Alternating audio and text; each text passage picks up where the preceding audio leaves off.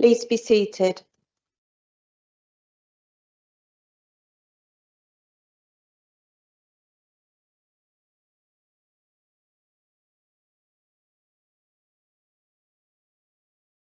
Good evening and welcome to this evening's meeting of North East Lincolnshire Council.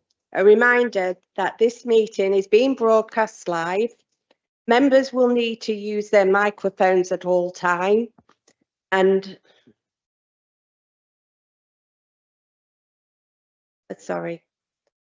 Members will need to use their microphones at all times and when we are in public session, including when voting, as part of any recorded vote. We have a lot of business to get through this evening, but may I take the opportunity to remind members to be respectful to one another at all times. This is my first council as Mayor, and I'd like to just let you know, while I've been out and about in the borough of North East Lincolnshire, I've met some wonderful people already, and this is just the first couple of months. I've been to tea. I did afternoon tea with one of my charities, which is Home Not Alone. I did a 4-hour stint with them. It was like being back at Greggs, and it was really fulfilling. So if anybody would like to sponsor me in the next couple of months, I will be doing a charity bike ride with Flourish, and that will be on Bank Holiday Saturday. So if anybody wants to come along and cheer me on, they're very welcome to do so. Right, let's get on with tonight's meeting. We've got a lot to get through. Apologies for absence. Are there any apologies for absence from this meeting? Thank you, Madam Mayor. We have apologies for absence from Councillors Brooks, Cairns, Downs and Jervis. Item 3.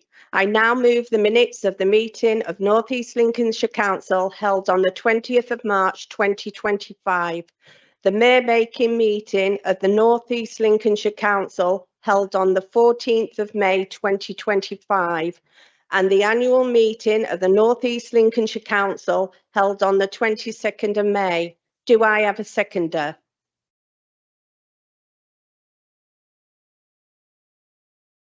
Thank you.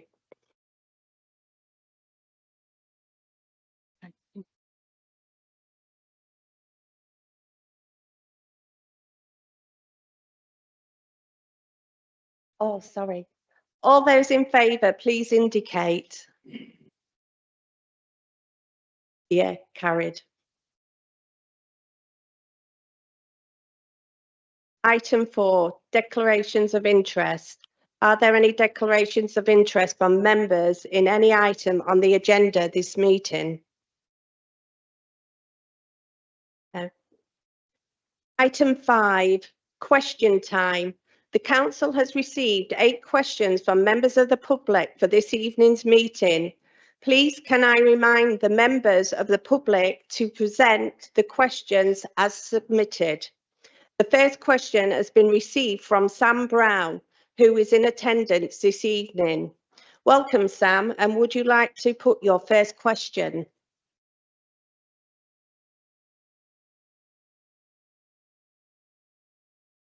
Good evening, Madam Mayor. Good evening, members. Thank you for this opportunity to ask these questions. Our council has an obligation to look after and care for our young people. Our council has an obligation to look after and care for our young, looked after children and young people. Some looked after young people leave care heading into adulthood. What support is offered to these young people to prepare them for the next step of their journey? Councillor Cracknell, as the portfolio holder for children and education, please will you respond? Thank you, Madam Mayor, and thank you, Sam, for your question. Young people in our care have a social worker up to the age of 18 or longer if they are disabled or have additional needs. Between 16 and 18 years old, social workers will talk regularly with young people to support them and prepare them for adulthood. Young people in care with local foster carers or in a home will also be supported to develop their independence skills by their foster carers or care officers in line with their needs, wishes and feelings. From the age of 16 years old, or up to 25 if they want to, young people have access to a personal advisor who will also help them transition to adulthood. Personal advisors help young people leaving care to access support, for example, in relation to health, relationships, employment, training, education, housing, and other such skills such as money. Where a young person has adult social needs or are disabled, personal advisors will work closely with the adult social worker to ensure support is provided, and that transition is incredibly important, going from children's services to adults. Each young person leaving care has a pathway plan from the age of 16, which is young person led and outcome focused, and identifies what support is required, for example, in relation to those areas I've mentioned: health, relationships, employment, training, education, housing, and so on. The pathway plan is informed by the Care Leaver local offer, which was co-produced, importantly so, with young people. That Care Leaver offer can also be accessed on the North East Lincolnshire Council website. Recent changes to the Care Leaver local offer include a revised and updated financial policy for care leavers, including further enhanced financial support to young people.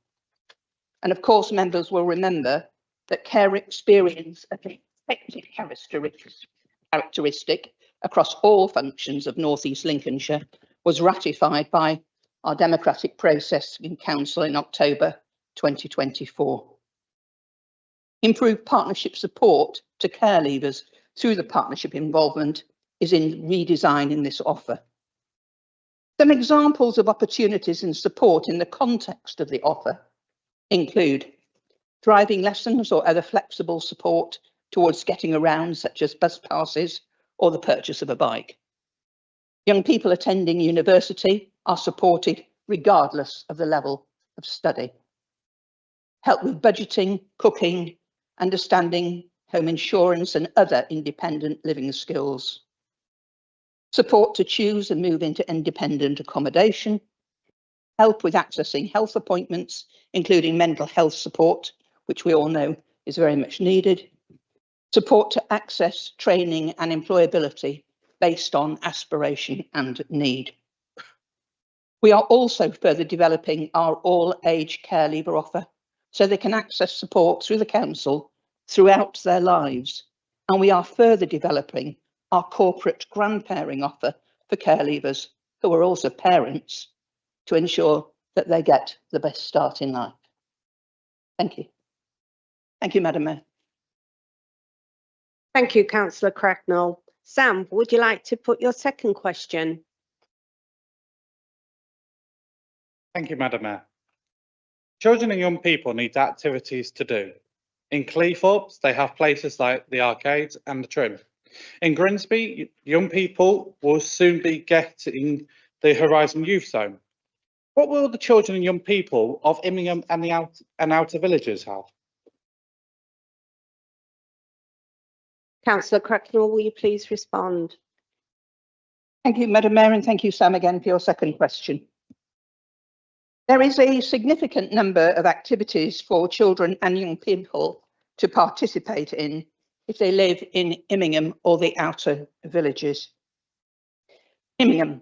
In the summer holidays, there is a comprehensive HAF programme of activities known as the Holiday Activities Fund in Immingham, based at the Oasis Academy, Canon Peter Hall, Pilgrim Academy, as well as sessions led by the Football Fun Factory, Climb 4 and Trin. In addition, there are paid places organised by the Grimsby Town Foundation. Our family hub, that's North East Lincolnshire Family Hub in Immingham, is hosting, for example, a family fun day for parents and children and a teddy bear's picnic. The One Voice Community Project, which is a national lottery funded project, offers a range of activities all year round for our children and young people.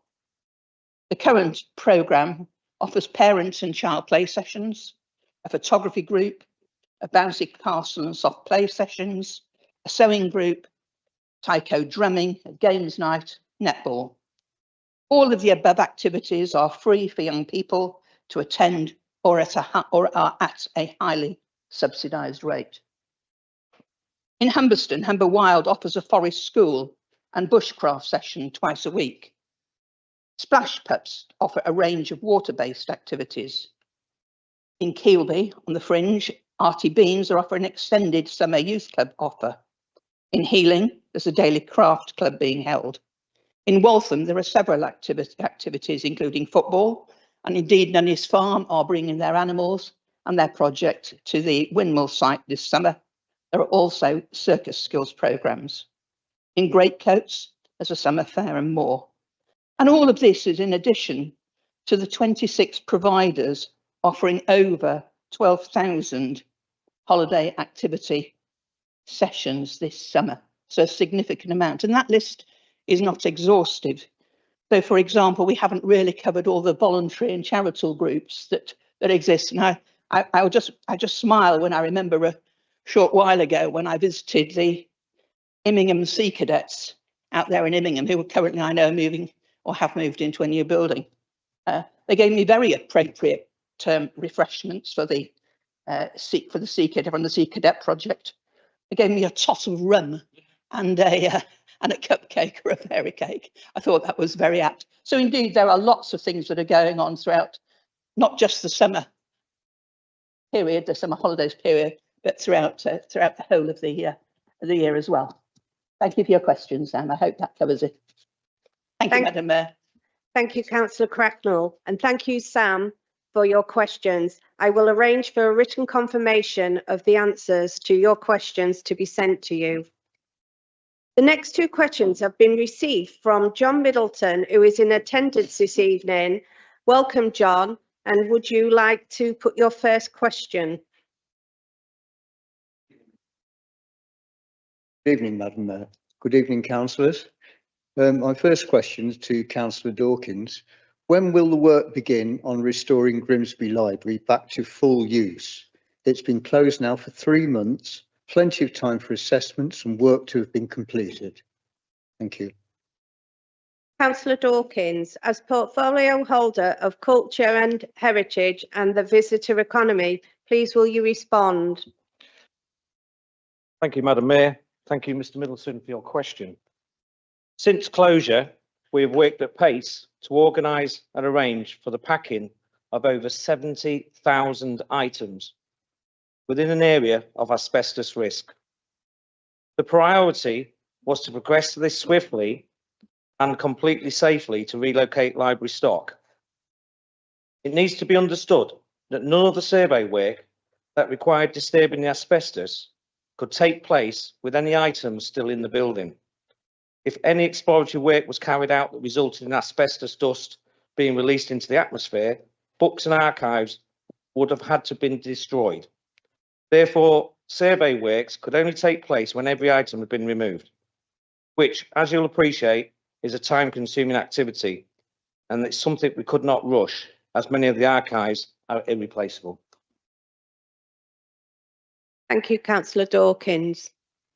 John, would you like to put your second question? Thank you. Why has the funding for the work on the library been moved to Freshney Place when it was clearly meant for the library? Thank you. We have received a similar question from Mary Middleton, who is in attendance this evening, and I would like her to put forward her question, and the leader will then respond to both questions. Thank you, Madam Mayor, councillors. Remarks made at a meeting July 7th, 2025 by a council official are at odds with the information in the original paperwork of the town fund grant for the Central Library. Given this inconsistency, will council now commit to a full and frank public discussion on the following? 1. to acknowledge the original purpose of the grant, 4.2 million. 2, explain the process by which the money was transferred to another project not named in the grant application. 3, explain the council's part in the decision-making procedure and produce the paperwork for meetings where the transferring of the grant money was discussed and agreed.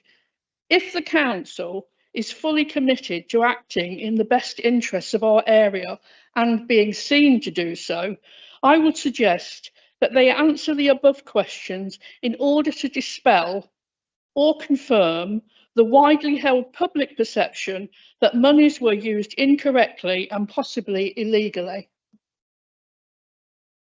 Councillor Jackson, please will you respond? Yes, thank you very much, Madam Mayor, and thank you to John Middleton for his question, and also to Mary Middleton. And I will deal with both of those questions in one response. Just to say, Madam Mayor, this issue has been previously fully explained in the public domain on several occasions, but I'm more than happy to run through it again this evening. So going back to 2020, Madam Mayor, the Council carried out extensive public consultation to create a Grimsby Town Centre Master Plan, and from this developed a Towns Fund Investment Plan, setting out the proposed spend and outcomes for the Towns Fund grant. The Towns Fund Investment Plan included a grant allocation for refurbishment of the currently unused space within the Central Library to accommodate new uses, including a new learning and innovation facility, a green skills hub. The ambition for the library building was to create a new space on the upper floors, which would enable the people of Grimsby to develop their skills and receive training with a key focus on green technologies and renewables.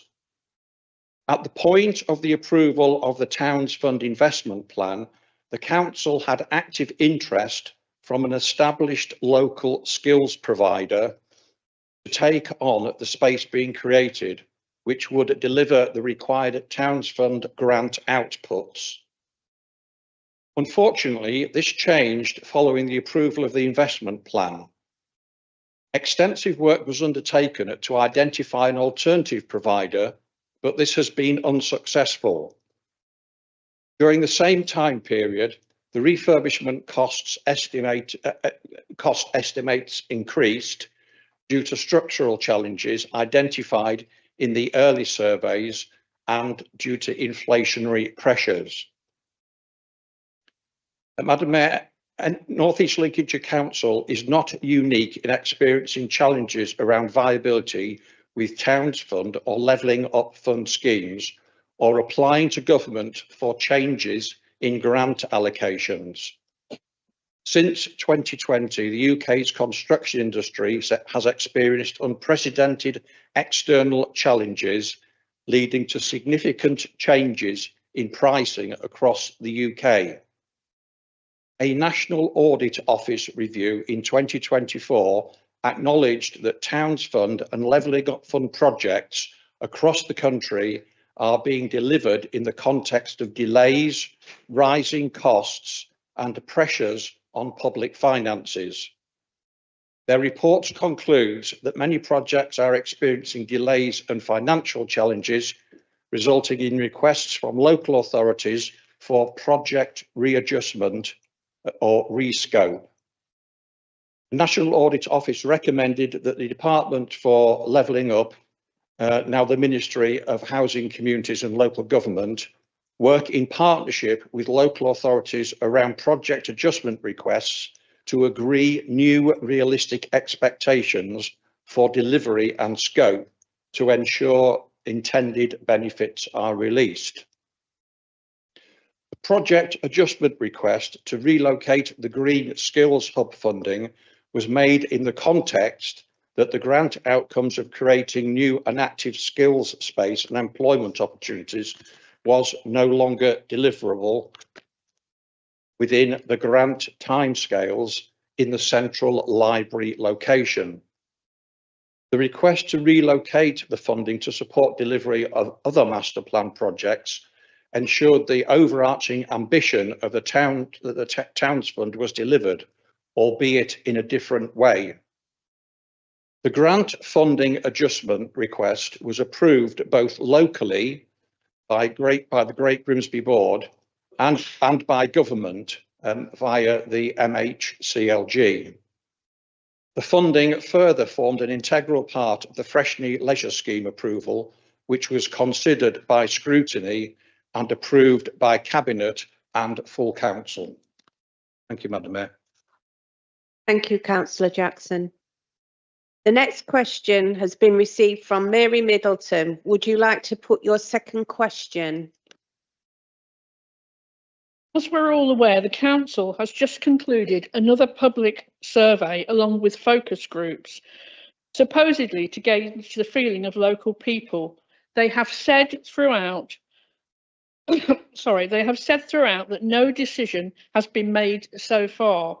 Therefore, could the council explain why Cleethorpes Library is now showing signs of lack of general maintenance, for example, external paintwork? The assumption might be, from the more sceptical, that this is because plans are going ahead behind closed doors to sell off the building at the first opportunity, and therefore it's not worth the price of the paint. Councillor Harness, as portfolio holder for finance, resources and assets, please would you respond? Thank you, Madam Mayor, and I thank Mary Middleton for the question. No decisions have been made regarding Cleethorpes Library, as the Public Library and Archives Service remains in a process of review. In line with this, we can confirm that Cleethorpes Library continues to form part of the Council's planned preventive maintenance programme. Thank you, Councillor Harness, and thank you, Mary and John, for your questions. I will arrange for a written confirmation of the answers to your questions to be sent to you. The final two questions have been received from Brian Dickler, who is in attendance this evening. Welcome, Brian, and would you like to put your first question? Thank you, Madam Mayor. Concerns were raised at the recent meeting with the engagement officer about the quality and transparency. Mr. Dickler, could you stand up, please? I was near crouching down, sorry. Oh, Just in case I fell backwards. Sorry, Madam Mayor. Concerns were raised at the recent meeting with the engagement officer about the quality and transparency of the recent public consultation regarding local library services, highlighting difficulties in access information and the perceived lack of collaboration between the local authority and service providers. Public found the consultation process lacking, with council officers unable to answer basic questions and a noted absence of accessible information. And reflecting on past reports, Wilkie Chapman Nursery report criticising transparency. Would refer to page 28 of that report that states information was not being provided, led to a perception council had an underlying agenda. They did not have any evidence to back up their position. Proposals to move Cleethorpes Library, likely to be at the leisure centre, and convert Wortham Library to a community library, face public disapproval. While plans for the central library are unclear due to pending surveys and building neglect, despite reassurances that the books will be returned to the current site. What has the council done to work collaboratively with Links Inspire to enable themselves to have worked in the relevant parts of the Wilkie Chapman Nursery report, ensuring information being provided to the residents of North East Lincolnshire to enable them to engage with the consultation effectively? Councillor Dawkins, portfolio holder for culture, heritage and the visitor economy. Please will you respond? Sorry about that. Thank you, Madam Mayor. Thank you, Mr. Dicker, for your question. The public consultation, which has just concluded, received a large amount of response. Also, the consultation questions were processed through scrutiny. The results of the consultation will be known later this summer and will form part of the decision-making process. The council works in partnership with Links Inspire Limited as the service provider and operator of our library services, our leisure centre and auditorium. There has been collaboration throughout the library and archives review process between Links Inspire and the council on a practical basis. This includes elements such as the approach taken to public consultation and engagement, communications and sharing of library service data. Thank you. Thank you, Councillor Dawkins. Mr Dickler, do you want to sit down? It'll make things easier for you for your next question. Yes, please. Thank you, Madam Mayor. Would you like to talk? Would you like to do your next question, please? The Central Library has suffered neglect, including restroom closures, lack of utilising unused spaces on the upper floors, and a recent sudden leak with no timeline or cost estimates provided, leading to public distrust fuelled with reports that the money allocated by government funding to the library was redirected to the Freshly Place project. Given other issues such as the Corporation Bridge incident, opposition to Freshly Place plans and other recent consultations, there is a significant drop in public trust attributed to the lack of openness, transparency from the council. Does the leader recognise that trust in the council has dropped drastically, particularly due to the lack of openness and transparency? Councillor Jackson, as leader of the council, please would you respond? Thank you, Madam Mayor, and thank you, Mr Dicker, for your question. The answer to your question is no, and I do not agree with the premise of your question. Thank you, Madam Mayor. Thank you, Councillor Jackson. Thank you, Brian, for your questions. I will arrange written confirmation of the answers to your questions to be sent to you. Item 6, the leader's statement. Councillor Jackson, will you give your leader's statement, please? Yes, thank you, Madam Mayor, and good evening, members. Much has been happening in and around North East Lincolnshire since my last leader's statement back in March, and I can only really cover a cross-section of issues in the time that's allowed this evening.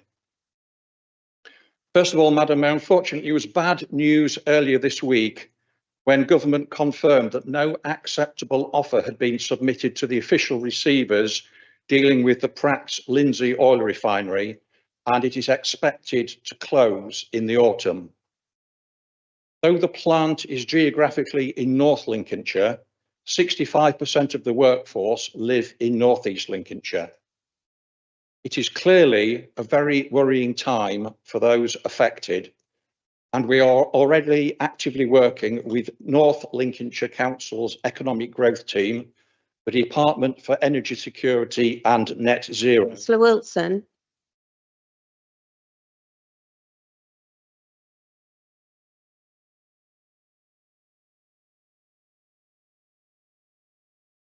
Thank you, Councillor Wilson, but it's not necessary to declare because it's not an item of business on the agenda. It's merely to receive the leader's statement, so you're in the clear. Thank you, Councillor Jackson. Thank you, Madam Mayor. I was just saying, Madam Mayor, that we are already actively working with North Lincolnshire Council's Economic Growth Team, the Department for Energy Security and Net Zero, and the Department for Work and Pensions to develop an action plan, as well as working with our local members of Parliament. Clearly, there will also be a major effect on local supply chains across the region. The government has pledged to continue paying staff until October, and apparently there are buyers potentially interested in parts of the site. However, the government must recognise that Lindsey Oil Refinery is arguably critical national infrastructure and consider the effect on fuel resilience if it closes permanently. Madam Mayor, I think the government must redouble efforts to find a buyer for the whole of the site by October. On a more positive note for the local economy, Madam Mayor, early June saw Animal Equality UK's legal challenge to overturn the Planning Committee's approval for an onshore salmon farm at Nuclear Sidings dismissed. After an 18-month delay, aquacultured are now free to proceed with the £120 million development, creating around 100 new well-paid jobs and providing locally sustainably sourced salmon for our thriving seafood processing sector. The court verdict was a vindication of our planning processes, including a decision that an environmental impact assessment was not necessary. The delay could easily have resulted in the loss of the project. It is very disappointing that one of the independent members of the Planning Committee was an interested party in the judicial review. So much for acting in the best interests of North East Lincolnshire. Madam Mayor, earlier this month, RWE officially opened its Grimsby hub on the Port of Grimsby. This is their operations and maintenance base for the Triton Knoll and Sophia wind farms in the North Sea. The former has 90 operational wind turbines and the latter will have 100 when completed next year. This is a great vote of confidence for Grimsby and further evidence of the importance of the growing offshore wind sector to the local economy.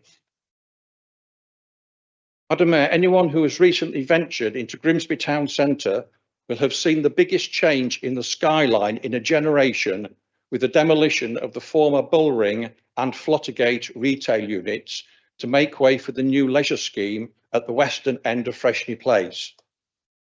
The occupier market has responded enthusiastically to the news that the scheme is now happening, and principal terms for 2 further lets over and above Parkway Cinema and Starbucks were agreed at July's Freshney Place Cabinet Subcommittee.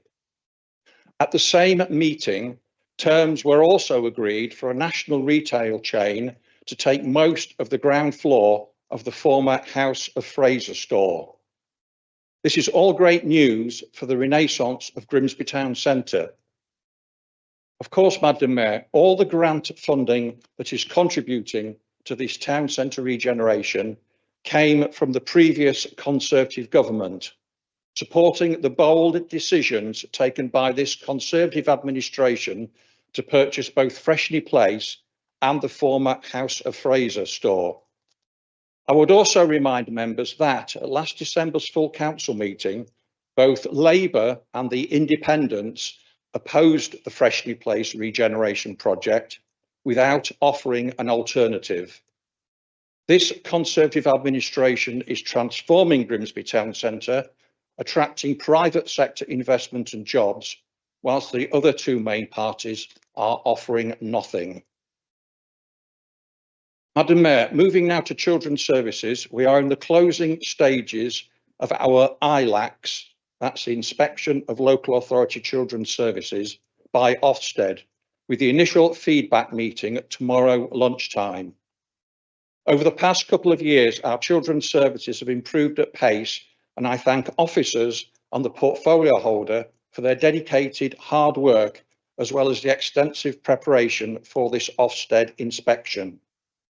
Members will be informed of the outcome as soon as it can be announced. Madam Mayor, inspections seem to be rather like buses at the moment, with our adult social care CQC assessment currently underway at the same time. This will finish on the 6th of August, by which time CQC inspectors will have spoken to over 100 people, including those with lived experience of adult social care in North East Lincolnshire, elected members, professionals, providers and voluntary and community sector organisations. Madam Mayor, we know our structures and arrangements in the adult social care space in North East Lincolnshire are unusual and complex, and we await the outcome of the assessment. Once again, many thanks to officer and the portfolio holder for all their preparatory work for this inspection. Madam Mayor, at the start of July, we welcomed around 270 Equans staff back into the North East Lincolnshire Council fold as the 15-year outsourcing contract ended, and we brought the various services back in-house.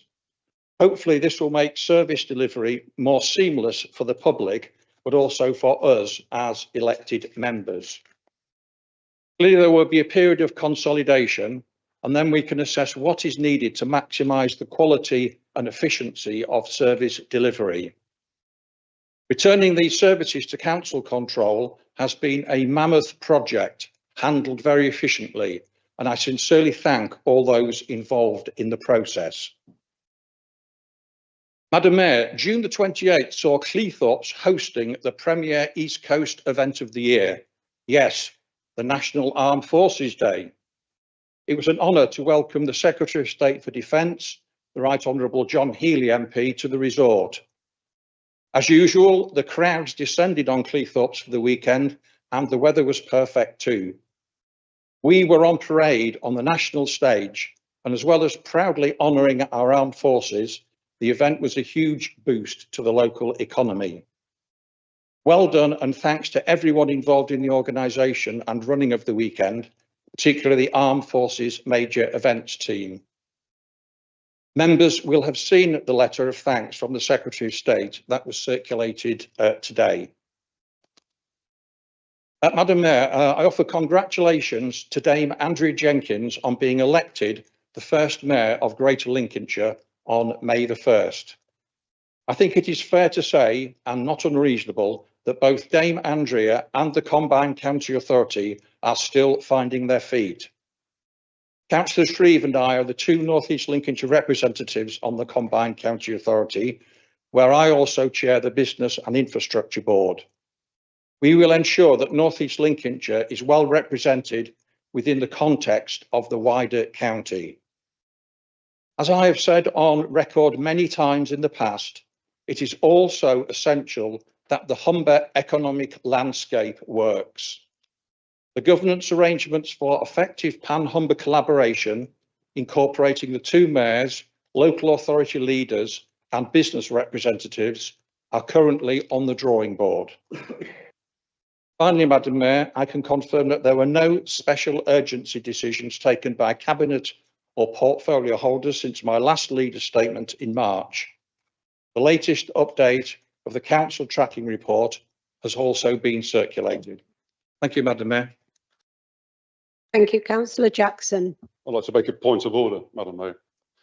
The leader is using this opportunity to provide a leader's statement to shamelessly attack political opponents who do not have a right to respond and just have to sit and listen to sometimes very, very nuanced statements that actually give a very false impression of our previous debates.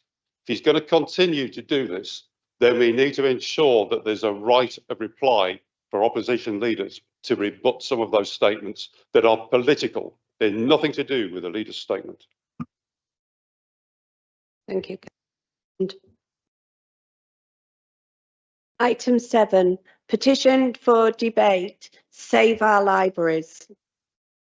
Petition for debate has been received requesting that the council protect library services and commit to providing a first-class library service across all libraries. Neil Cartwright is here to present the petition. Mr. Cartwright, would you like to forward, please, to address the council? Thank you, Mr. Cartwright. I will, oh, sorry. Carry on, Mr. Cartwright, sorry. Good evening, Madam Mayor. Good evening, councillors.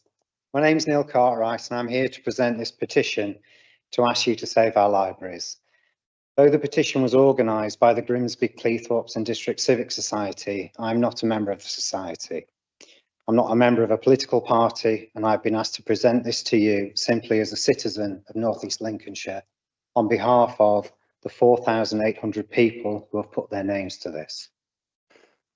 Initially, this campaign was called Save Our Library because of the threat to our Grimsby Central Library, but it became clear with the first consultation that the 3 libraries were under threat, so this became Save Our Libraries.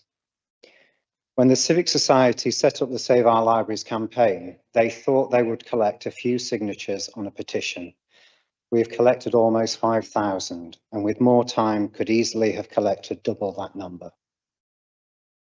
We had people queuing up to sign, all of them with their own stories of the libraries. The front cover of the petition sets out in detail our requests, but I will summarise. Waltham Library. We ask you to retain as a proper library service with trained library staff, rather than it become a volunteer-run community hub. Community hubs have limited stock, no facility to order in book.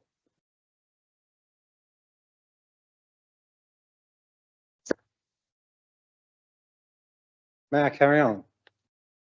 Sorry about that.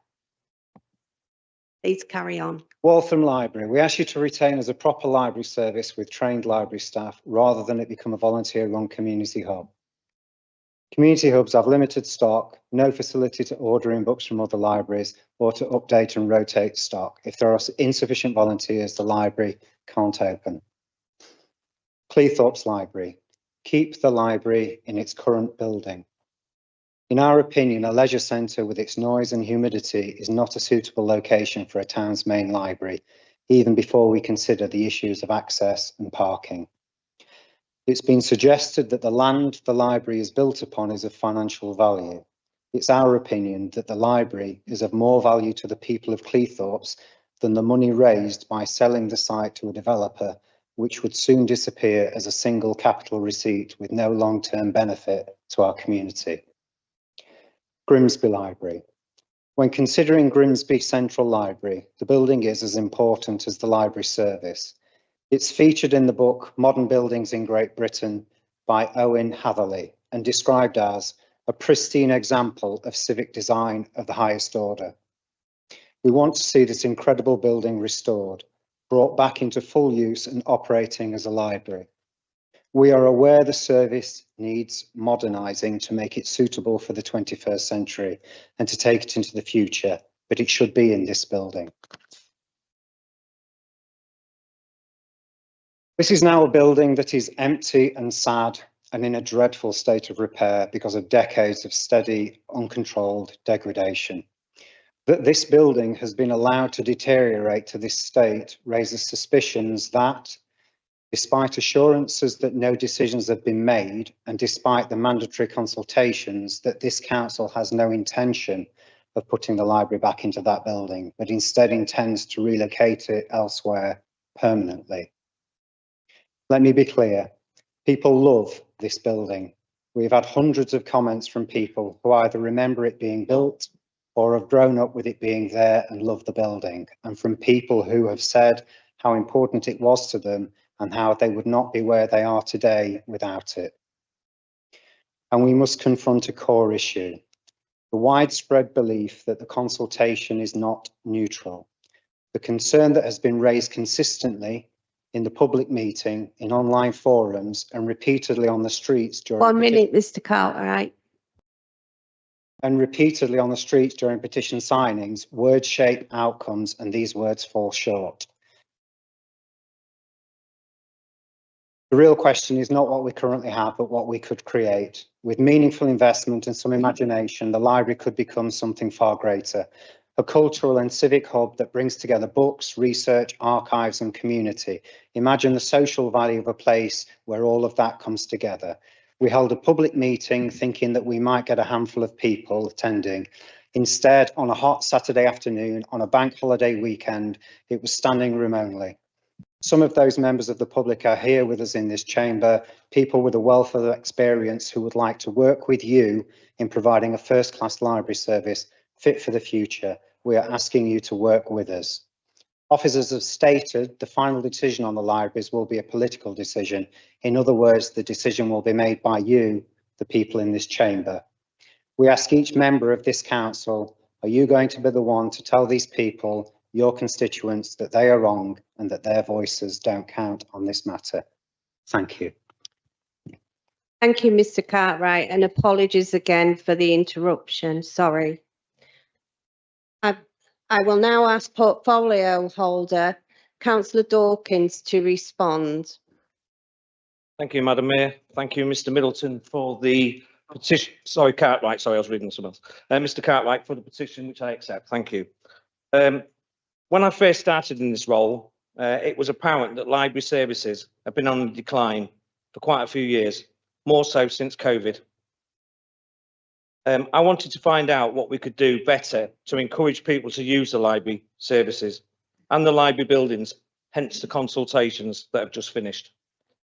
It is fair to say, in particular with the Central Library in Grimsby, they've not received maintenance anywhere near as good as it should have been for probably the last 25 years.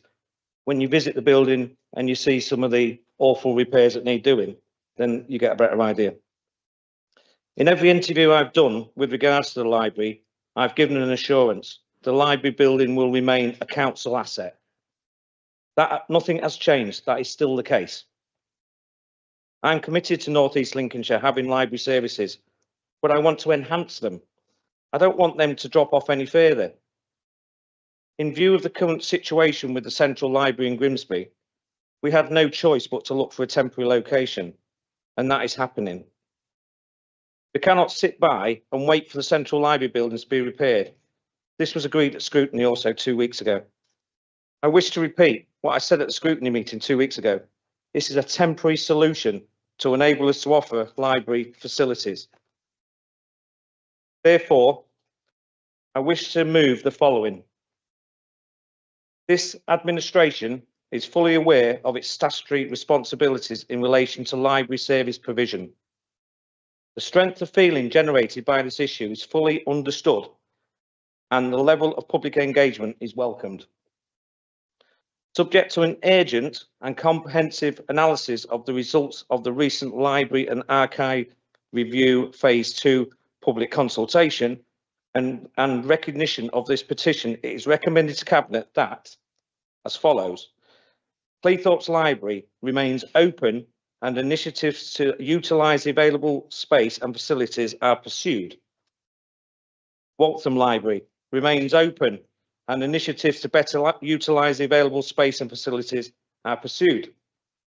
In principle, the current Central Library is reopened, subject to confirmation of the options and cost for refurbishment, on which there will be a full and transparent public consultation. During the temporary closure of Grimsby Central Library, a pop-up facility be provided in Freshney Place to ensure the council meets its statutory library service location in Grimsby for residents within this period. Thank you, Madam Mayor. Thank you, councillor Dawkins. Do I have a seconder? Yes, thank you, Madam Mayor. I rise to second those proposals and reserve the right to speak. Thank you. Members, Democratic Service Officers will now circulate the motion as laid out. Thank you. Just for your assistance.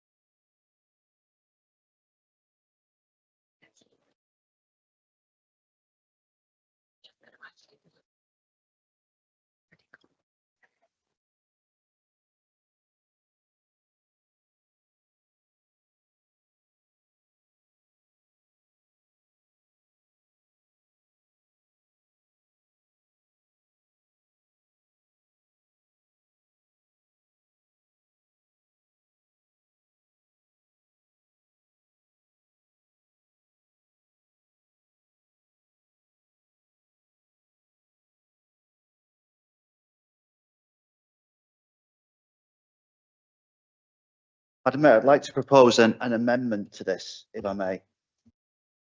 Is it an appropriate time to do that? Yeah, on from the floor. So, I'm to speak through my amendment from the floor. Is that the process? Yes. Fantastic, thank you. Okay. So this is in addition to the really helpful points that Councillor Dawkins has made. It's not instead of. So this petition tells us three worrying things about nearly 5,000 people's perception of us in this room, Madam Mayor. It tells us they don't trust us to run a proper consultation about the future of library services. They don't trust us to look after their most valued buildings, and they don't trust us to be open and honest. 5,000 people nearly don't trust us. That's unacceptable. And I didn't respond well to Councillor Jackson's lack of acceptance of Mr. Dicker's question earlier on. That was his view, and I thought he was right, actually. Many in this room have warned of the dangers of wiring money away from the Central Library, the failure to properly manage our assets, and the lack of public appetite for the deprecation of services and buildings to prop up the Freshney Place vanity project. Here we have the evidence. So I would like to suggest, this will be my amendment, that we have an independent cabinet committee put together with terms of reference developed by the chief exec, cross-group membership, and under the chairpersonship of a non-cabinet member. I think we should get all of this on the table. I'd leave it to the chief exec to confirm exact terms of reference, following the very helpful precedent that was set with our Marmot motion recently, which worked very successfully. But I would expect the terms of reference to include three things. The first thing is to review and make recommendations based on the second phase of the consultation. The second thing is to support officers in developing the business case for the future of the library buildings as libraries. Set up a libraries board which reviews the governance and processes that have led us to wire money away from the library because they are opaque and contradictory. Reviews how the library's been allowed to fall into disrepair. Reviews the contract to run library services, which has been awarded to Links Inspire, and considers whether the council's in breach of its statutory obligations to provide comprehensive library services, and therefore should refer itself to the Department of Culture, Media, Leisure and Sports regulatory compliance officers. And Councillor Dawkins, you may well have been advised that before you make any changes to library services, you need to go through a three-stage consultation process. So actually that third stage consultation that you're giving us, if it runs the same way as the other two, will not build public trust and will not address the issues. Finally, I'd say this committee is required because the implications of the deprecation of the libraries and services is an issue that goes beyond one single scrutiny committee. I can already hear some members sharpening their voices to say, well, we've got scrutiny. It's got implications for all.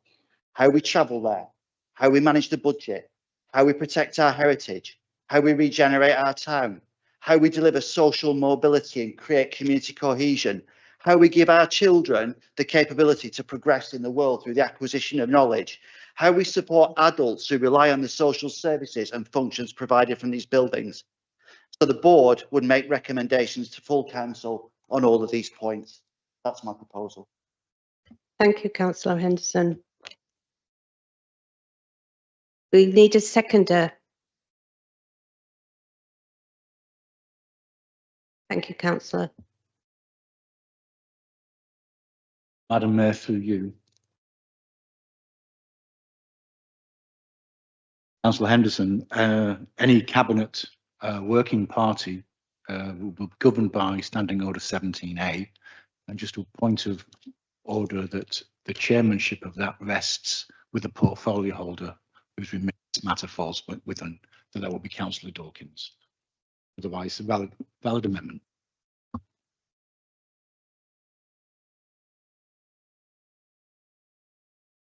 Are there any speakers on the amendment? Councillor Mickleborough. Thank you, Mr. Mayor, Madam Mayor, should I say. I think that we all want the library service to remain and to remain under the control of North East Lincolnshire Council, farmed out to Links Inspire.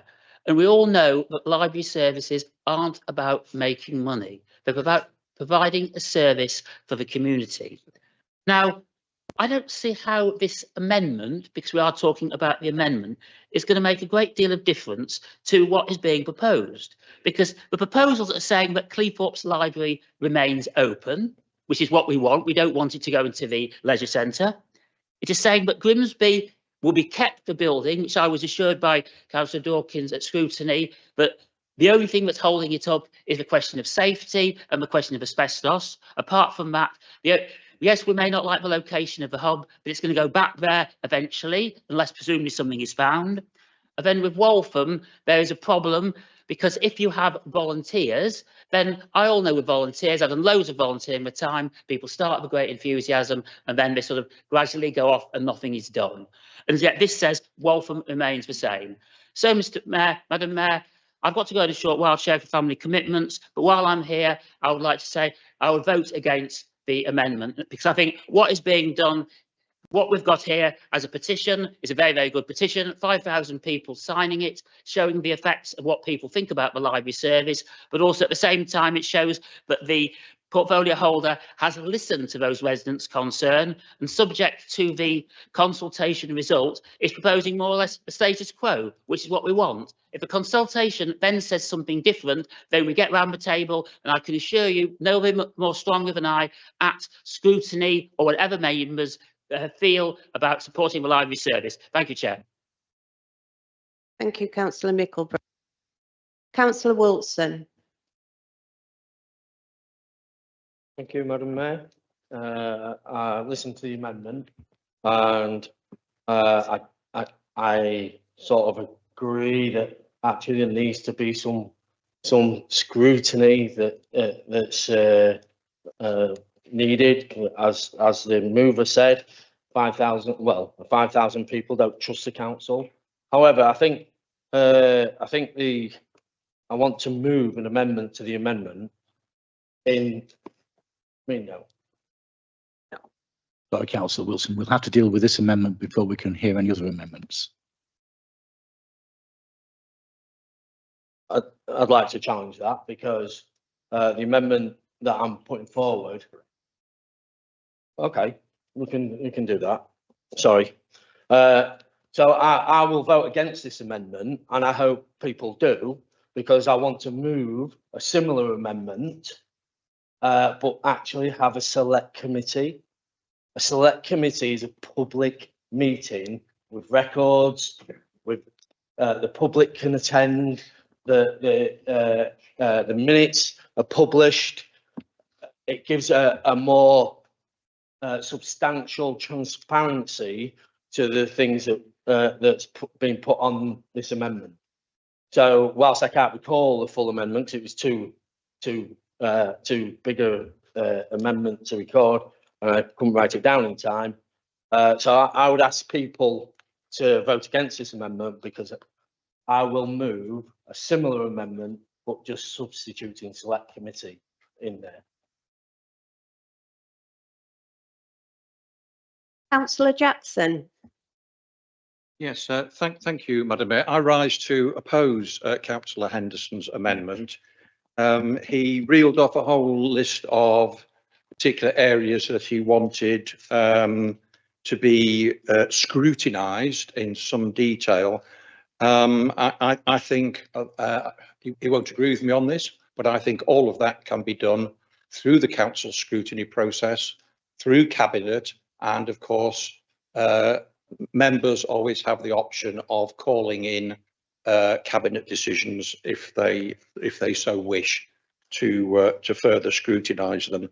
A lot of the points that he raises in terms of what we need to look into in detail with regard to the future of the libraries, I would actually agree with, and I think the all-embracing general proposals that we've set out in our proposals before the council tonight will actually enable us to look at all those areas in some detail, and I particularly take on board the need for us to reassess, if possible, our relationship with Links Inspire in terms of the way they operate our libraries. Before I sit down, Madam Mayor, obviously we are listening to what people say with regard to libraries, and although we've not had an opportunity to analyse in detail the results of the public consultation yet, what we do know is that roughly 3 times as many people signed the petition as actually took part in the public consultation. Therefore, we are listening to what people are telling us tonight, what the people of North East Lincolnshire are saying via the petition, And that's why, having discussed it at length, certainly within the Conservative group, why we want to propose these resolutions that are in front of the council tonight. And, you know, with regard to people not trusting the council, it doesn't really help when people like Councillor Henderson keep repeating this mantra about us potentially wrongly redirecting money from the library to other regeneration projects in the town. As I've explained earlier on in the response to questions, and as has been explained many times in public and to elected members, that was all done quite legitimately and quite legally.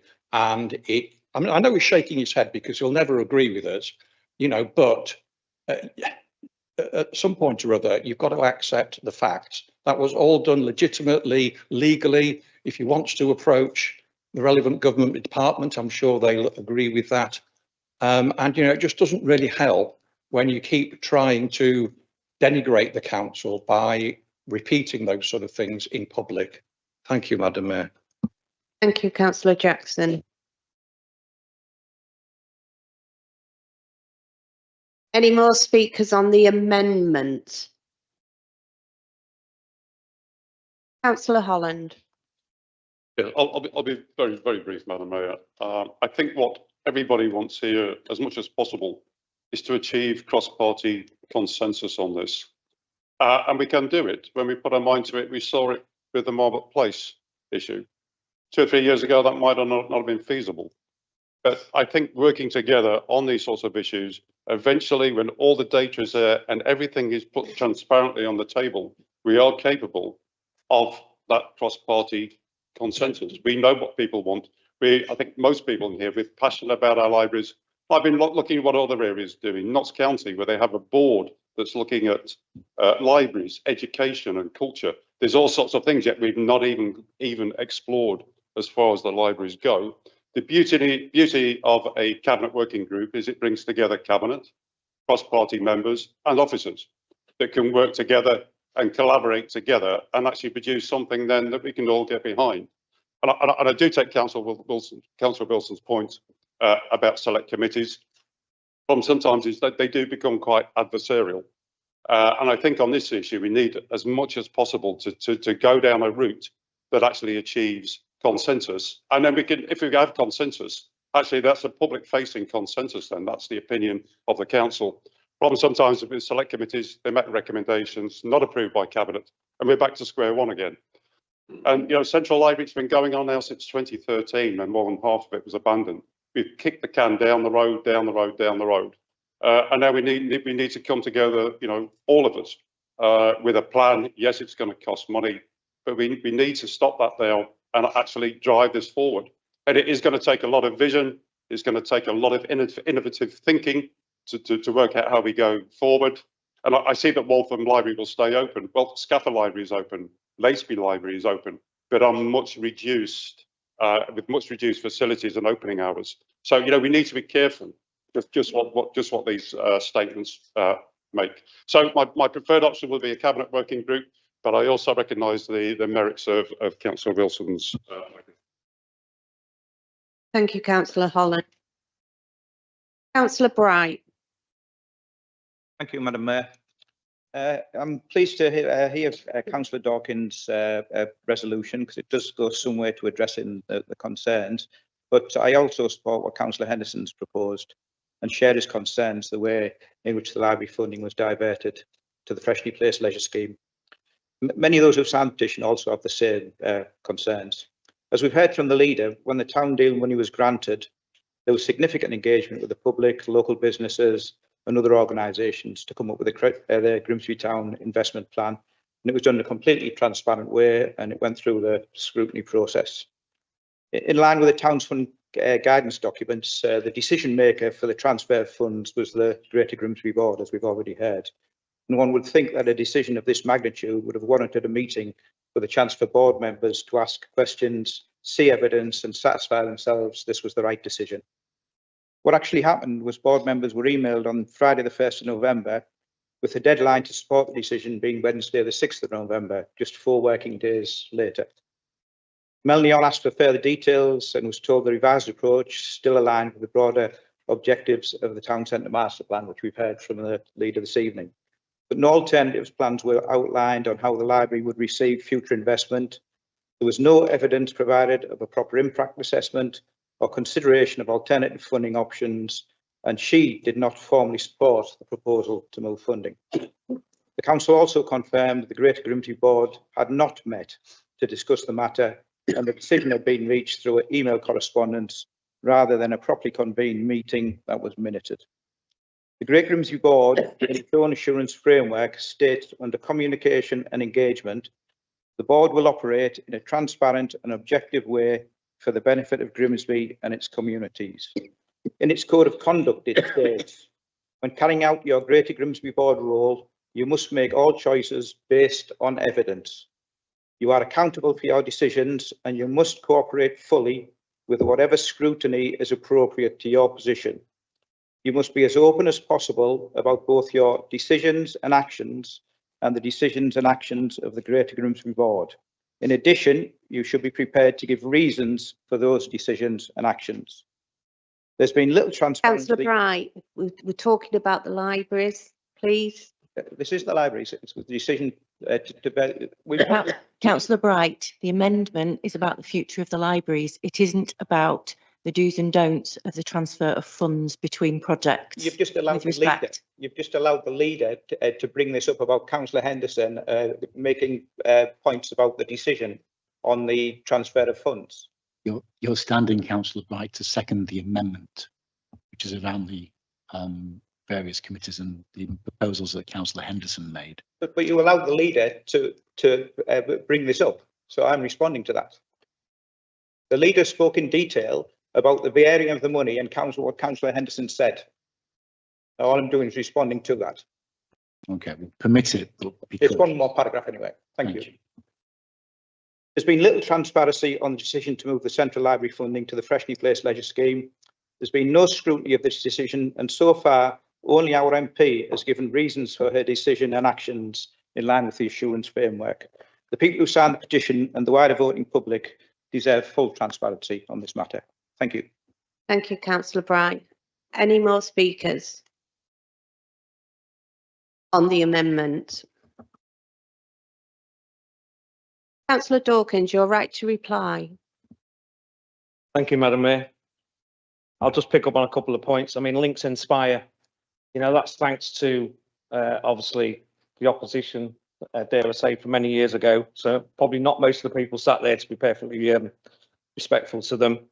At the moment, we've got 25 years left on that contract. And unless you can figure out a way, Councillor Henderson, of getting us out of that, then to be perfectly honest with you, we're stuck, to be perfectly blunt. You mentioned about the fact that the decisions regarding Central Library, you know, need to be consulted on all the rest of it. That's exactly what I promised to do. When we get the surveys back, when we get the costings, everything else, they will go across to scrutiny to be analysed, and obviously Councillor you know, Henderson, you know, they will be scrutinised, and that's your great opportunity to be there, like we did with calling in the other week. Everyone had the chance to speak, and everybody has a chance to do it. You know, I've already confirmed the status of Waltham and Cleethorpes. I don't know what else you want me to do on that, but they'll remain exactly as they are now. There's no plan to do anything else now, so that's it.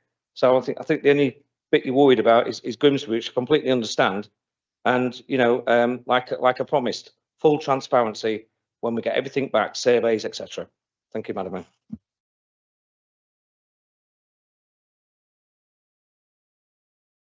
I will now take a vote on the amendment. Show of hands.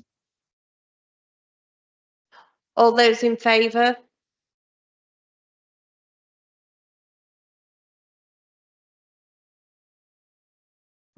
All those against?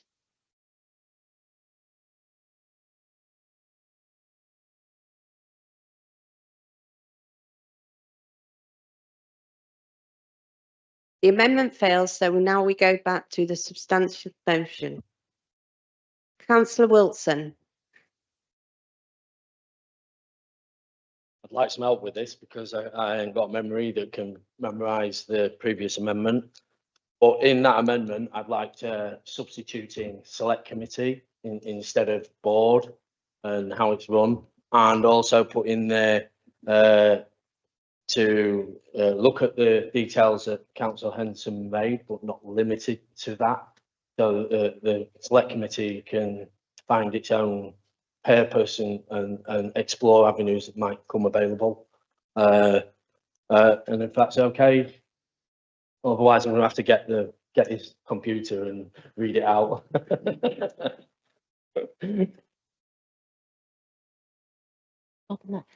So would it be helpful to members if, because Councillor Henderson suggested that the terms of reference be drafted by the Chief Exec. So would you be comfortable with your amendment that the terms of reference be drafted by the Chief Exec in consultation with the group leaders? Would that be helpful? So that's a select committee to look at, one moment, councillor, a select committee to look at the library issue on terms of reference drafted by the Chief Exec in consultation with group leaders. Is that your amendment, Councillor Wilson? A select committee, and I've chaired a few, the terms of reference are agreed at the very first meeting they are, as Councillor Wilson will know. Thank you, Councillor Bazan. You agree with that proposal, Councillor Wilson? Do you have a seconder? I do agree with that proposal, Monitoring Officer. A seconder? Madam Mayor, I'll rise to second the amendment.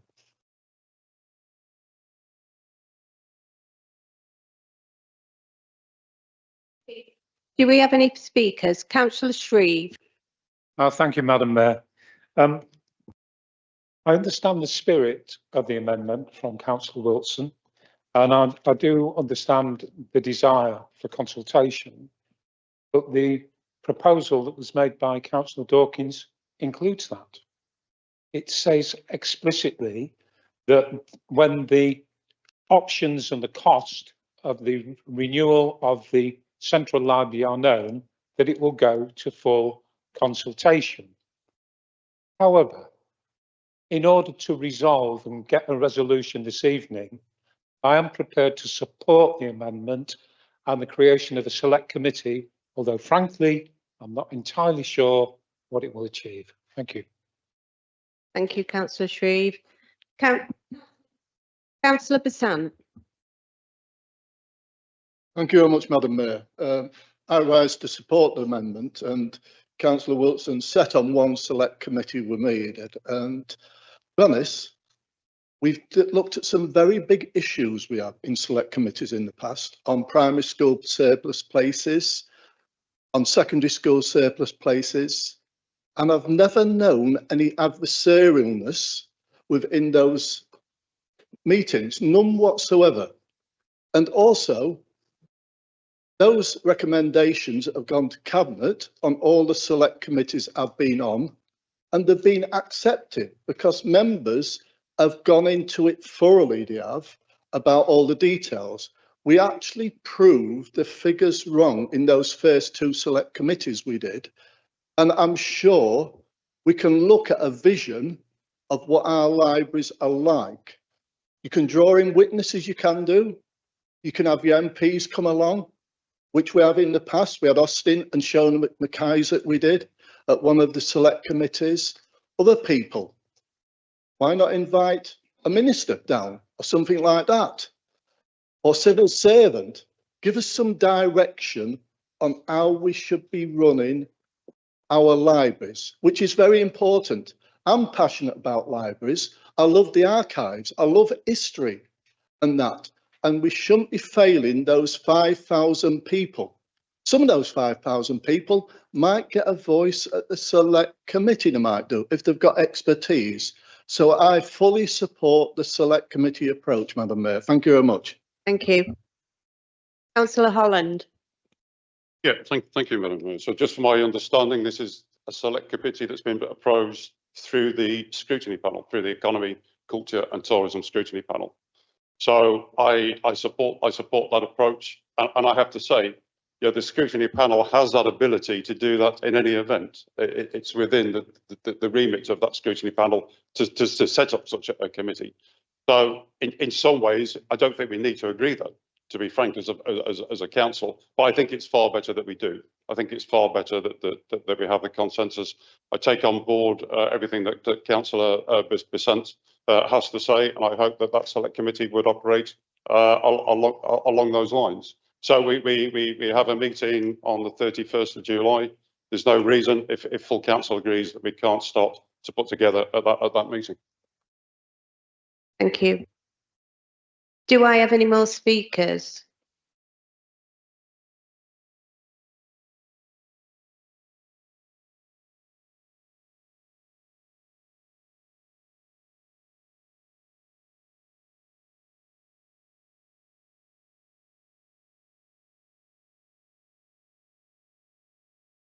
So there's no more speakers, so we'll take a show of hands on Councillor Wilson's amendment. All those in favour? Clearly carried.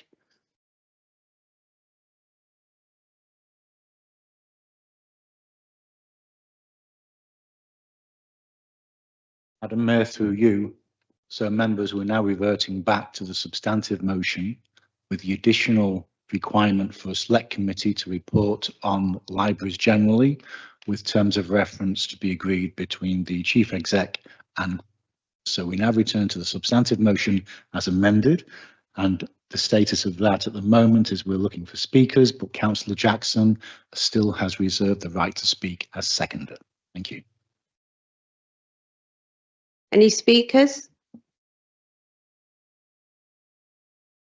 Councillor Jackson? No, I'm fine, thank you, Madam Mayor. We will now take a vote, a show of hands. All those in favour? Clearly carried. Thank you.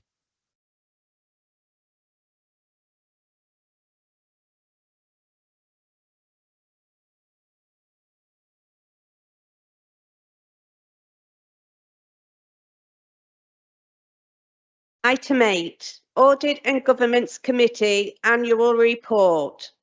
To receive the report detailing the activities of the Audit and Governance Committee during the council year and setting out how it has discharged its responsibilities.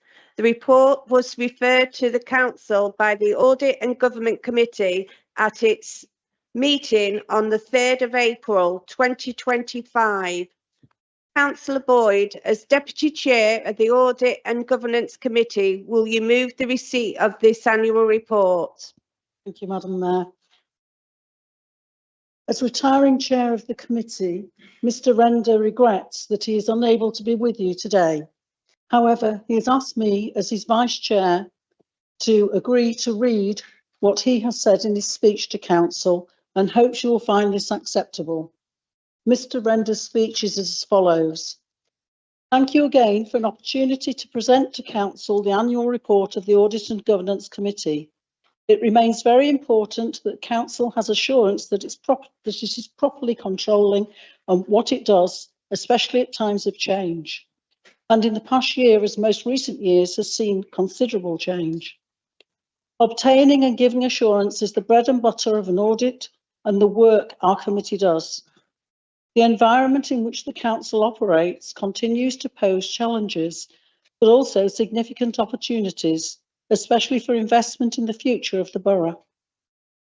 A crucial component of that programme is appropriate governance and control arrangements.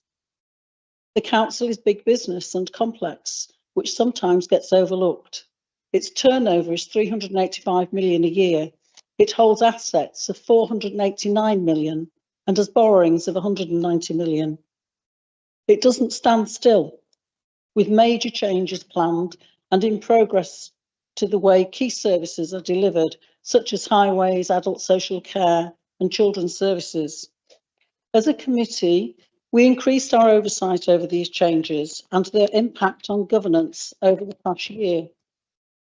But we've not neglected our key purposes as a committee to ensure that the rules you set are followed, that the council is protecting public assets and has effective arrangements for managing resources and securing value for money.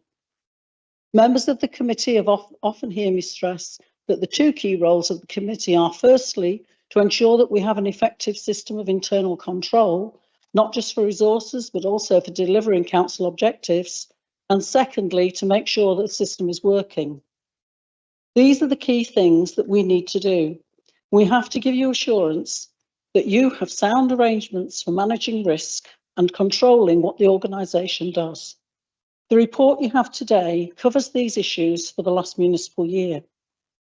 I'm pleased to say again that we can give you our assurance about these arrangements. That conclusion follows the work we've reviewed from internal and external audit, the specific exercises we've carried out in looking at treasury management, the council's accounts, and our monitoring and reviewing the governance of the council's partnerships and major areas of change. We spent a considerable amount of time reviewing plans and progress for key changes that impact on the council's governance, and especially in adult social care, with the new arrangements for working with health and the Integrated Care Board, which is still developing, and in children's services, with the continued involvement of the Commissioner and the Improvement Programme. And changes for services delivered currently by Equans was another area, together with the planning of the combined authority and mayoral arrangements for Lincolnshire. For the last municipal year, we published our work programme to focus on these emerging issues, as well as our day-to-day business. We again shared the work programme with scrutiny members to ensure that our respective work is complementary and adds to the effective functioning of the authority. We have already published our work programme for the current municipal year and will be sharing that widely too. Following best practice in audit, we assessed ourselves against the standards of effectiveness expected for audit committees. We followed the revised process published by CIPFA in 2022. Our assessment is essentially that we are effective, but we recognise there are areas of our work where we may not demonstrate all the elements of good practice for committees and which need further development.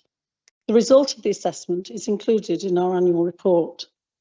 We aim to enhance the independence of our work through the appointment of a second independent member of the committee, which is recognised as good practice. And a recommendation is being made to you today for the appointment of my successor as independent chair of the committee. We followed our usual calendar of approving an internal audit programme and considering the findings of audit, closely monitoring the council's arrangement for managing risk and approving the accounts for 23-24. All statutory audits for previous years have now been completed by external audit. The historic delays in signing off have been extremely frustrating for both officers and the auditors, being caused by national technical issues, and did not reflect in any way on the performance of the council's finance team. NEL is one of only a handful of councils which had or previous years' accounts signed off, rather than relying on the less than satisfactory backstop arrangement put in place by the government. We are anticipating a much earlier sign-off of the accounts for 24-25. The external auditor continues to include in his value for money judgment the weakness reported in the Ofsted inspection of children's services from November 2021, and therefore is likely to again qualify his opinion on the value for money delivered by the council. There's been much progress on the improvement journey since the Ofsted report, and we have periodically reviewed the governance of that process during the year. But the situation is such that the value for money judgment for 24-25 is again likely to be qualified. We have continued to review various partnerships, notably that with health, and we received reports from the Director of Adult Social Services and on how the council NHS changes are being implemented and developed. This remains important, as it was last year, to ensure that the council's interests are properly protected and that the gains made locally over the past decade from the integration of health and adult social care for the people of the borough are sustained and built on as we go forward. We again looked at the council's process for financial planning. Like most authorities, we continue to face significant financial issues. From our reviews, we gained assurance that there is a robust process in place, but we will again review the internal controls and processes designed to deliver the plan and finance strategy later this year. Thank you. I've got one more, a little more, sorry.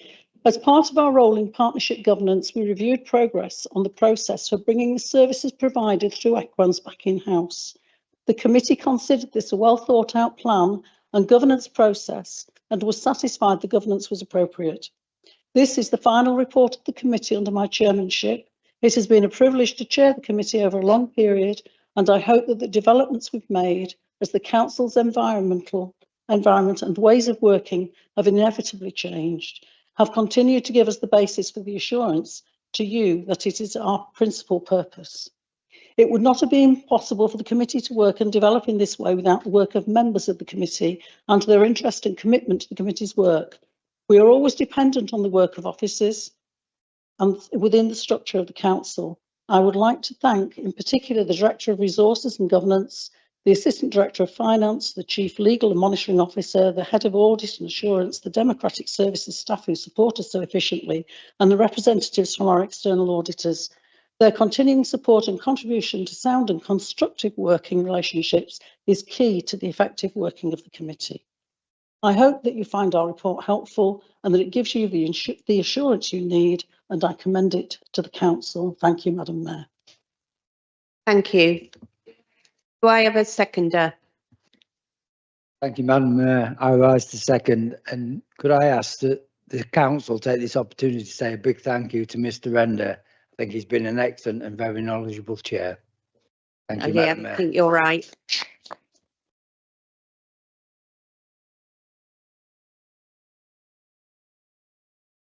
Any speakers? Councillor Wilson. Thank you, Madam Mayor. I would like to stand up and thank Tim Render for his service to the council. I remember being on the interviewing panel when he came in, and I think he's done a good job overall. I like the report. There's some improvements. I think we could have. This is a public document, and I think it could actually reassure the public a little bit more by being clear on the reassurances in future, not particularly this one, but being clear with the reassurances in future. But apart from that, that's all I've got to say. So I'm just going to sit down and make it short. Thank you, Madam Mayor. Thank you. Councillor Patrick. Thank you, Madam Mayor. What I have to say, strictly speaking, isn't on the report, but I do beg your indulgence. It's really this, as everyone said, a real opportunity to say thank you to Tim Render as a long-standing member of the Audit and Governance Committee for all of his hard work, the professionalism and the difficult questions at times he actually did bring to the committee. But also he made the committee very accessible to members who don't necessarily have audit and governance backgrounds. He made it very inclusive, and at times he brought a level of gentle humour to it. He was very much a champion of good governance, not just of the authority as in general, but I'd say governance of the committee as a whole, because obviously when you're in audit and governance, when you're asking questions about the governance of services, it's very easy to stray into territory about, well, what about in my ward, and Tim would always be very quick to point out that we're not here to discuss individual services, but overall how those services are actually delivered through the numbers. And he was also very tight, kept good at keeping those numbers on a tight leash. And he was always there to remind us that when we do look at the figures of the council, financial or otherwise, it's not so much about the maths, it's about the real issues and stories behind those numbers that dictate outcomes for this authority and the services that we run. And dare I say, at times, Tim always managed to make the committee actually quite fun for some of us members that come back for more every year for one reason or another. And interestingly, when we discuss audit on other councils, some councils that will remain nameless, some quite literally are nameless at the moment actually, that audit committees that have not been entirely successful in their duties, those are the audit committees that the public are very, very familiar with, and sometimes those committee chairs as well, they end up with their names splashed on headlines in newspapers. But throughout the entirety of Tim's tenure, the public didn't really hear a lot in our local media about what was happening within our audit committee. And even though very much his work was under the radar I think can think of no more better, more fitting tribute to the work that he did and how he actually led that committee. So I'll just say thank you, Tim Render, the great best critical friend that North East Lincolnshire could hope for. Councillor Henderson. Just like to echo those points, but also just think about the actual impact of the great work that Mr. Render's done with the group and with officers, because I've only been doing this a couple of years and I've noticed a massive improvement that's arisen, not least from the audit that we're doing, in the grip that we've got on projects, the way we've delivered profit and loss accounts for some of our major projects like Freshney Place, the regeneration committee that has been set up, the enhanced level of scrutiny on projects. And I think that a lot of that has come about because what gets measured gets done. And I think the work of the audit committee's done a great job in that space. But we always need to think about how we can improve. And I refer to the self-assessment. So I think there are some areas for improvement in the self-assessment that are around the skills, experience and expertise of the committee. And I think that we should think about that. And Mr. Render draws our attention to it in the closing comments in his paper. So I think that when you look at the self-assessment, even in that, those self-assessing recognise the lack of skills and experience in some areas and the need to beef it up. The self-assessment scores us at 181 out of 200. So 90% confidence in our ability to audit and scrutinise the work that we do. Now, I wonder if that 90% number is really valid, particularly when the 10% is talking about the lack of skills and experience in the area to do that work. And so, you know, I think that that manifests itself in the consistent breaches that we've got of audit probity. So why do we have consistently qualified accounts? We're kind of living with it. It's becoming the norm. Is it acceptable to live consistently with qualified accounts? So I'd hope that the panel would revisit the learning and development programme of members, or all members, considering the self-assessment and feedback from Mr. Render, which is in section 4 of his paper, those of you who are shaking their heads, which says we need to do more in ensuring all committee members have been appointed or selected to ensure a committee membership that is knowledgeable and skilled. Thank you. Councillor Shreve. Thank you, Madam Mayor. I was originally going to rise and just mention my time as Deputy Chair of Audit and also as Portfolio Holder for Finance, where I worked very closely with Tim over a number of years. And I absolutely echo everything that's been said. But I can't not comment on Councillor Henderson's intervention. For those of you who remember the Fast Show, sometimes Councillor Henderson comes over, isn't everything brilliant? Isn't everything great? Don't you do great stories? But then he reverts into the...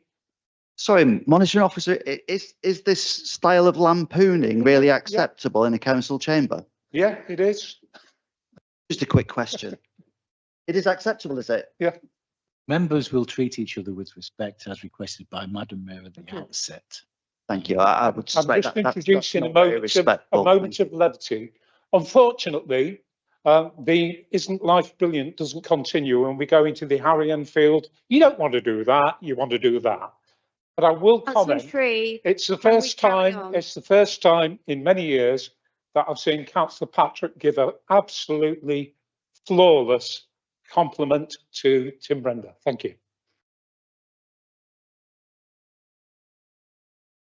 Do I have any more speakers?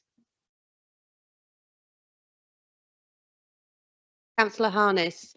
Thank you very much, Madam Mayor. I'll be very quick. It's just to include my thanks to Tim Render in all the things that's been said this evening. Thank you very much. Thank you. I will now take a vote on this matter. All those in favour? Carried.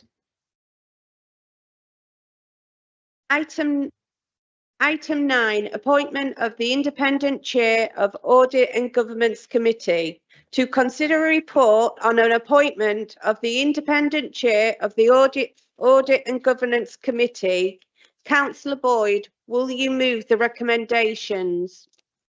Thank you, Madam Mayor. I stand to move the recommendations in relation to the appointment of the new chair of the Audit and Governance Committee. Do I have a seconder? Thank you, Madam Mayor. I rise to second the appointment. Thank you. I will now take a point on this. I will now take a vote on this matter. Oh, are there any speakers? I will now take a vote on this matter. All those in favour? Carried. Item 10, appointment to council procedure rules. To consider a report setting out proposed amendments to the rules of procedure for council meetings, the standing orders of the council, as previously set out in the annual review of the Constitution report considered at the annual meeting of council on the 22nd of May 2025 and substantially referred to the Standards and Adjudication Committee. The minutes of the Standards and Adjudication Committee meeting have been circulated. Councillor Jackson, will you move the recommendations? Yes, thank you, Madam Mayor. You very ably outlined the background as to how we've got here tonight with these recommendations. I'd just like to thank the Standards and Adjudication Committee for the work they did. I think it was yesterday or the day before, sorry, I'm not sure which, to have a look at what we referred to them from at the council annual general meeting. Members will see that the Standards and Adjudication Committee has basically supported the recommendations that we asked them to look at from the council AGM with one or two slight changes. And Madam Mayor, I'm more than happy to move the standing order amendments as set out in the minutes from the Standards and Adjudication Committee. Thank you, Madam Mayor. Thank you. Do I have a seconder? Thank you, Madam Mayor. I rise to second and reserve the right to speak. Thank you. Do I have any speakers? Councillor Wilson. Thank you, Madam Mayor. I'd like to raise a point of order. The point of order is on the part of where the council arranges its meetings and gives notice of papers and agenda. And this meeting should have been held with its recommendations before the publication of those meetings and agendas, so that the public and groups can actually see the recommendations and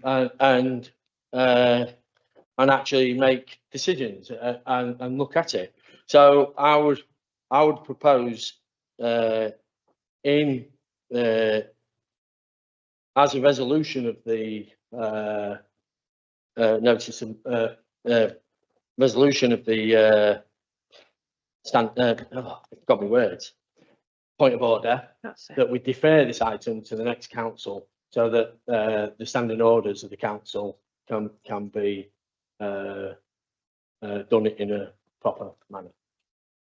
Thank you. Thank you, Madam Mayor. Thank you, Councillor Wilson. Take your point about point of order. I'm happy to accept a proposed amendment to adjourn the debate, which is clearly a valid and constitutionally sound motion if you have a seconder. And then we can take a debate on that amendment. Councillor Humphreys. Yeah, I rise to second that amendment and reserve the right to speak. Thank you. Thank you.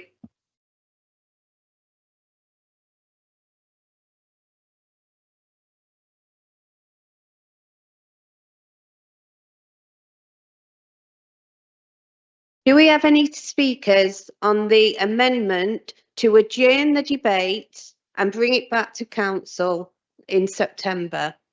Any speakers?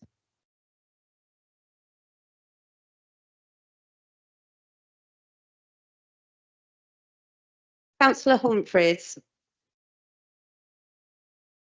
Thank you, Madam Mayor. As you'll have, if everyone's had a chance to see the minutes that were kindly provided, I did raise this at the Standards Committee yesterday morning, which it meant that I was concerned that members have already had the papers, similar to what Councillor Wilson said. They've had papers which are almost instantly correct. We discussed the matter yesterday morning. There were some amendments made, and I think really there should be that gap for people to read the papers and for us to discuss things more thoroughly.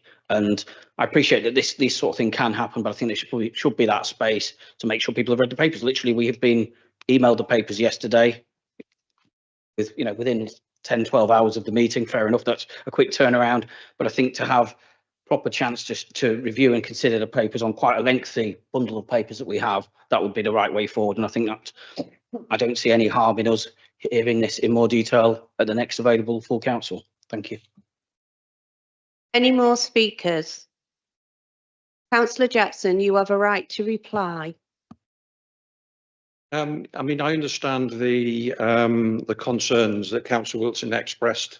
I would welcome some sort of a ruling from the monitoring officer about whether or not we are obliged to, in effect, give 5 days notice, whether we should have done that or not.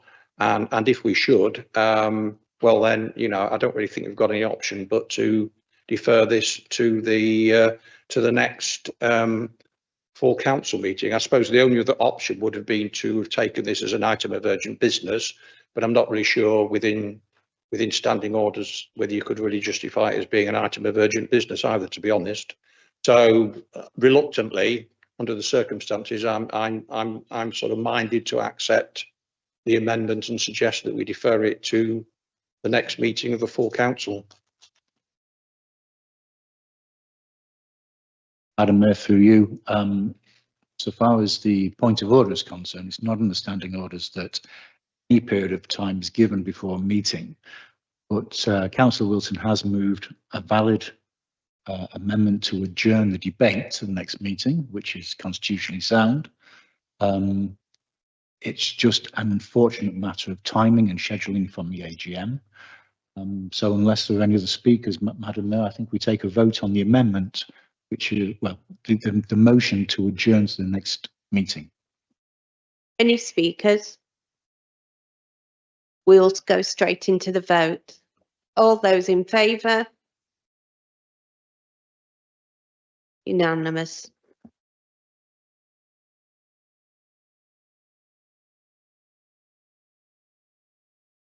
Item 11, local government reorganisation. To consider the report outlining the council's emerging position on local government reorganisation. Councillor Jackson, will you move the recommendations? Yes, thank you, Madam Mayor.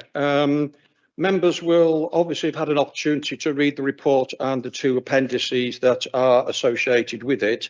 I think from a government viewpoint, this is a fairly fast-moving situation in that late this afternoon I received a letter from the minister which seemed to imply that they were looking even more flexibly with regard to the original 500,000 population requirements for unitary authorities, and he was actually saying in the letter that providing you know, there was a good argument for either smaller or indeed larger authorities of 5,000, they will be taken into account. So that, I think, probably helps us in our deliberations.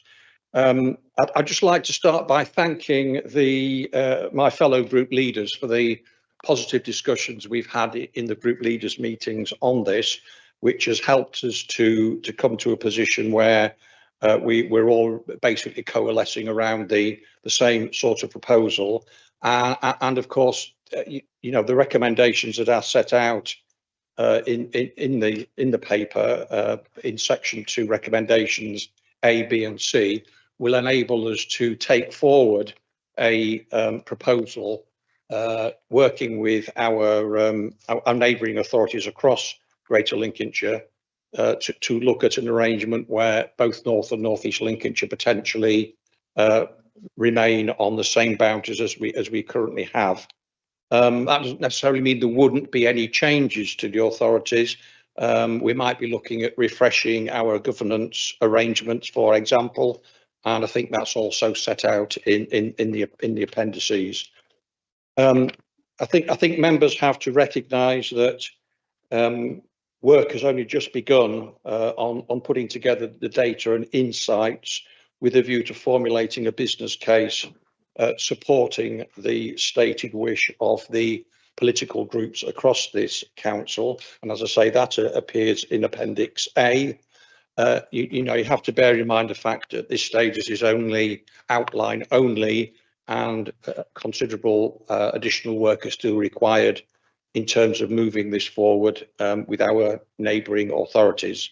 I'd also like to take the opportunity to thank the interim chief executive for the work that she's put in on this, not only in terms of putting together the proposals in Appendix A, but also discussions that we've jointly had with other council leaders and other chief executives across the Greater Lincolnshire footprint. So I hope the view that we're all moving in the same direction on this will continue in the debate here tonight, and I hope that members will support the recommendations as they are set out. Thank you, Madam Mayor.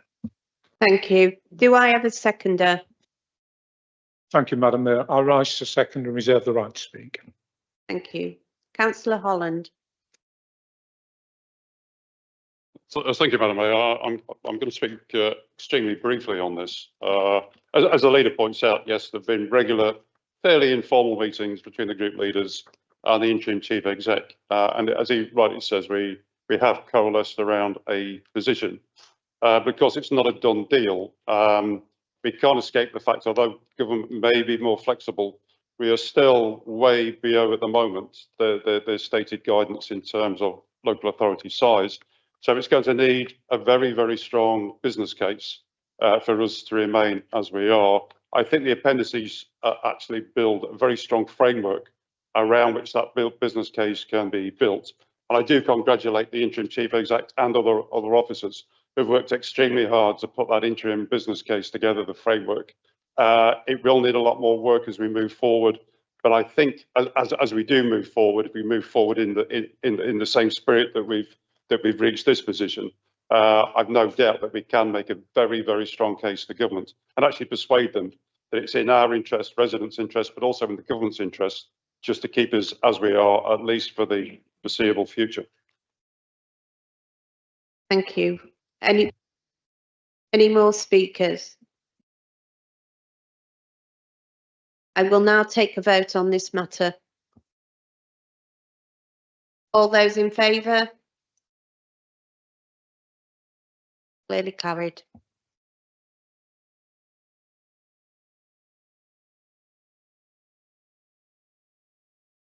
Item 12, notice of motion 1. Notice of motion 1 has been submitted by Councillor Clough, seconded by Councillor Farron, submitted in the accordance of the Council's constitution. Councillor Clough, you have 10 minutes in which to propose your motion. Thank you, Madam Mayor. I do rise to propose the motion as it's laid out. I also hope I can deliver it in the spirit that it needs to, which is with passion, consideration, and hopefully cooperation from everybody here. After speaking and working closely with the veterans community in North East Lincolnshire, we need to support this timely appointment.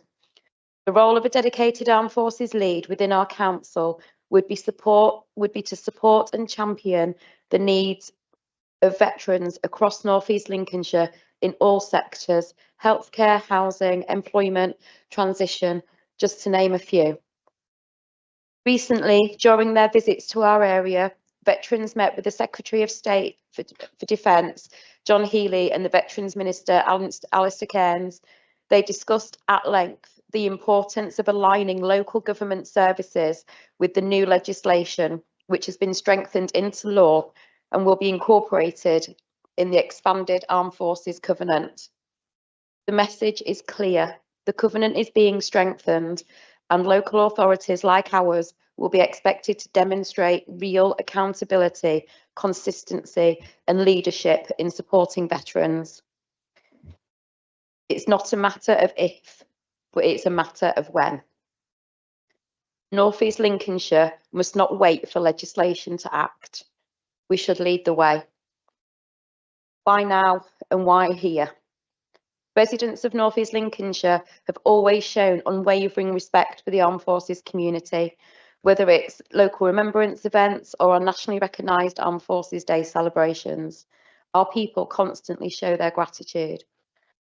Nationally, approximately 1 in 25 people are veterans. However, in our borough, that figure is even higher. Our historical connection to the armed forces is deeply ingrained in our community. Veterans in our borough hail from a diverse range of conflicts spanning global and largely forgotten struggles. They have given so much, and many now face significant and intricate challenges. The transition from military to civilian can be arduous, and it can lead to housing instability, homelessness, mental and physical health difficulties, financial hardship, social isolation, substance misuse linked to trauma or injury, and the list is extensive.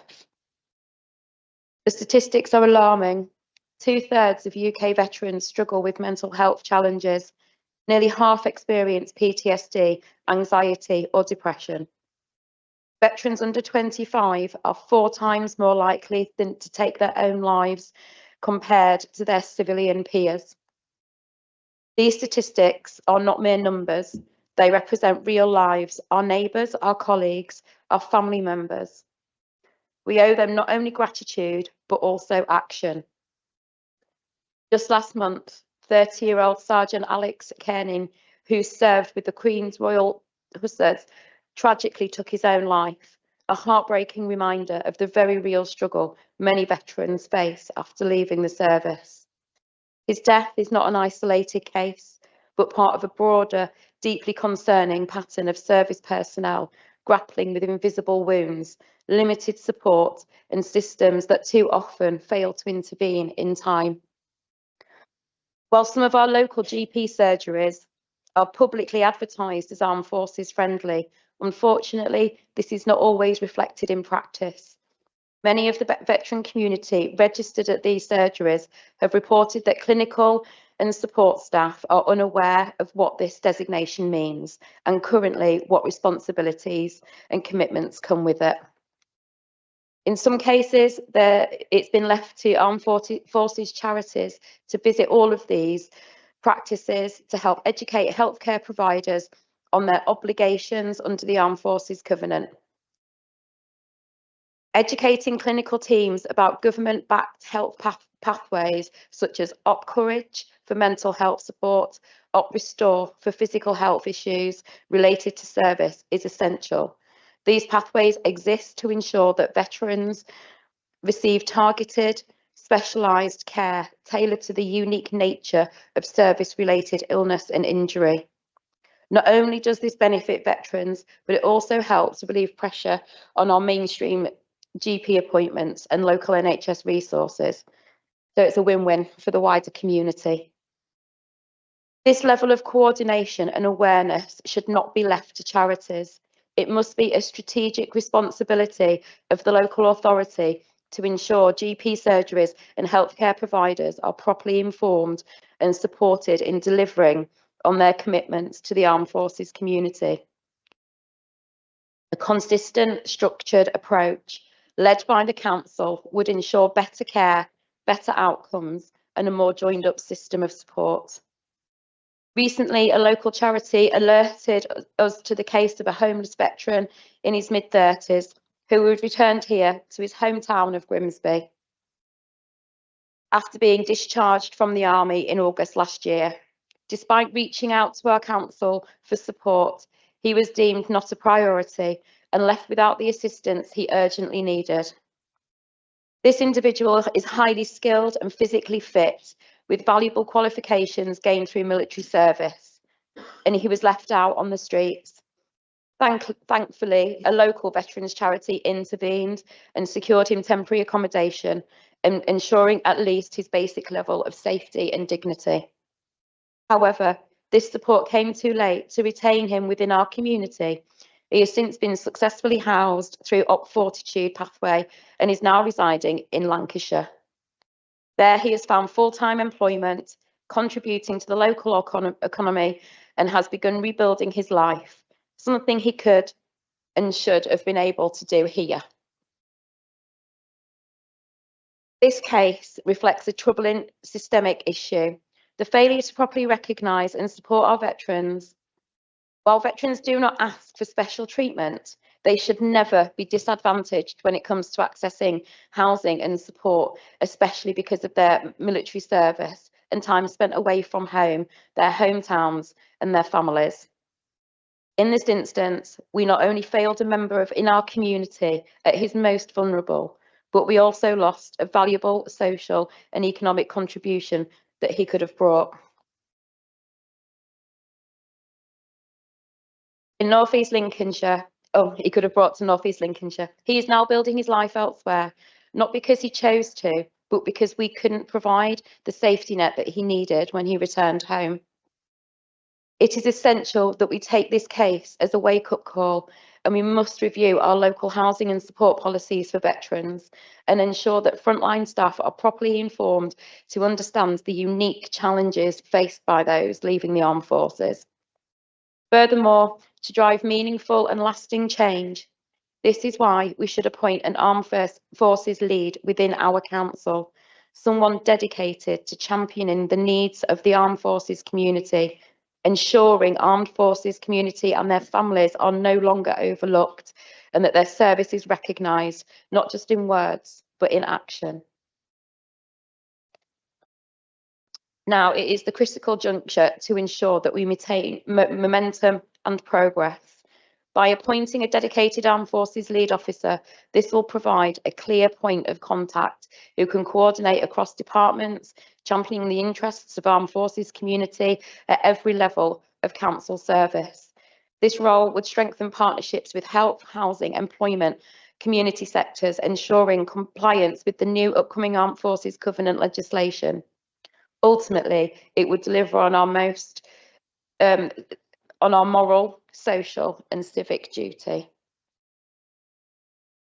The lead officer would work closely with the Armed Forces community, 1 minute, Councillor the council and the national government to turn promises into practical support.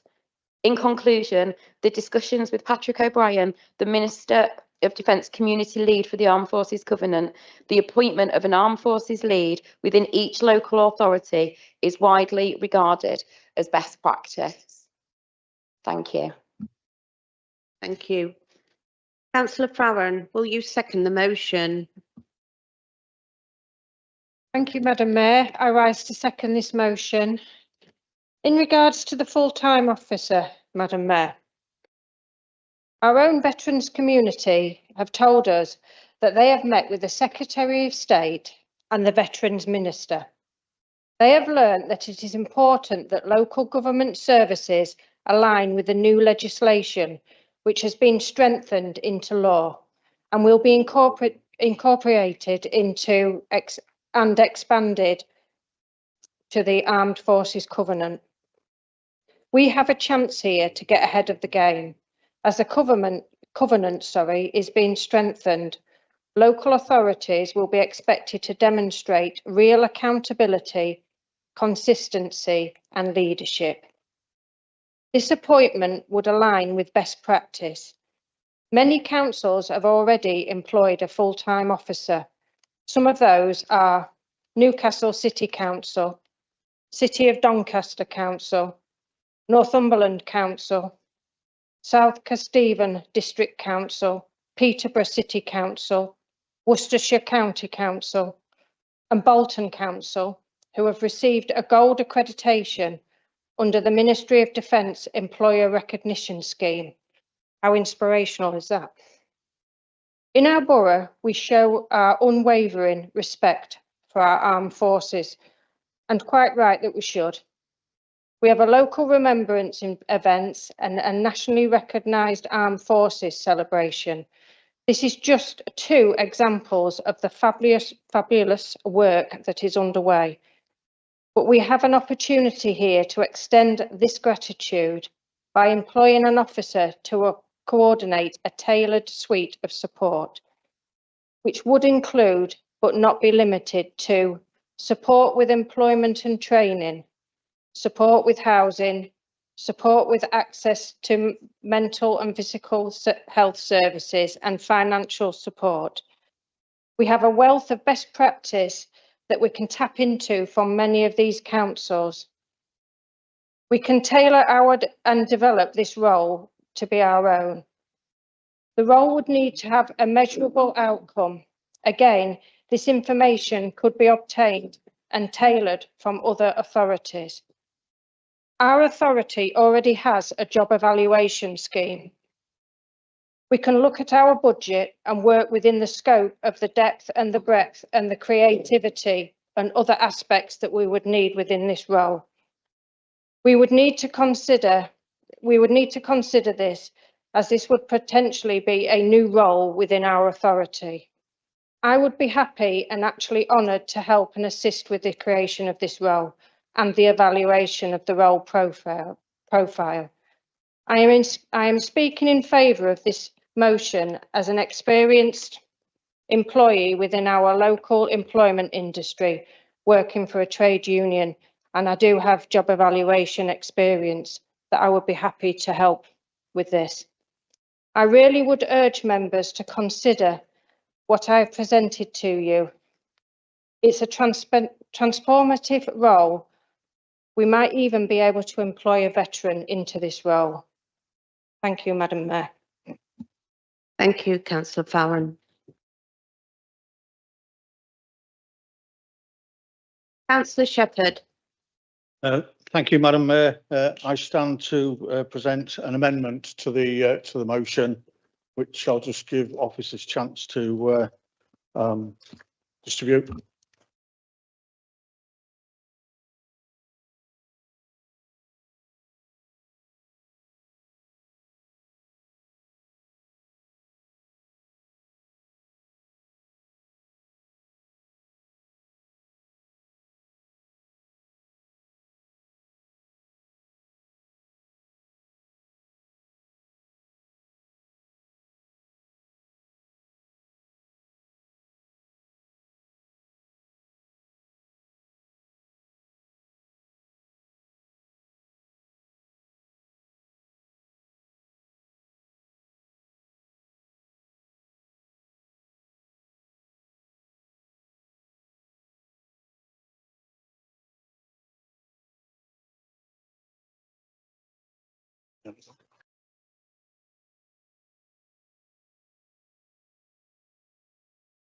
Thank you, Councillor Shepherd. Thank you, Madam Mayor. Firstly, I brought this amendment because of the initial point that I want to raise, and that is that in the original resolution, that item 3 was for us to instruct the head of paid service to hire a full-time directly employed officer. I didn't think it was within our remit in this chamber for us to suggest that we would engage a full-time officer. I didn't feel comfortable with it, and that's why I think that I brought this amendment to this, Madam Mayor. Sorry. Madam Mayor, AFMET acts as North East Links Council's single point of contact and is the delivery arm of the Armed Forces Covenant, and they've done it pretty well so far. As part of the agreement, AFMET works to promote the understanding and awareness of issues affecting the armed forces community and directs and signposts to related organisations. North East Lincolnshire Council and AFMET both co-chair the Armed Forces Liaison Group. AFMET also continually develop community covenant pathways in respect of housing, health, education and welfare, done in conjunction with appropriate heads of service in North East Lincolnshire Council.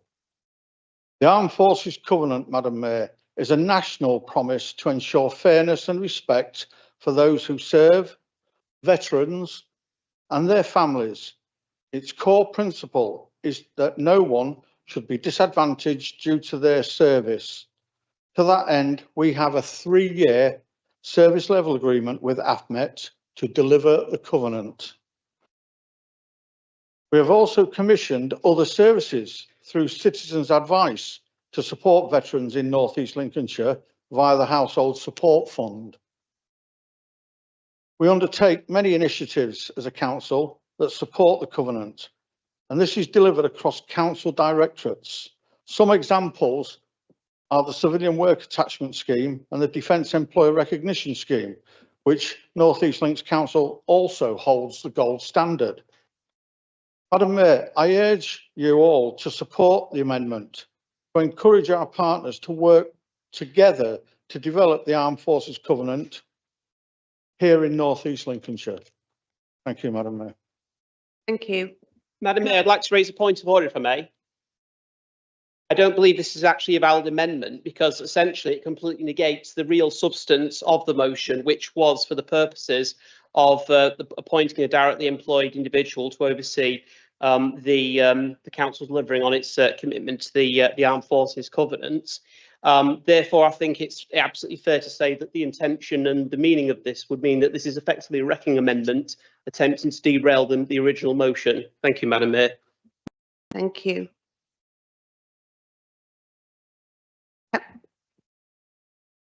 Monitoring Officer. Thank you, Madam Mayor. Thank you, Councillor Patrick. I did consider that when notice of this amendment was first received by myself and Democratic Services. To be fair, paragraph 3 of the motion as laid out talks of delivery, engagement, collaborative working with local groups. So I feel that the amendment is constitutionally valid and doesn't negate the thrust of the paragraph 3 of the motion. Councillor Freeston. Thank you. Sorry.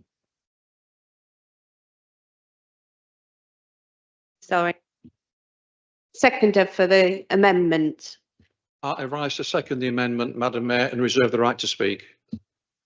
Thank you. Speakers on the amendment. Councillor Freeston.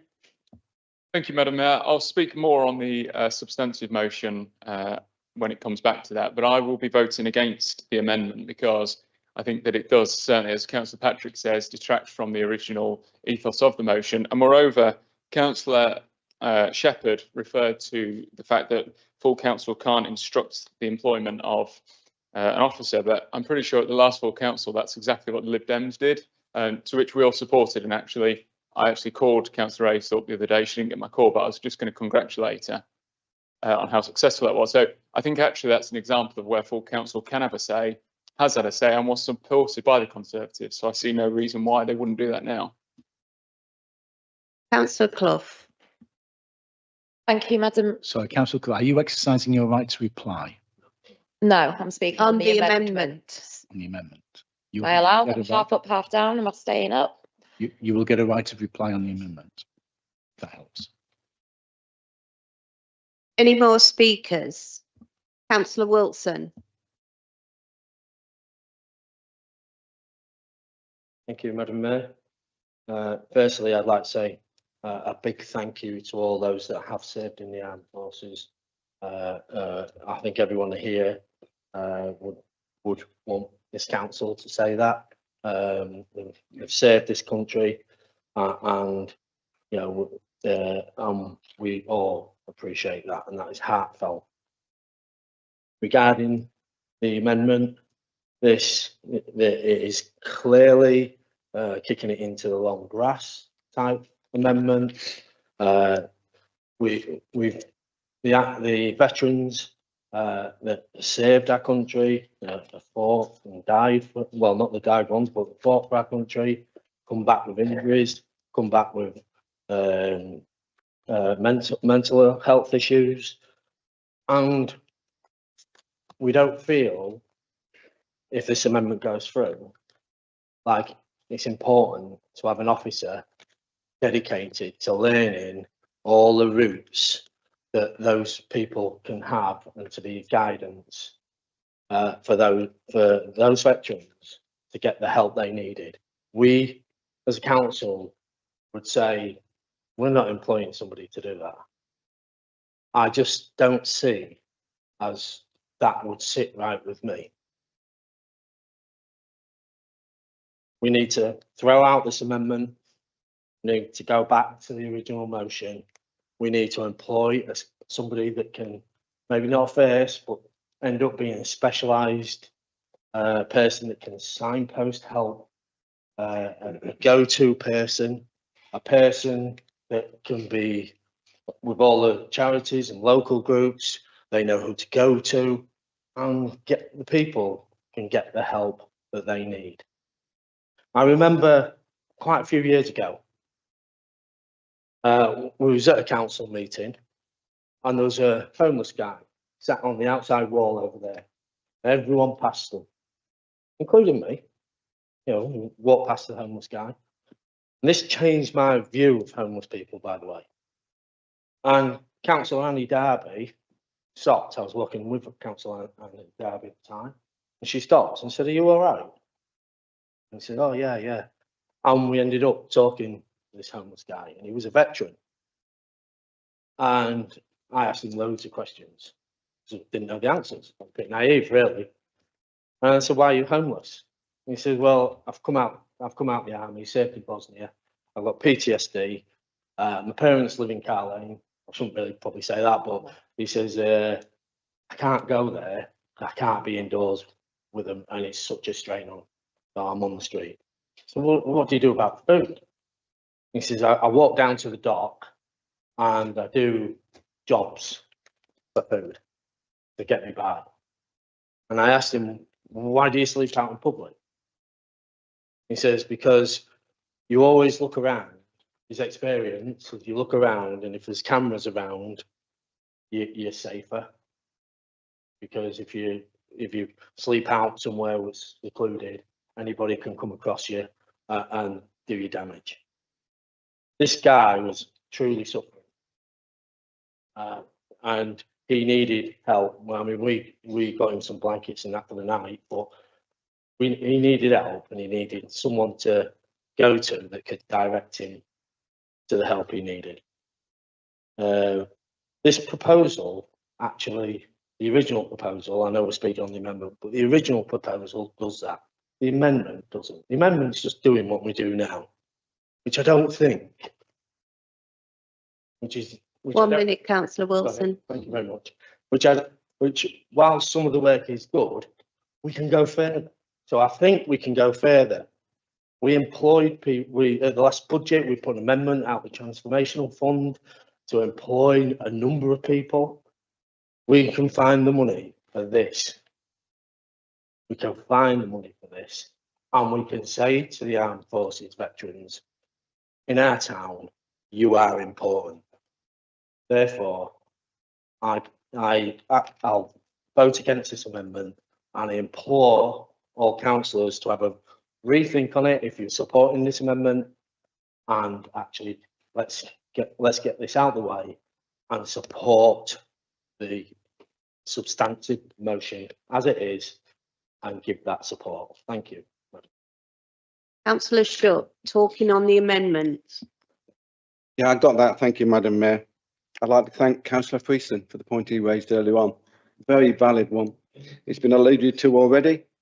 But if we can find £200,000 transformational funds to employ 4 bowermen and a warden for Cleethorpes, can we not find the funding for an officer to support our veterans? A little bewildering, if I'm honest, but I'll say no more. I cannot support this amendment. Thank you. Councillor Henderson. Thank you very much, Madam Mayor. At the risk of being further lampooned for being polite and enthusiastic, I thought this was an excellent motion on notice. But I don't like the amendment, and the reason I don't like the amendment is that it waters down. I respectfully would disagree with you, monitoring officer. I think it does change the sense of what this motion is all about. I think the thing that you're looking for in your original 3 is a role model, a coordinator, a focal point, somebody who's dedicated to doing this piece of work, and you came up with some very clear ideas on what that person would do. So what the amendment does is it waters that down and talks about the way you might behave, you might engage, but you've gone further than that and been very prescriptive. So I think it does water down the motion on notice, and I'll be against it. Thank you. Councillor Bright. Thank you, Madam Mayor. I support the aims of both the motion and the amendment, as I feel that they have the same sentiment and intent to support our veterans. But it's quite clear there's quite a wide gulf between the proposed motion and the amendment of the Council's delivery of veteran support services in the Armed Forces Covenant. So I'd like to propose a motion from the floor, if I may, and try and find some middle ground and change the 3rd resolution to state the Council resolves to commission an independent review from outside the borough. Council, I'm sorry, we need to deal with one amendment at a time. We can't introduce more amendments. I thought it was, have I misunderstood the 13.6B? Any such amendment may be tabled at any point during the debate as agreed with the proposer and seconder of the amendment. This does not preclude the moving of an amendment during any debate which arises from the debate itself. My amendments arising from this debate or the proposal.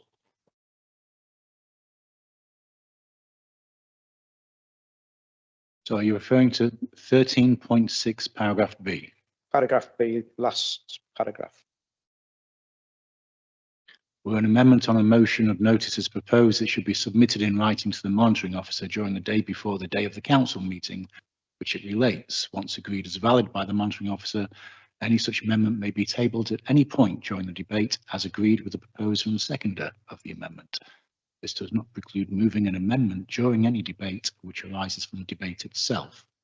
There's also a standing order which says we only deal with one amendment at a time.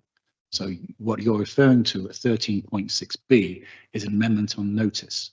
You have made an amendment on notice. Okay. But you are able to make an amendment rising from the debate once this amendment has been dealt with. Okay.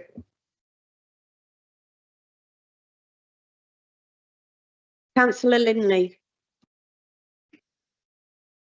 Thank you, Madam Mayor.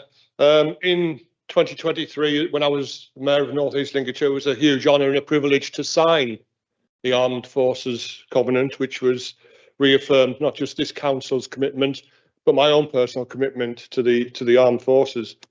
And I just can't believe the negativity in the room tonight, because the way people are talking make it sound as if we're doing it really badly, as if we're really letting our armed forces veterans down, as if there's a lack of collaborative working. And it goes around the point 3. And I think the amendment encapsulates pretty much what it says. And I think it's clear that we want to continue supporting the armed forces team and the groups, the community groups. So I don't think it distracts from that. I don't think it waters down, for want of a better description, for Councillor Henderson, which I think waters nothing down. I think it strengthens the commitment that this council gives. And certainly for me, it was a huge honour to support that. So I shall be supporting the amendment. Thank you, Madam Mayor. Councillor Kasmarek. Thank you, Madam Mayor. I will not be supporting this amendment. I can't see any way I possibly can. To me, the message we're sending with this amendment to the veterans of North East Lincolnshire is you're not worth the salary of hiring a person. You're not worth that money to support. You've got plenty of resources. We feel you've got plenty of resources. So get on what you have and stop asking for more. That's the message we will be sending by supporting this amendment. And I can't do that. I am not going to be sending that message tonight to our veterans. They deserve all the support we can possibly provide. And if finding the money to hire one person, we're not talking about a team of a dozen people here, we're talking about one person. That's all we're asking for. And if we're saying that you're not worth us spending that money to hire that one person, then frankly, anybody who supports this does not have the moral integrity to be sat in this room. Thank you, Madam Mayor. Councillor Holland. Thank you, Madam Mayor. To be honest, I'm struggling with the amendment and the motion on notice, to be honest, because this is a huge issue, and it's disappointing to some in some ways. It's in some ways it's fracturing sort of along party lines. It's a much more important issue than that, and we have a lot of anecdotal evidence. We can all come up with anecdotal evidence. I know the portfolio holder is an ex-serviceman himself, and members of my family are in the armed forces. So what I think we need to do is to really get a full understanding of the picture. So what I would like to see, and I'm sorry to suggest more work for the interim chief executive, she's got enough on her plate, but what I would actually like to see is an external independent review from outside the borough. People with the expertise come in, look at what we do, look at improvements, benchmarkers against other districts, and it may be that the recommendation from that review says, actually, you need a full-time officer, or it may be that you need to beef up support for the volunteers, or it may be that you need on a pilot project to fund a full-time volunteer, the same as we saw with food banks. So without that sort of information, I'm actually struggling to put a full picture together. And I have to say, with due respect, when councillors talk about being involved in the recruitment process, that does start to send alarm bells ringing. So I struggle with the amendment and I struggle with the motion. As I say, what I would like to see is actually a full external review done. Look at the service level agreement. Is it fit for purpose? Look at what we have. How do we engage better with perhaps other voluntary groups as well? Have we got some sort of split between the voluntary groups? But I would like to see that done from an external independent perspective. Councillor Jackson. Yes, thank you, Madam Mayor. First of all, I fully recognise the debt that we owe our veterans, and I recognise some of the problems and challenges that veterans have, and the responsibility that we have as a society and us as a council, as elected members, to ensure that veterans receive the care, attention and help that they want. And frankly, I object to members of the Labour group suggesting that because I'm not prepared to support the employment of a full-time officer, that I don't care about veterans. I knew you would use this sort of moral blackmail type of case and this virtue signalling as a way of trying to get your way. And I do object to the fact, the implication that I don't care about veterans because I don't want to potentially employ a full-time officer. Where is your evidence that employing a full-time officer is necessarily going to give better outcomes for veterans than we get at the moment? Because at the end of the day, it's not about having a member of staff on whatever salary level they are. It's about the outcomes for veterans in North East Lincolnshire.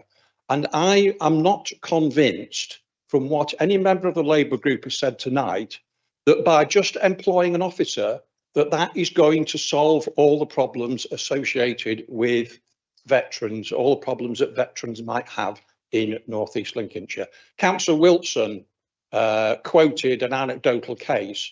Where is the evidence that that individual would necessarily have been helped any better by a dedicated paid officer of the council than by the existing arrangements that we have at the moment? People can still fall through the grate, still fall through the system, whether you've got the current arrangements we've got or you have a full-time paid officer. Why is, for the Labour group, why is the answer to everything we have to have a paid officer to do it?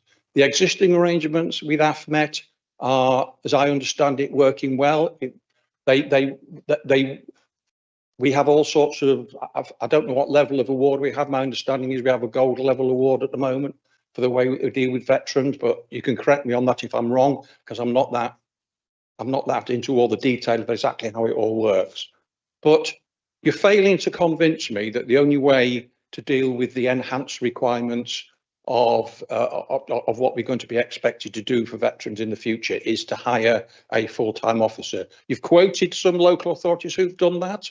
There must be a lot of local authorities who haven't. There's a whole range of ways of delivering the service and delivering it effectively, and I'm not convinced that hiring a full-time officer is necessarily the way to do it.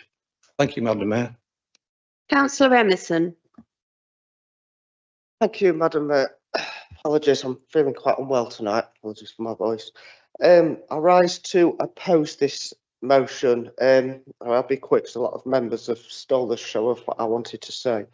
The original motion, it's very good, and whatever we can do for this veteran communities within North East Lincolnshire is welcomed. Everything needs to be strengthened in this area. A lot of these people need help, like the Councillor Farron and Clough indicated in their speeches. It's a well-known fact, Madam Mayor, that veterans are the most respected members of our community, including in my own ward. And I'm very confident that the public will very fully support the original motion. These people are numbers. These people are people, not numbers. As Councillor Jackson alluded to, that might not help all veterans. Even if we help one veteran, that will be something. They are not numbers, they are people. We shouldn't be talking about money at this stage, Madam Mayor. As important as it is that we manage our finances, we cannot put a price on helping our veterans. We hold many ceremonial events, which has been mentioned, like Remembrance and Armed Forces, and we do lots of funding. We show our support for the community, but we must act. We must walk the walk and talk the talk, and we should all be supporting this original motion. It's not them versus us. It shouldn't have any political grandstanding. Thank you, Madam Mayor. Thank you. Councillor Wilson.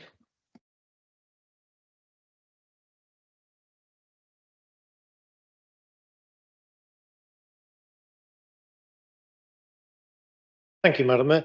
I'm looking at the actual amendment, and I did mention this to the group that I was very surprised there wasn't a single point of contact.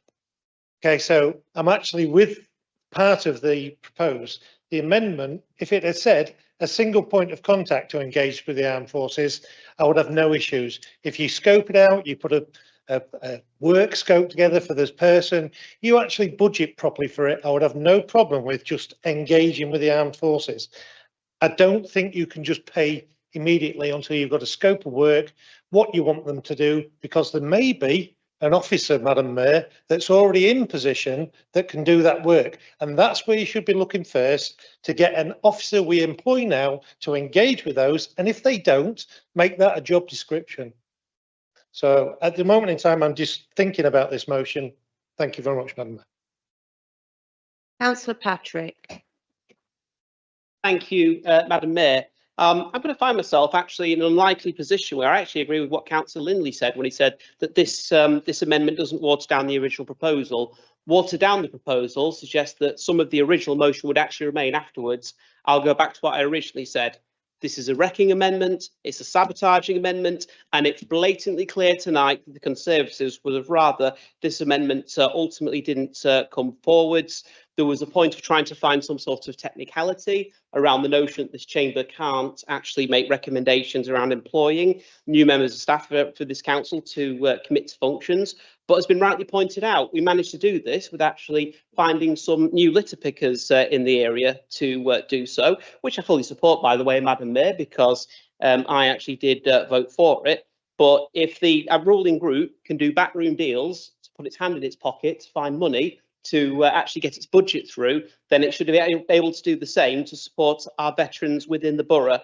And I'm deeply sorry to Councillor Jackson that he feels offended tonight, but the sad truth is This isn't about him. It's about gentlemen like we've got sat at the back of the room and some of the ladies there and the veterans in the borough. That's who it's about, Councillor Jackson. Councillor Bloy. Thank you, Madam Mayor. Very shortly, I would just say that I've got huge empathy for veterans, particularly those that have fallen on hard times. However, I'd like to remind Council that we are obliged under statute to employ a homeless officer. The homeless officer and the homeless service is there, and that there are veterans groups outside of the council who are supportive of our veterans. And so therefore I won't be supporting the motion. Are there I any will more? be supporting the amended motion. Get that right? Yeah. Are there any more speakers? Councillor Clough, you're right to reply. Thank you, Madam Mayor. I feel quite ashamed in this group tonight. I genuinely do. 10 months to a year, that motion has been in the making. 10 months to a year. Cross Party spoke with a Conservative councillor in Redcar, had several meetings with him, and I will say that they have obviously Labour groups and Conservative groups.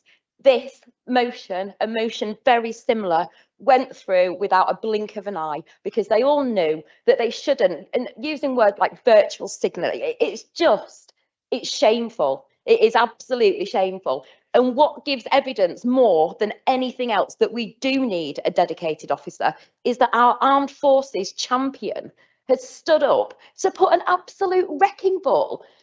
I asked a long time ago, I had a meeting, and I raised concerns that the SLA agreement should not be signed for 3 years because with officers and with a deep dive, and Councillor Shepherd was present, evidence that the work that should be done could not be provided.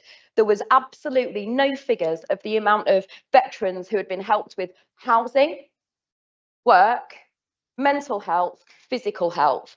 Absolutely no figures whatsoever. But we still went on and signed a 3-year Point of order, Madam SLA.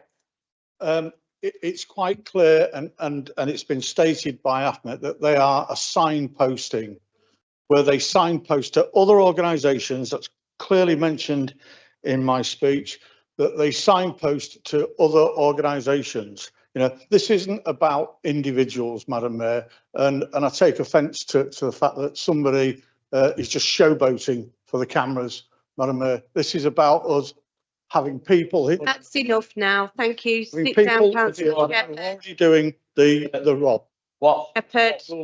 is he actually doing under his point of order?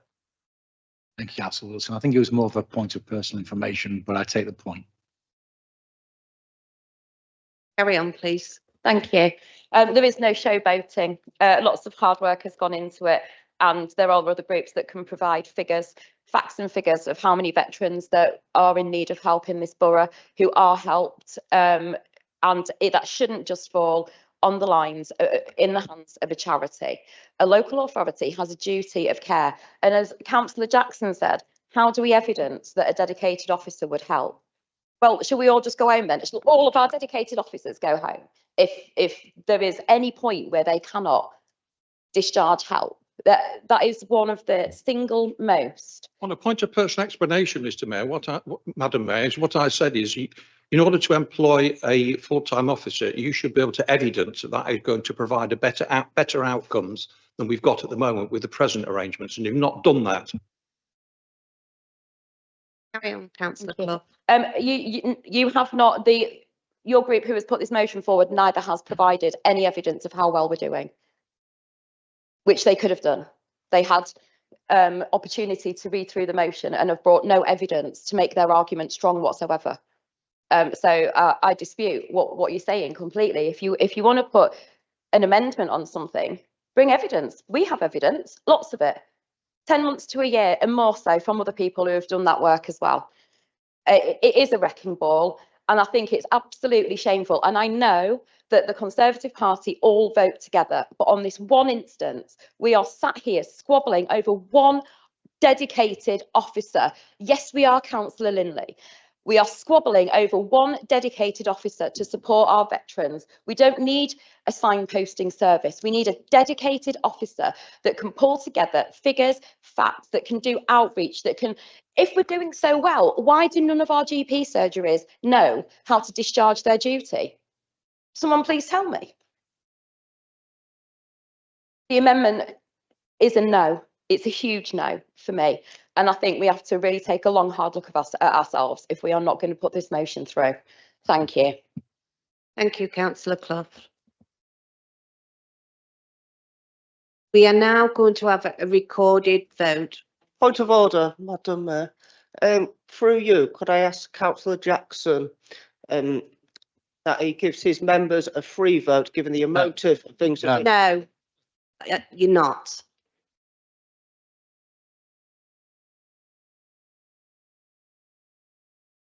We are now going to have a recorded vote on the amendments. Thank you.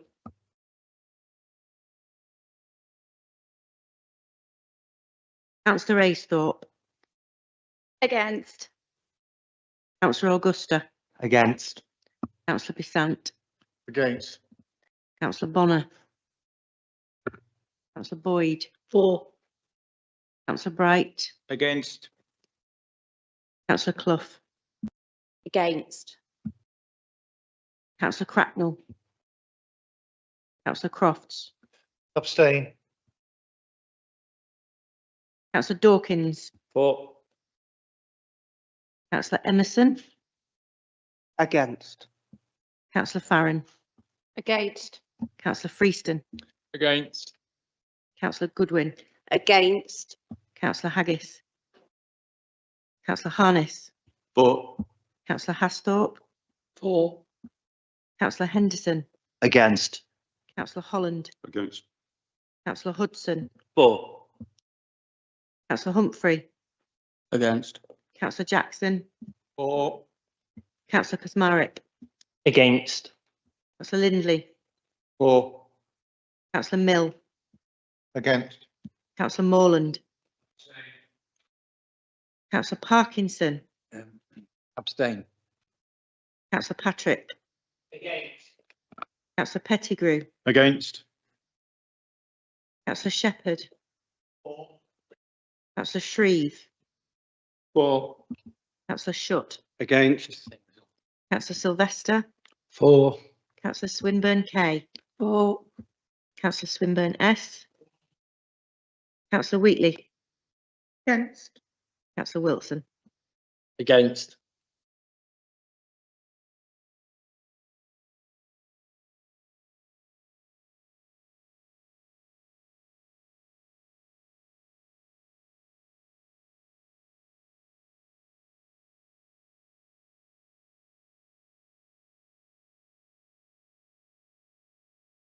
Thank you, Madam Mayor.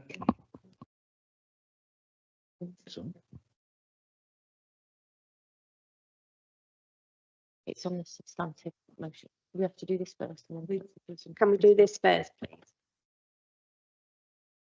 Thank you, Madam Mayor. Elected members, as a result of the recorded vote on the amendment proposed by Councillor Shepherd, seconded by Councillor Jackson, for 13, against 21, abstentions are 3. So the amendment fails and we revert back to the substantive motion as laid out on your agenda. Thank you. Councillor Freeston. Thank you, Madam Mayor. First of all, congratulations, Councillor Clough. I think that was probably one of your best speeches so far as Leader of the Opposition. It was heartfelt. It wasn't necessarily just done off a piece of paper, and your response was fantastic, so I commend you completely. I would have liked to have seen cross-party support on this. I'm surprised actually that we see the Labour Party voting to support our armed forces, and on this occasion it's the Conservatives who are against, but I will commend the two Conservatives who were brave enough to vote against and to abstain. I respect that completely. What I would say is I agree completely with the three proposals. I didn't actually want to make an amendment. It's only whilst I've been sat here, and I'm not doing it to be able to say, oh, it was a reform amendment. I won't be going for any press or any publicity on it whatsoever. What actually I'd like to do is propose that we amend section number 2, and just include a sentence in the letter to the Secretary of State not an expert on housing policy, but I think we should go one further. We should ask the Secretary of State and say that Council is behind requesting a change to the housing policy to ensure that Armed Forces veterans are given priority on housing over any other groups, such as asylum seekers. And we refer back to the homeless situation. But this is valid amendment. Yeah. We see that there's a problem with homelessness. For me, the way to tackle that is by showing, not just through words, not just nice letters that we send, but showing that we mean it, that Armed Forces veterans, British people, should be put before any asylum seekers, illegal immigrants, call them what you want. So if we can support that amendment and show tonight that actually we do believe that armed forces are the bread and butter of our country, I'd love to see the support for it. I will need a seconder for the amendment. As we know, I'm the lone Reform voice in this chamber, so if anybody's brave enough on any bench to second that and actually put the money where the mouth is, it'd be great and we can have a vote on it. Thank you, Madam Mayor. Do we have a seconder? No one brave enough.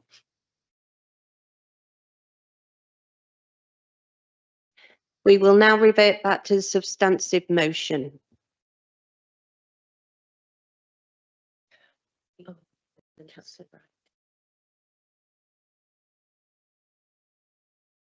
Councillor Wheatley. Thank you, Madam Mayor. Yeah, I really welcome this motion. A land fit for heroes, that's what we were promised just over 100 years ago after the First World War. And that premise is absolutely just as valid today as it was then. And the veterans and troops that served absolutely must be recognised and valued for their service. Employing somebody to actually have the voice for them on as part of this council is absolutely essential. Somebody who had a father who served in national service and a husband who served in the RAF in the 1980s, it's really important to me. As most of you know in this chamber, that my dad had a really successful civilian life and represented residents in this chamber for over 40 years. However, it was slightly more difficult for my husband, who had, well, little to no help when he left the service in the mid-1980s. He had no housing whatsoever and had to actually move in back with his parents with a young family in tow. And then actually during the pandemic, after having a heart attack, he's really the most unlucky man in the world. He, and obviously he's not that unlucky because he married me, but he was actually unable to be discharged from hospital because he didn't have a doctor.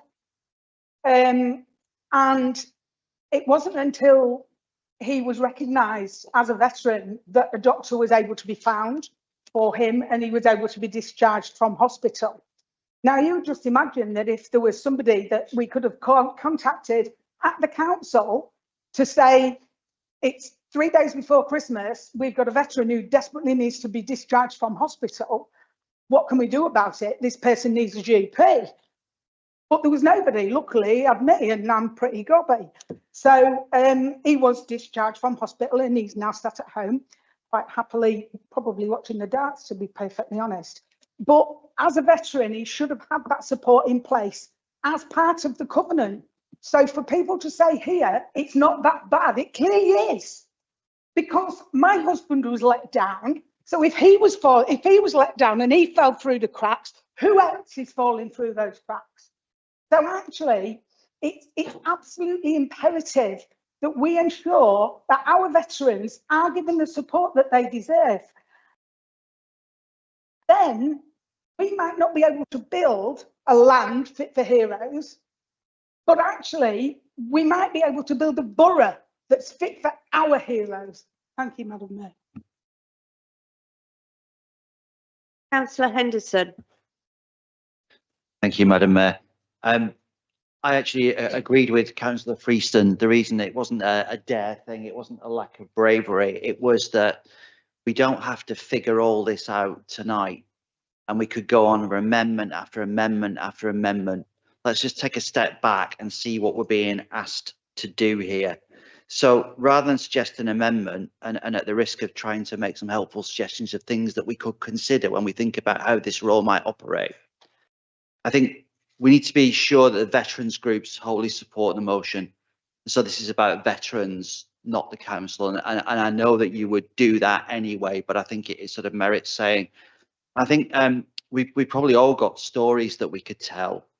But actually, Councillor Jackson, this is something I know a little bit about because it's part of my day job. And in my experience in the healthcare service of working with veterans, they often have really complex needs that are really difficult to address, and siloed services don't help.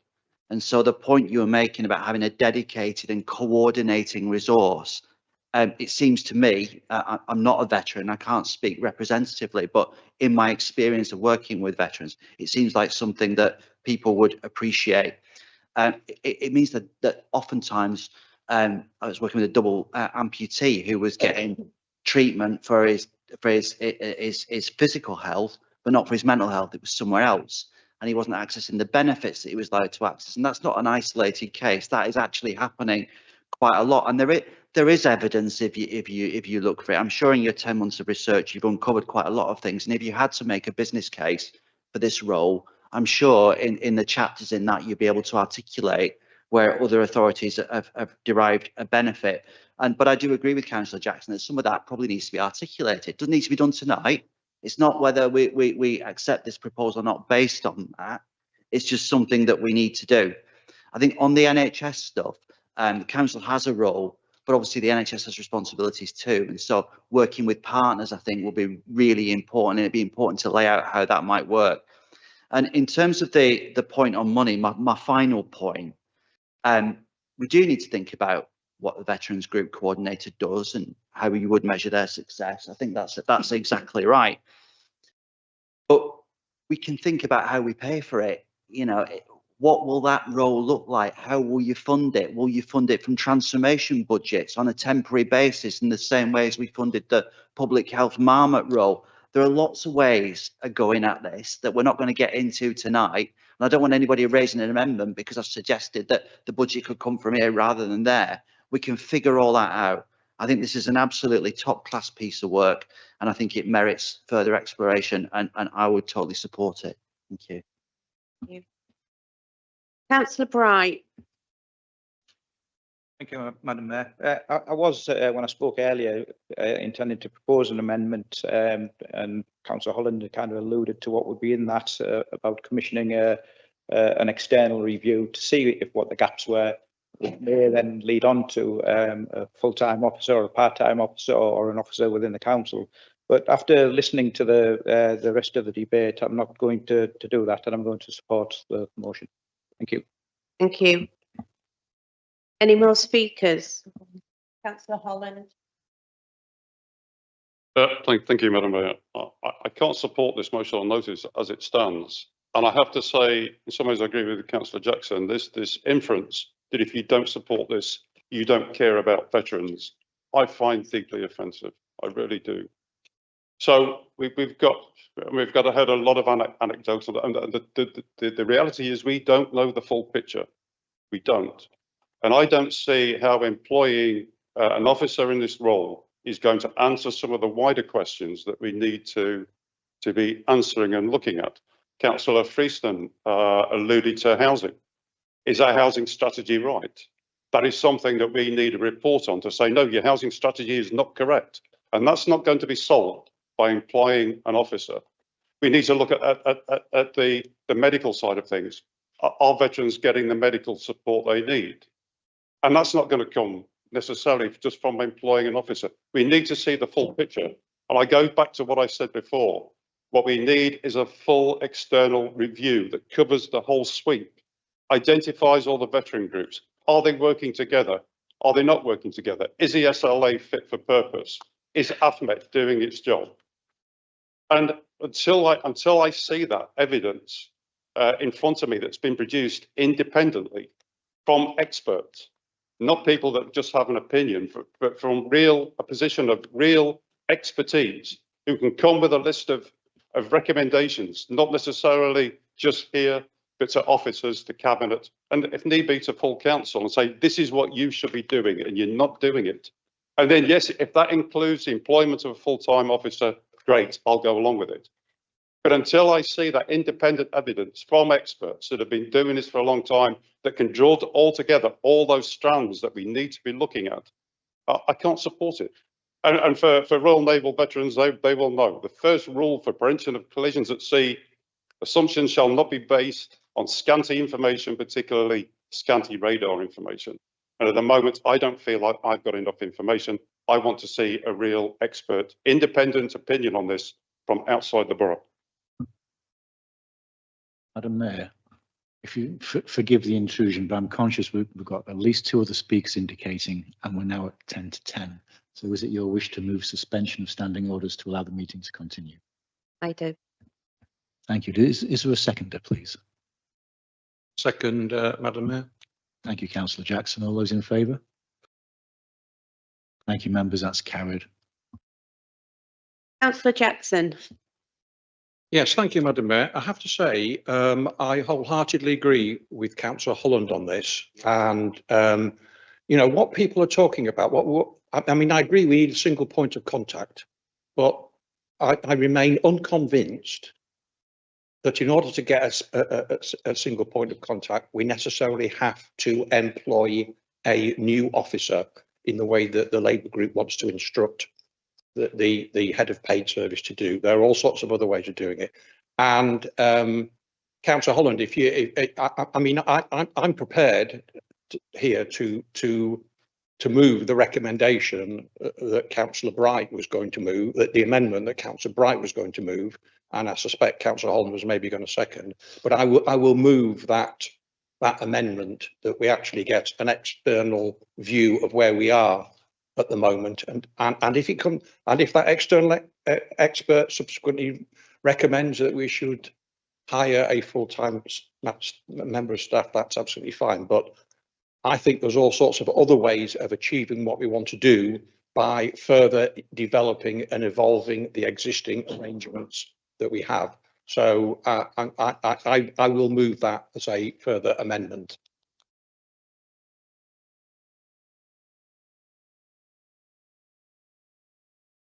Councillor Mill. So Councillor Jackson has just proposed a further amendment. As I understand, we need to I second it. want to second that amendment. Thank you, Councillor Jackson. Councillor Holland. So is it the case that you're proposing that paragraph 3 of the motion? I'm just wondering how that amendment for an external review will fit into the motion as laid out. Is that an additional expectation in addition to 1, 2 and 3? So are you proposing that the first 2 recommendations are supported, a third recommendation then suggests that we have an external review, and subject to the outcome of that review, we will receive that? What exactly are you proposing? We're kind of struggling a little bit. Yes, I think the interim chief executive is absolutely right. That is basically what I'll be proposing. So that will be in effect an alternative to resolution 3. And that's what I'm seconding. Removal of proposal 3 and replacement with what has been discussed. Councillor Wilson. Well, I'd raise a point of order on this. There was a clear amendment and a clear seconder, and no point did anyone say removal of section 3. That's an assumption from officers, actually. It's clear from that, and that is the amendment put forward. So that's what we should be voting on. Apologies, Councillor Wilson, that wasn't point of what I was personal suggesting. explanation, Madam Mayor, I did actually confirm that I agreed with what Ms Reid was saying. So you're not doing an amendment then? You're not proposing an amendment?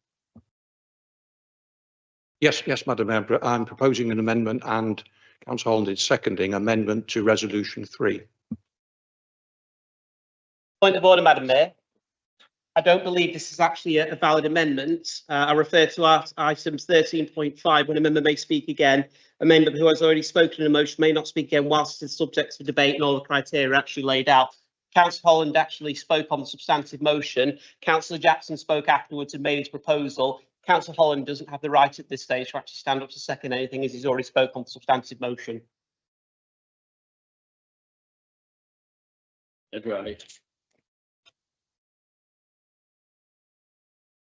Point of order. I believe I have the right to second a motion, but I didn't offer they didn't reserve the right to speak. I just seconded the. Yeah, dead right.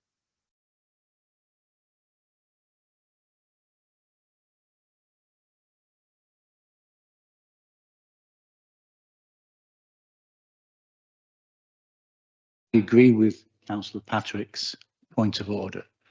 Councillor Holland has spoken on the amendment and he's also spoken on substantive motion once the amendment failed.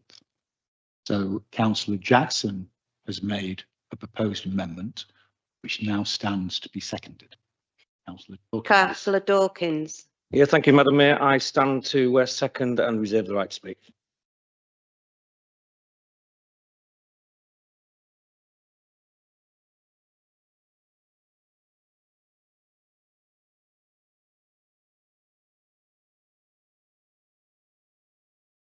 So then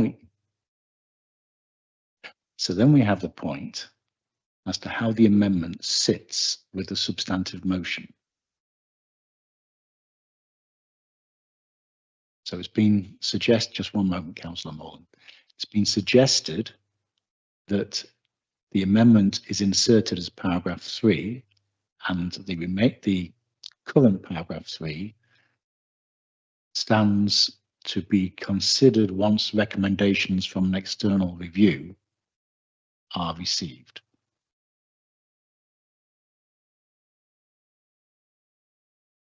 That's the amendment that's proposed.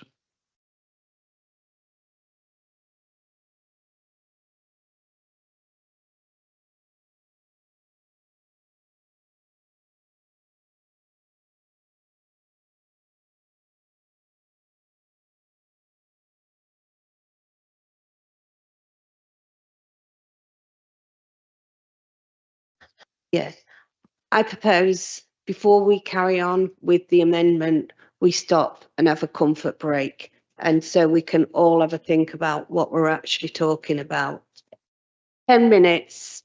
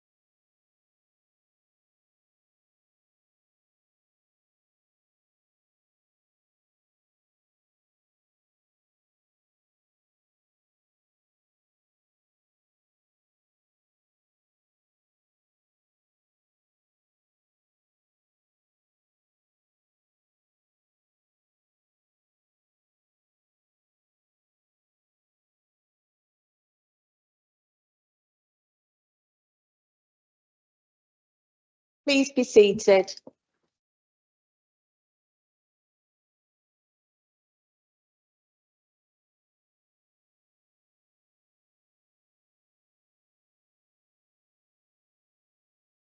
It's a little bit warm in here now with a lot of hot air going about. So gentlemen or ladies, you can take your jackets off, please. It's very warm in here. Thank you.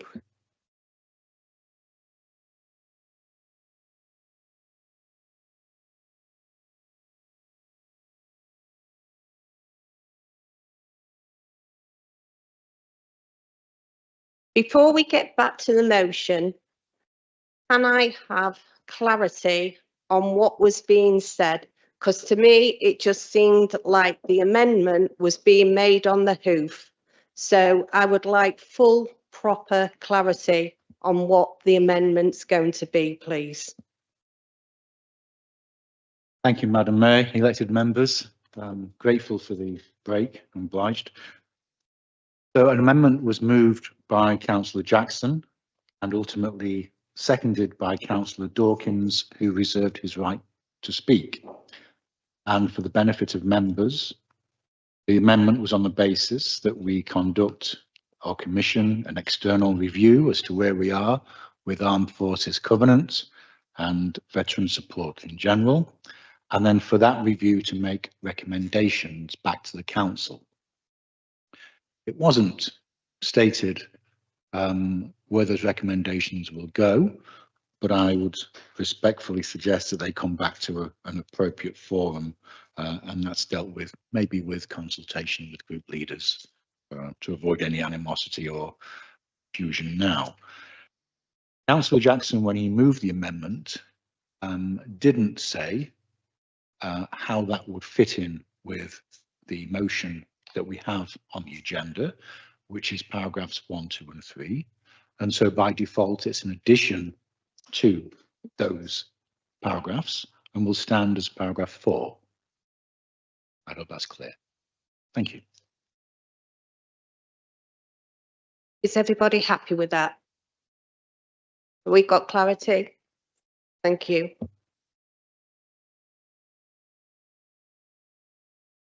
Because on the amendment, I have on my list Councillor Morland. Thank you, Madam Mayor. No, I was actually seeking clarification of the wordage of the wording of the what is now going to be paragraph 4, because being not one of the brighter members of this establishment, I'm finding it hard to follow exactly what the wording is for item 4. And therefore, I would seek clarification on that, please, before it can actually go forward as item 4. Thank you very much, Madam Mayor. Thank you. Councillor Mill. Thank you, Madam Mayor. When I looked at the agenda earlier on today, I looked at the notices of motion, thought they're pretty 3 simple motions. I think we won't have any problem with those. How wrong I was. I would just like to say to the veterans who are watching this, I would like to apologise. If you conducted your military operations in the same way that we operated debates in this chamber, this country would be in a lot more trouble than it is at the moment. Thank you for your service. I rise to support the motion. I would just like to say that in preparing for this, I looked on the North East Lincolnshire Council website, and I searched on veterans and armed forces, and it came to a section which was quite useful. It had some links to government websites, etc. It had a reference to the armed forces major events team, and it also had reference to an annual report and an action plan. I went in and looked at the annual report. The annual report was from 2022-23. It referred to an action plan that was being developed for 2023 to 28. And the report stated that the action plan would be attached once it was agreed. And there was no action plan agreed because it wasn't attached. So we need some resource to sort of follow up things like this, because, you know, the action plan was missing, you know, and no one's picked it up. So we do need some extra resource, certainly, and the veterans deserve extra resource. So, you know, whilst I rise to support the amendment, I rise to support extra support for the veterans. Thank you, Madam Mayor. Councillor Wilson. Thank you, Madam Mayor. I'll rise to support the amendment as stated by the monitoring officer as section 4. I think in anything you do need to review things, and whilst at the same time we'll have a single point of contact, we can get the work done quickly, and then we can review it and improve on what we've started. So I think it's a good amendment to actually to do that, and it says that we don't only want to stand still, we want to move forward, but then we want to move forward again. So I'm quite happy to support the motion, the amendment. I apologise. Going forward. Thank you, Madam Mayor. Do we have any more speakers on the amendment? Councillor Freeston. Thank you, Madam Mayor. Can I just ask the experts in the room which way they'd like me to vote? Would you like me to support this amendment or not? Nod of the head. Okay, thank you. I got my answer. Councillor Parkinson. Thank you, Madam Mayor. Speaking to the veterans out there, there was a bit of revelation, I thought. Apparently, and the officers confirm this or not, that 3 weeks ago in Parliament, I said the law or the rules have been changed, and we will have to employ a armed force officer by the end of the year. So there seems little point, or no point whatsoever, in supporting this amendment if it's going to incur a lot of cost and time. By the time you've conducted this expensive survey, then we'll have to employ one anyway. So there really seems, I really cannot support the amendment in that case. It seems rather pointless now. But do any of the officers have confirmation of that? The veterans seem, I'm sure they follow it very closely.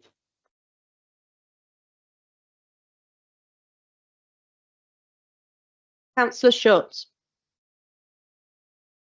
Madam Mayor, want what's best for the veterans. And if we have to concede to an independent review to make it better, this might take longer. But as we've heard from an astute member over there, that possibly it'll be enforced upon us anyway. But why would it want to be forced upon us? Why wouldn't want to do it voluntarily? So I support the amendment. Thank you. Councillor Clough. Thank you, Madam Mayor. Reluctantly, because it's taken so long, I will support the amendment. We did make it clear. I think Councillor Farron advised that the law that had changed, and what we were saying were, could we be ahead of the game? Could we not look like we're going down a road because we've had our arm twisted? Can we look and say there was a gap here and we wanted to, you know, it's a shame that it's come to that, but we do want what's best for the veterans. And it feels like that a lot of people in here, and this doesn't mean they don't support for veterans, we have never said that, but it feels like they are resisting the motion really strongly, which is a shame. When we spoke about it as a group on numerous occasions, we genuinely thought who would have a problem with it, but there we go. Thank you. Do we have any more speakers?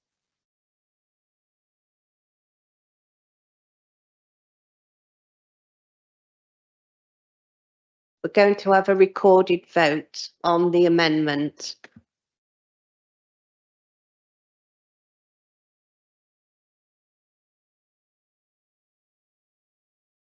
Okay, so recorded vote on the amendment. Councillor Aisthorpe, For. Councillor Augusta, For.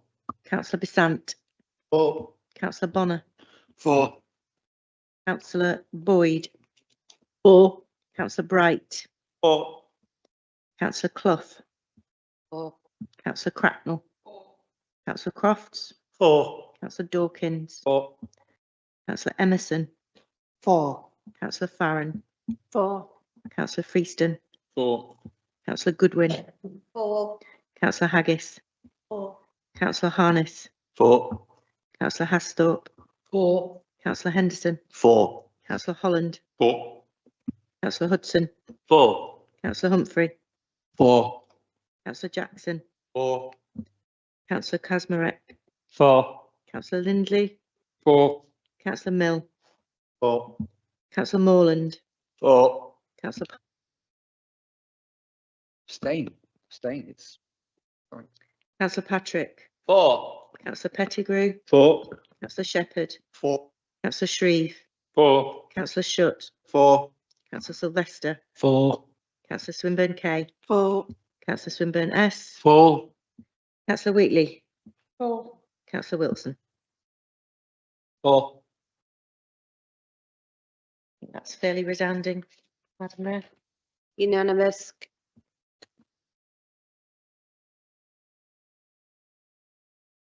Item 13. Oh,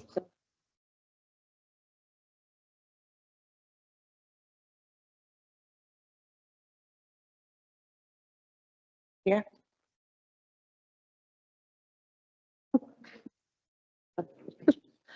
Right, now we're going back to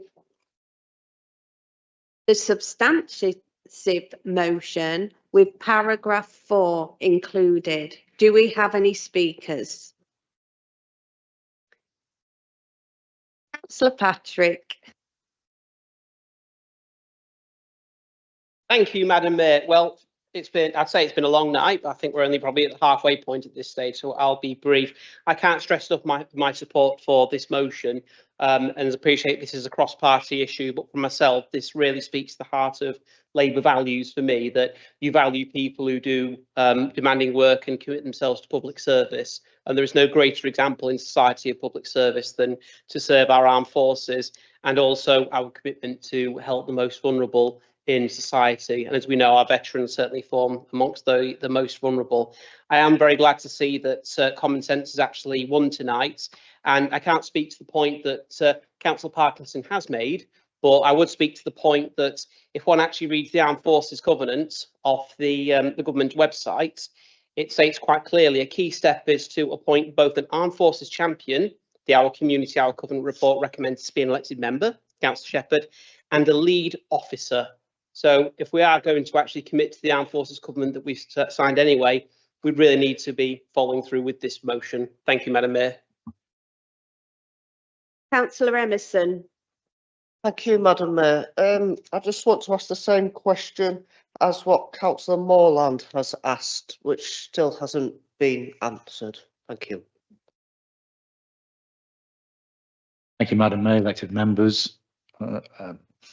You voted on an amendment, councillor, to add paragraph 4 to the motion as laid out on the agenda. And the amendment you voted for was that an external review is commissioned to look at the area of veterans and armed forces support generally and report back to an appropriate forum in consultation with group leaders. That's the amendment that as you voted for and which has been passed. And we're now dealing with the substantive motion as amended. Councillor Jackson. Yeah, I just wanted to. Madam Mayor, are we sure, could you just clarify whether these speakers have already spoken on the substantive motion before the break was held, or is the rules different now that we've made an amendment to that? Because I'm pretty sure a lot of these speakers have spoken. No, they're not. These are new speakers on the amendment, on the substantive.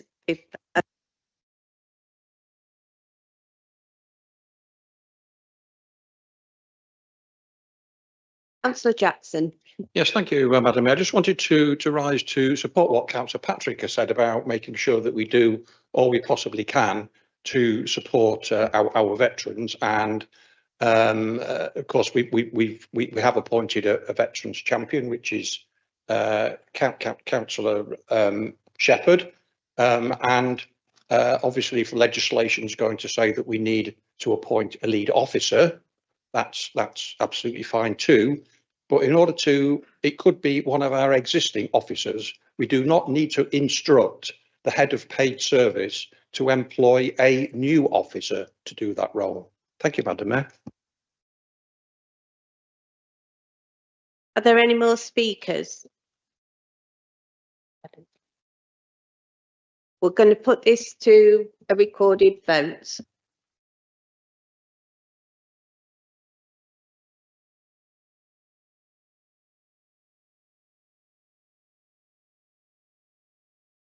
Okay, for the last time, we are now taking a recorded vote on the substantive motion. Okay, all those in favour say for, all those against say against. Anybody wants to abstain, say abstain. So, Councillor Aisthorpe. For. Councillor Augusta. For. Councillor Besant. For. Councillor Bonner. For.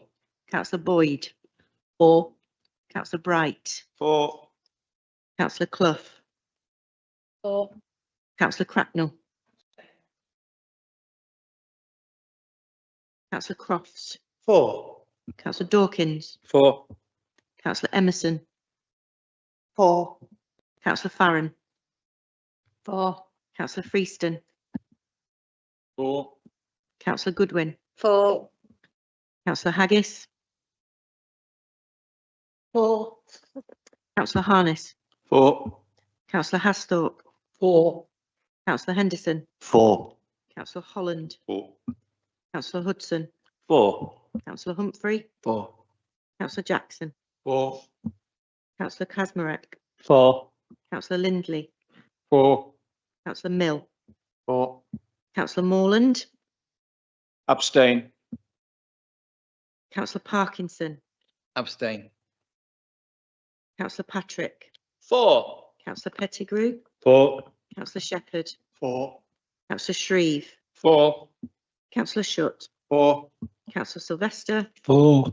Councillor Swinburne K. For. Councillor Swinburne S. For. Councillor Wheatley. For. Councillor Wilson. For. I'd say that was fairly resounding. Unanimous. Oh, sorry, it wasn't unanimous. Carried.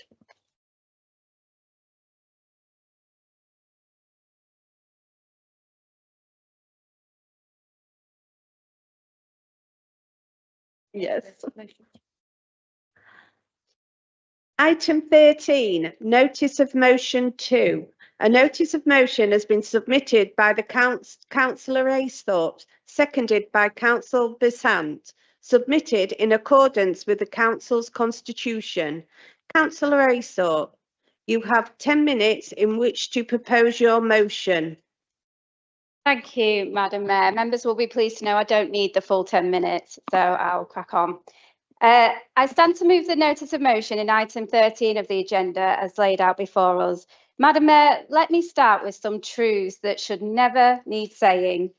A mum with a pram shouldn't have to push her child into traffic because a car is blocking the footpath. A resident with sight loss shouldn't have to feel their way around wing mirrors just to walk down their own street. An elderly resident with a walking frame shouldn't have to step off the curb into the road just to get past a parked car. And a mobility scooter or a wheelchair user shouldn't be shouted at simply for trying to get by a car that shouldn't be there in the first place. These are not rare cases. They're not exaggerations. They're some of the real cases raised by residents across our borough, and they're happening every single day. And what they're asking for is heartbreakingly simple. We just want to get around safely. That's not a luxury. That's not too much to ask. It should be the absolute minimum any council helps to deliver. But right now, in most of North East Lincolnshire, the council cannot act effectively because the legal powers are not in place. Only 4 of 15 wards are covered by the traffic regulation orders that give enforcement officers the authority to deal with pavement parking. Everywhere else, Madam Mayor, officers are effectively powerless. And that's not fair. Your safety shouldn't depend on your postcode. That's why the Liberal Democrats have brought this forward, this motion, calling for a borough-wide expansion of traffic regulation orders in consultation with the local community, so enforcement can be fair, consistent and available in every ward.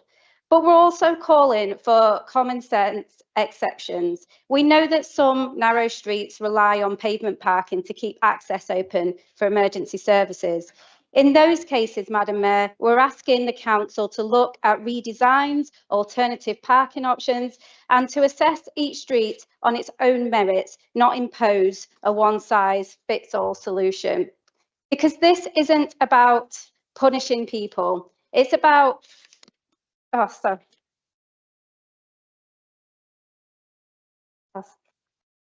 sorry, Madam Mayor. Oh, I've lost some of my, it's a late night, isn't it? It's been a long night. But fair enforcement, enforcement powers are only part of the solution. Residents do the right thing who try to report dangerous parking are often met with barriers in both places, on the pavement and online. So the council's reporting system has become part of that problem too. It's hard to navigate the pavement parking buried under generic categories, and the system offering little reassurance that anything will actually be done. Even council officers admit that the council online reporting system can't track these complaints properly without trawling through them manually, wasting time and resources. That's why our motion doesn't just call for expanded powers, it's also calling for a revaluation of the reporting system. We need a clear category for pavement parking, guidance on how to submit evidence, and crucially, a commitment to follow up.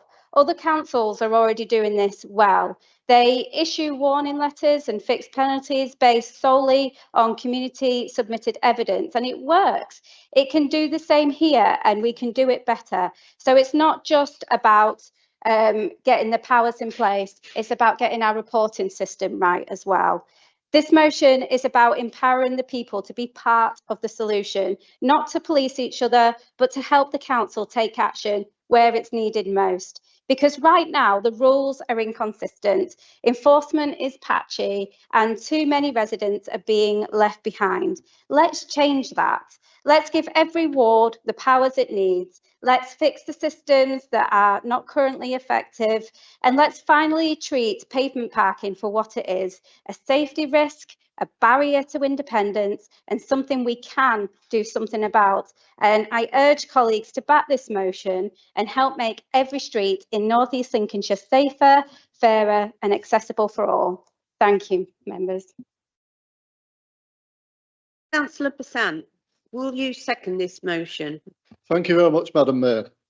And thank you very much for Councillor Acefort for bringing this forward. To be honest, I welcome this. Every single week, I take my wife out for a meal. I'm faced with barriers. I'm faced with barriers all the time. Go down Ladysmith Road when I'm going up to Top Town. Cars parked on the footpath. And this is no word of a lie. Trying to get the Carol's wheelchair through there, I've got an inch either side. An inch either side getting past that car. Dare I go there and scratch them? No. I have to take Carol out into the centre of the road, basically, and it's wrong. It's wrong. It's dangerous. Nobody should have to put up with that. And I'm not just quoting Carol. I'm not. I'm quoting every single resident who comes to us, because we're faced with it every single week on our ward surgery we are. What compounds it a little bit more with Carol, having dementia. Imagine that, being so confused or whatever. It's chaos, our roads. Well, the roads are chaos at times. That's the reason why I stopped cycling. I thought the footpaths would be a lot safer, but they're not. They're dangerous with e-scooters, you name it, whatever. They're horrific. Take Pastor Street. I go down Pastor Street, I have to go in the centre of the road just because of a great big wheelie bin there. It leaves me about that much pavement to get past. I hope this is the first step that we're going to improve a lot for people with disabilities, in the fact that we're going to do something about the parking, but we also need to be doing something about other issues. I go across Convermore Road down at Pastor Street. We've got about 4 drop-down curbs, and this is no word of a lie. One of those drop-down curbs doesn't go down to the ground. It's about 1.5 inches. So I reported it through to highways. We can't do anything about it. But when you're pushing somebody with a wheelchair and you hit that drop-down curb, it's dangerous. There's no end of occasions. I unfortunately nearly tipped Carol out of a wheelchair. So just imagine what it's like. If you haven't done it, I suggest you all go out there and push somebody in a wheelchair, because it's dangerous, our footpaths. They're totally dangerous. The other fact about it, take Eleanor Street, Convermore Road, whatever, where people park the lorries on our footpaths. They park the lorries on our footpaths. They block the road. How much damage are those lorries doing to our footpath? They're making them dangerous. They're making them dangerous as well. Something needs doing. It does. Come and sit on our ward surgery and see the amount of residents what come to us. And I should say, you're all getting the same issues. We need to act on this, and I don't know why we didn't act earlier. But thank you very much, Madam Mayor. I fully support this. Thank you. An amendment has been submitted on notice. Councillor Wilson, will you please move the amendment? Rise and move the amendment as laid out, and I'll wait for the officers to deal with it and that.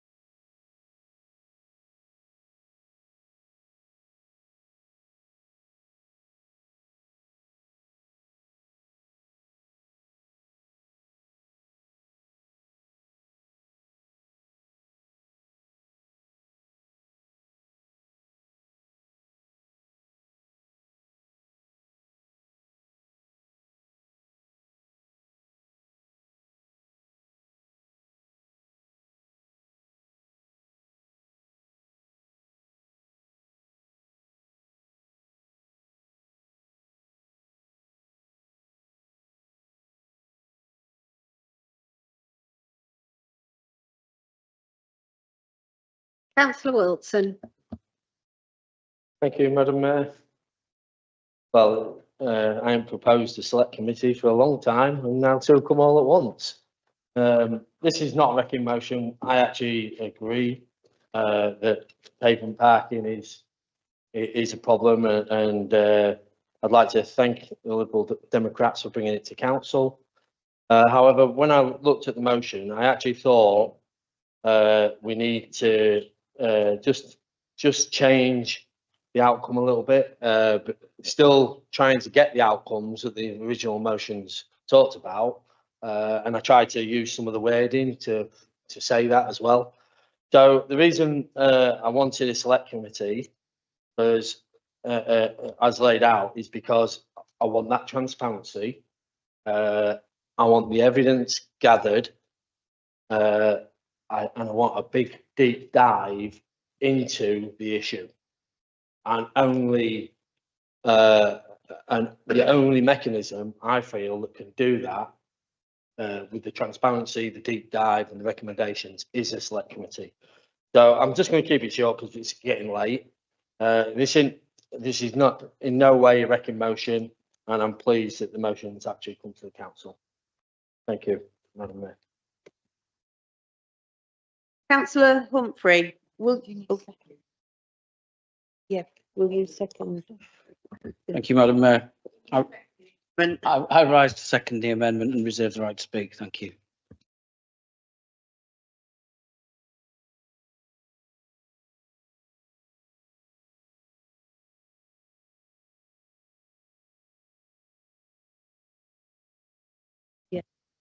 Councillor Bonner. Thank you, Madam Mayor. I'm in full agreement with both the original motion and the amendment. However, I feel that it misses out on a valuable opportunity to resolve some other problems on footpaths as well. Cars aren't the only obstruction. We get lots of overhanging hedges. We get overhanging trees. We get street furniture that's not in the correct place. When the time is appropriate, I would like to try and amend to include some of those items so that we can deal with them all in one go. Councillor Swinburne. Thank you, Madam Mayor. I indicated to speak before the amendment was announced. It was just on the substantive motion. Councillor Aythorpe. Thank you. Oh. Sorry, Councillor Aythorpe, are you exercising your right of reply, which you'll get after the amendment's debated? Thank you. Councillor Jackson. Yes, thank you, Madam Mayor. I have some sympathy with the amendment, but the problem with it is it doesn't actually specifically come out against the principle of parking on footpaths, which is the key issue. Nowhere in there do I see anything about measures to stop vehicles parking on footpaths. I'm in a fortunate position in my ward in Waltham, where we actually already have traffic regulation orders in place to be able to prevent vehicles parking on grass verges and footways. It was originally brought in really to try and protect grass verges, which we don't have as many of those in the town centre, of course, but it also covers footpaths and stops people parking on footpaths. And that is, we know that is a problem across the whole of the borough. Now we know there won't be, we know there'll be some streets that are so narrow that you can't avoid parking on footpaths, maybe on one side, and we've got streets like that in Waltham which have actually been taken out of the traffic regulation order, and on one side of the street they're allowed to park on the footpath, and that will probably apply more widely in town centre areas, particularly in terraced housing areas, I would imagine. But the problem I have, as I say, with this amendment is that there's nowhere is it actually signalling that we want to stop parking on footpaths, and therefore I don't feel I can support the amendment, Madam Mayor. Councillor Basant. Thank you very much, Madam Mayor. Generally, I'm in favour of select committees, generally, but not in this case. As I said, the situation is dire. We want to be moving on quickly on this. How long is it before we're going to get a select committee set up? Maybe a couple of months. We've already got a review taking place. We've also already got another select committee. So it's going to hold it back. Something needs happening now. It does, in my opinion, members. So that's the reason why, and it's not a wrecking one. It's not a wrecking one, but on some points it is. It's slowing the process down. People are really struggling. So I suggest we move forward with the original notice motion. Councillor Dawkins. Thank you, Madam Mayor. I fully support Nicola Aisthorpe's motion. Absolutely, 110%. It should be on every ward in the borough. And I'm going to struggle to support the amendment because it's going to slow things down. It needs to be simple, this. And the simple thing is, we just have a blanket ban on parking on curbs anywhere within the borough, subject to certain streets that obviously can't take it. I've spoke at length regards this with the parking department, which is quite handy when you've got half of it at home, and they fully support this. They've been crying out for it for a long time. Obviously, to go alongside this, we need better enforcement because it only works well if there's enforcement.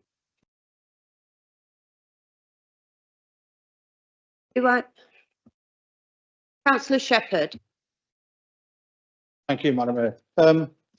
Yeah, it's not often that you'll find me agreeing with Councillor Wilson, but I can see the merits in this, Councillor Wilson. There are a couple of things that concern me, Madam Mayor. Looking at this notice of motion across the whole borough, we have 11.5 enforcement officers and 4 WISE officers. I've just renewed the contract with WISE for a further 12 months. If we were to take this on board, we're talking about doubling the number of enforcement officers at the very least, whether we take the substantive motion or the amendment.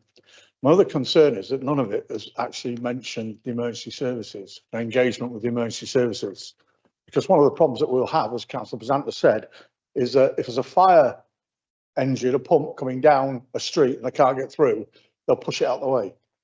But I think that the police quite often sometimes discharge their responsibility on parking issues and default it back to the council. And I think that the police really need to be engaged with here as part of this to ensure that we have their view on some of the parking issues, which are slightly different in different areas of the borough. As an example, we know that quite often the rural policing teams do get involved in some of the parking issues in the evening out in some of the villages like Stallingborough. But I also know that quite often in areas like Freeman Street, they don't. So I think it would be good as part of this, whether it's on the substantive motion or the amendment, that we include the emergency services, fire, police, ambulance, and I think we also need to give some thought to how we're going to lay this out, because we won't, if we vote to do it across the whole borough, we will not have enough civil enforcement officers to carry it out, Madam Mayor. Thank you. Councillor Patrick. Thank you indeed, Madam Mayor. This is an issue I'm quite familiar with, both as, well, 3 ways: as a resident, as a ward councillor, but also from my brief time as the pot holder for transport, amongst other things. And one of the first things that did come across my desk was the blanket ban on verge parking in Immingham and some of the villages within our borough, and how, although it was done with the very best of intentions, it was creating all sorts of issues, as rightly been alluded to tonight, with emergency services, residents. You had a bit of neighbour against neighbour, and there was a real push to actually come back and actually do a further review of some of those TROs and actually start to break it down and make it more nuanced, because some residents wanted one thing, some of the residents wanted another thing, ward councillors wanted different things, parish councillors wanted different things, and even the highways engineers were actually recommending different things. So this is actually an incredibly complex issue, and I agree with the motion entirely. I think it's got the right intention, although some issues in the borough, you know, you can't just, you know, snap your fingers and give a cheeky wink and that solves it immediately. It's got to be far more nuanced. And with regards to TROs as well, for those, and I'm sure the portfolio knows that TROs aren't, you can't order a box of 50 TROs from Amazon on Prime and expect it to arrive at your house the next day. It's an incredibly complicated issue getting a TRO one at a time, competing demands. And with the end of the Equans contract and bringing all this back in house, I would imagine that's an even more complicated process while we actually find our feet with the issue. But I would also add to as well to Councillor Shepherd's story about emergency vehicles is absolutely right. Was that in our own ward in Heneage, we had a bit of an issue with some cars parked in spaces of public land that they probably shouldn't have been. And we were actually looking at what can be done about that, and absolutely not naming any locations whatsoever or clues. But when we spoke to some of the residents involved who perhaps were parking their cars, which in not an ideal place, the conversation with that resident started with, well, you see, I've got a disabled son. And all of a sudden, the context around what we were doing in that case fundamentally changed at that point to understand the details and the nuance. And like I say, whilst this is in the right place and we want to take ultimately action now, you're not going to get action now because obviously TROs are a very long-winded process that has to be done in any case. We've seen the detail, we've seen the nuance, and if we don't get this right, we could end up putting neighbour against neighbour. And like what happened with the TROs some 5 years ago, we could actually end up in a worse. Point of order, Madam Mayor. Is Councillor Patrick speaking on the amendment or the motion itself? But it sounds as if he's speaking on the motion, not the amendment. I'll assume that was a misplaced point of order, Madam Mayor.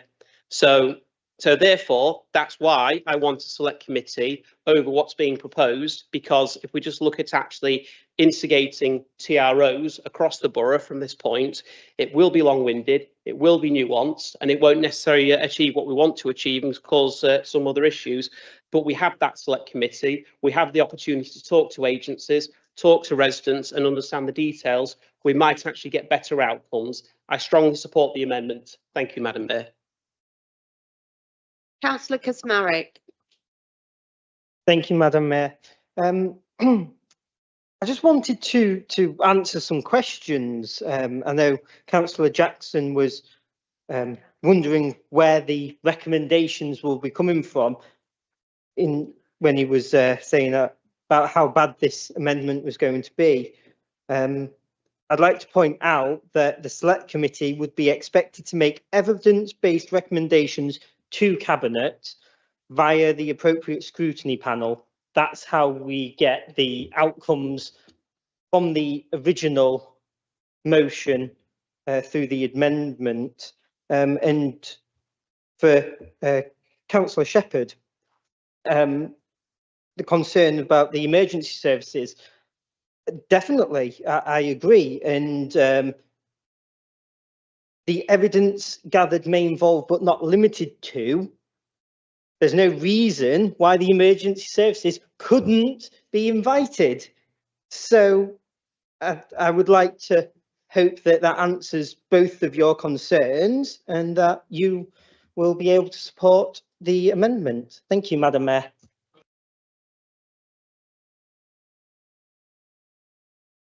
I've got 3 more speakers. Is there a seconder?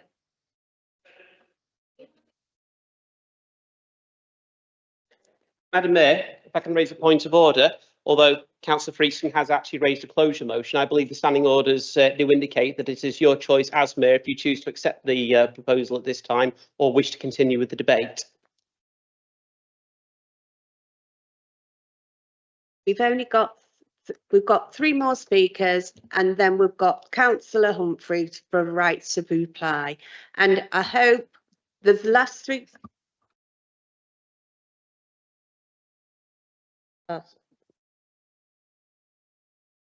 Oh, yeah. Councillor Humphreys could talk now. Even with a proposer and a seconder, that still doesn't count. as a closure motion. Yeah, thank you, Councillor Friesen, but Madam Mayor is just in the midst of stating that she has 3 more speakers on her list, and then we'll move to closure motion. So, I know, but what I'm asking is, does that trump my proposal, which Yes. now been seconded? Yeah, sorry. so I know it's getting late, councillors. Let's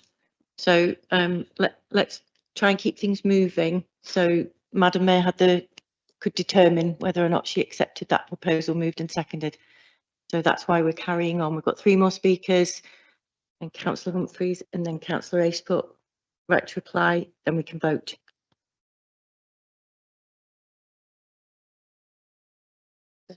Yeah, I know.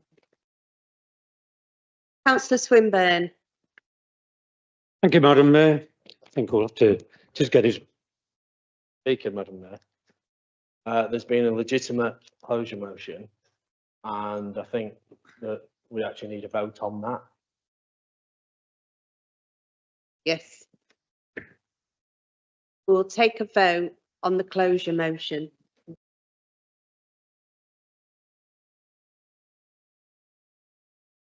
Yeah.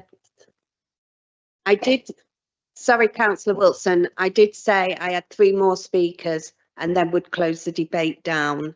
So we'll take the speakers that are down now and then we'll go for a vote. I'm chairing the meeting, Councillor Freeston. Thank you. Point of clarification, Madam Mayor, are we having the 3 more speakers on the amendment and then the vote? Because obviously I would be waiting to speak on the substantive motion. I don't want to be told then, oh, well, we haven't got any speakers for the substantive motion. So I just wanted to clarify the position with that. Thank you. I've got 3 more speakers, but I've also got Councillor Humphreys because I thought he was the last person to speak. So I've missed him off every time. I'm sorry, Councillor Humphreys, you will be after Councillor Swinburne. Thank you. Councillor Swinburne. Thank you, Madam Mayor. I rise to oppose this amendment because if we look at it in detail, the 5 points that Councillor Wilson is recommending there, I don't agree with the select committee. I mean, select committees just hold up the whole process. And if we want this to go through, for something to be done, then it's not a select committee idea. If we look at what he's expecting here on number 1, highway engineers for measures to help residents address the problem in a fair and equitable way. Well, that's covered in item 2 of the original motion. And if you look at also access and disability groups to understand their issues of both parking and being obstructed, that's covered under item 3. The portal system, the meaningful adjustments can be made to the reporting system. That's covered under item 4 of the motion. And number 4, reach out to other local authorities for any best practice solutions. Well, that can be done under item 7 when it goes back to scrutiny. So really just duplicating on the issues that's in the substantive motion. So I oppose the amendment, Madam Mayor. Councillor Point of Humphreys. personal explanation. Councillor Swinburne quite rightly pointed out that duplication, and in my speech I actually pointed it out as well, that it's not a wrecking motion, and I put that into the amendment to make it clear that we'd be looking at all the issues that was put onto the original motion. So that I made that clear in my small speech, that's what I did. So unfortunately, I've had to explain that again for members to understand. Thank you, Councillor Wilson. Councillor Humphreys. Thank you, Madam Mayor. Reason that I've chosen to second this amendment is because I had mixed views on the initial motion. I was pleased to see members coming forward with highways related issues, something that I've got a passion for, and particularly when Councillor Bizant mentioned disability issues, that's something close to my heart. Going back many years, I actually built a ramp in the Freshney ward, not personally, but with that Operation Lifestyle project. So community, disability access, big issues. I got a little confused as I went into the depth of the motion. And this is why myself and Councillor Wilson put this amendment forward. When you first look at it, it's a pavement parking motion, but it's also a verge parking motion, and then it's a footpath parking motion. And then Councillor Jackson referred to the verges in Waltham, and I was actually coincidentally an officer at that sort of time. And I remember those that verge parking, those orders came in, but it seems that this has got confused with, I think Councillor Dawkins, pardon me, referred to curbs. That's another factor here. We need to know what exactly it is we're discussing. And I think that we need to have the terminology right. And that's why this says this is a pavement parking select committee. That's what this amendment goes for. It says, basically it acknowledges the history that we've had some verge parking orders in Waltham, Humberston and other places. But I think it's an oversimplification to go, well, everywhere else needs that or something. It might need the equivalent, but I don't think it's going to happen overnight. And I think the select committee is the right way to do it. I think Councillor Shepherd's point about emergency vehicles, yes, but it's, as Councillor Kazmarek said, not limited to. I think this is an opportunity for us to put a select committee in, for us to identify the issues, consider them in more depth and come together with, to sort of finish off a motion that I felt was nearly there. Like I say, the first third of it was good, the middle bit was okay, but the last bit confused me a bit. There's some confusing bits about how you benefit clause 2. I'm not going to go through it in too much depth, but if you're forced onto pavements, it might be excluded, but there might be other measures. I don't know what those other measures are, and I think the select committee would advise on that, because it's almost inevitable that the people who attend the select committees, the engineers, other experts, emergency services, the police are mentioned in passing in this, they're likely to be heavily involved, I would expect. I think that the bonus of the select committee would be, it would be tied to the appropriate scrutiny panel, and that would be a great way forward for this. And like I say, it could give some clarity to what I'm sure is a well-intentioned motion, but I think it improves it. Thank you, Madam Mayor. Councillor Henderson. Exactly what Councillor Swinburne said. This is a massive problem for us in our ward. This is a really well-written motion. It has all kinds of words in it, like review and expand, identify and consult, that totally negate the need for this amendment, which I'm totally against. We should just crack on and get the problem solved and let officers go and figure out the detail. Councillor Shreve. Thank you, Madam Mayor. I find myself agreeing with much of what Councillor Patrick said, because I'm a veteran of the implementation of TROs in Humberston and New Waltham, where we had the advantage of 2 active parish councils who led on the process. It's very nuanced, it's very difficult, it takes a long time, and I really can't see the benefit of putting another select committee in to oversee that, because within this room, I think everybody accepts there's an issue to be dealt with. So given that we know we can do it, given that we know it's going to take a long time to do, we need to identify, as Councillor Henderson said, the officers who are going to lead on it and start the process in each ward, because it's not going to be quick, but it should be effective. Thank you. Councillor Aysort, you're right to reply. Thank you, Madam Mayor. I'd just like to start by addressing a few comments that have been said. So Councillor Wilson says that he's trying to get the same outcomes, and I can see that. The motion's pretty much exactly the same, but with different words, apart from one exception, which is the select committee, which is to delay the whole process. Councillor Patrick alluded to the fact that TROs are a long-winded process. So if TROs are long-winded and then we do a select committee as well, that's even further delay when people out there are suffering as we speak on a daily basis and are just asking to walk around safely. Councillor Wilson said the reason for his amendment is that he wants more evidence. Well, 4 out of 15 wards have TROs. What more evidence do you need about how this is unfair? We can act today. There was one more comment about a blanket ban. Well, the motion states that it's one size doesn't fit all. I've already said that in my speech. There's already exceptions for narrow streets in there. And finally, there was comments about including emergency services and highway engineers. Well, in item 1 of my motion, it talks about review and expand TROs in consultation with the local communities and ward councillors. Surely that includes emergency services. It's our community. Let's just get on and get it done. Thank you. In accordance with the Constitution, I will now take a recorded vote on the amendment.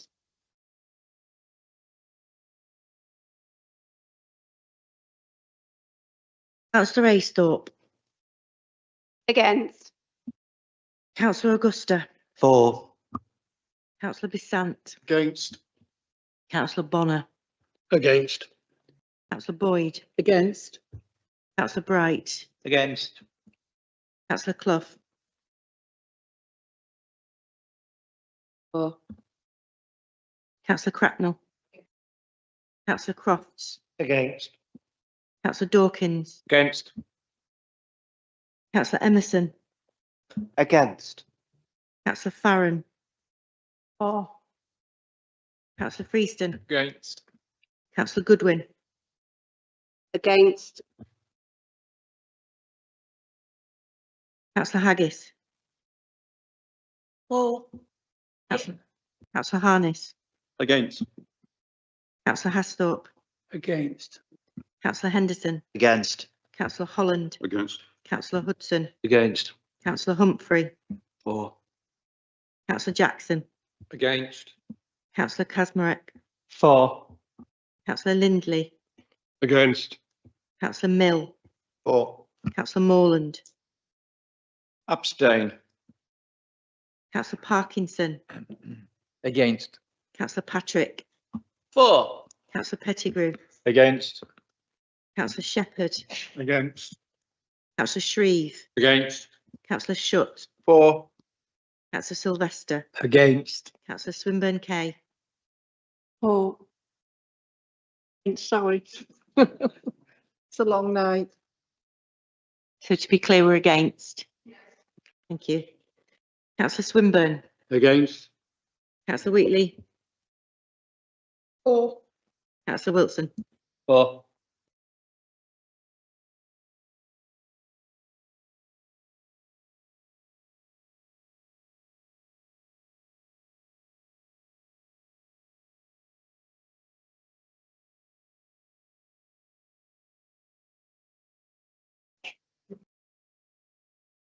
Thank you, Madam Mayor. Elected members, the result of the recorded vote for the amendment moved by Councillor Wilson and seconded by Councillor Humphrey. For 11, against 25, 1 abstention. The amendment falls and we now revert back to the substantive motion. Do I have any speakers on the substantive motion? Councillor Lindley. Thank you, Madam Mayor. I'm pleased with seeing sense there because on the amendment there was no mention of TROs, which I found strange. So on point one, I mean, I fully support this, and I think we've all seen firsthand the issues with it across the borough in terms of verge parking, and this is really going to be a tough nut to crack, but we don't sweep it under the carpet just because it's too difficult, too hard to do. But I think the real problem we've got is, and it's addressed in point one of the resolutions, review and expand TROs, and that is going to be that's the big issue because currently it's taking 40 weeks to get TROs through. I know myself and Councillor Shepherd had to be very persistent a couple of years ago when we wanted double yellow lines extending up Matthew Telford Park. And it took some doing, but we finally did it. And I think that's just one example. And I think if we start to see a big influx of areas where we need to see TROs expanding, it's going to overload the system. So there's a bit of work to do, but it does say review and expand TROs. So I'm very optimistic about that. So, but certainly support the motion because I think it's well overdue. And just because it's too difficult, let's not ignore it because I think it's not going to go away. Thank you, Madam Mayor. Councillor Swinburne. Thank you, Madam Mayor. I support this motion in principle, at least anyway. There's just a few concerns that I'd like to just raise for Councillor Aysthorpe, really. Obviously, the East Marsh is not unique in its own area. We have these problems all over the borough. Let alone we have them in Immingham as well. And it all goes back to obviously a lot of these terraced houses where when they were built They didn't have the roads in the practicality of where the houses were built for parking. But I say that in one of your thing, you put back to rescrutiny within 6 months, but that's not going to be practical, Madam Mayor, because obviously something like this is going to take a lot longer. And actually to implement this in its totality is going to take between 3 to 5 years. And that's a long time. But we must understand that this is not available, Madam Mayor, with the manpower that we've got now. Like Councillor Shepherd said, we've got 11.5 enforcement officers. You want to roll this out and do that over the whole areas that Councillor was saying is going to take maybe double or treble the amount of workforce that we've got now. And that's going to cost an enormous amount of money. To put this operation also into perspective, Madam Mayor, it would stop the work that's already taking place with the TRO now. I'm not trying to be negative about this notice of motion because I think it's good and it does need putting forward. But we have got these points to put down. And I'm surprised as well with Councillor Aisthorpe on this, Madam Mayor, because she's on the actual transportation plan meeting, and that is going to the working group again on this next Monday, talking about enforcement. So maybe it would have been better to have kept it to that group, really, the transformation plan group. But I am in support of the motion, Madam Mayor. And as far as Councillor Basanti is concerned, we do have a policy on drop curbs. And if he has got a problem with those, if you would like to contact me and I will take it up with the relevant officers. Thank you, Madam Mayor. Councillor Jackson. Yeah, thank you, Madam Mayor. I'll be very brief. I do support the notice of motion as it stands, but like Councillor Swinburne, I just think we need to manage expectations. This is going to be a long-term project. We've got to identify the appropriate roads, decide which ones we're going to include, which ones we aren't. Then we've actually got to get the resources to implement the TROs. And of course, then there's the issue around enforcement, how are we going to get the resources to be able to enforce? Because I mean, I know just in my ward there are problems with people still breaching these grass verge and footway parking regulations, and it's going to happen throughout the whole of the town. So I just think we need to have realistic time expectations, and where recommendation 7 asks the portfolio holder to report back to the scrutiny panel within 6 months. I suspect within 6 months, all in really by that stage is have some sort of a programme in place for how we're going to move forward with this over a period of years. Councillor Dawkins. Thank you, Madam Mayor. Keep this short and sweet. We've done 4 wards already. Officers know what they're doing. We don't need to involve every man and his dog. When they've done it before, let them get on with the job and implement it. Councillor Shepherd. Thank you, Madam Mayor. Yeah, fully agree with it. I think there's a couple of points I just want to raise. One is OpSnap that you should all be familiar with the police, where you take photographic evidence and submit it on OpSnap, and action will be taken. And if you're not familiar with it, if you want to see me afterwards, I'll show you how to do it. Just a couple of little points, Madam Mayor, regarding the TROs. It's right. I think one of the things that we've got to look at is working together on this, ward by ward, working through it ward by ward, looking at each ward and the merits that each ward deserves. That some of the wards don't have the same kind of problem as others. We understand that. And I think it's just going to be a lot of work.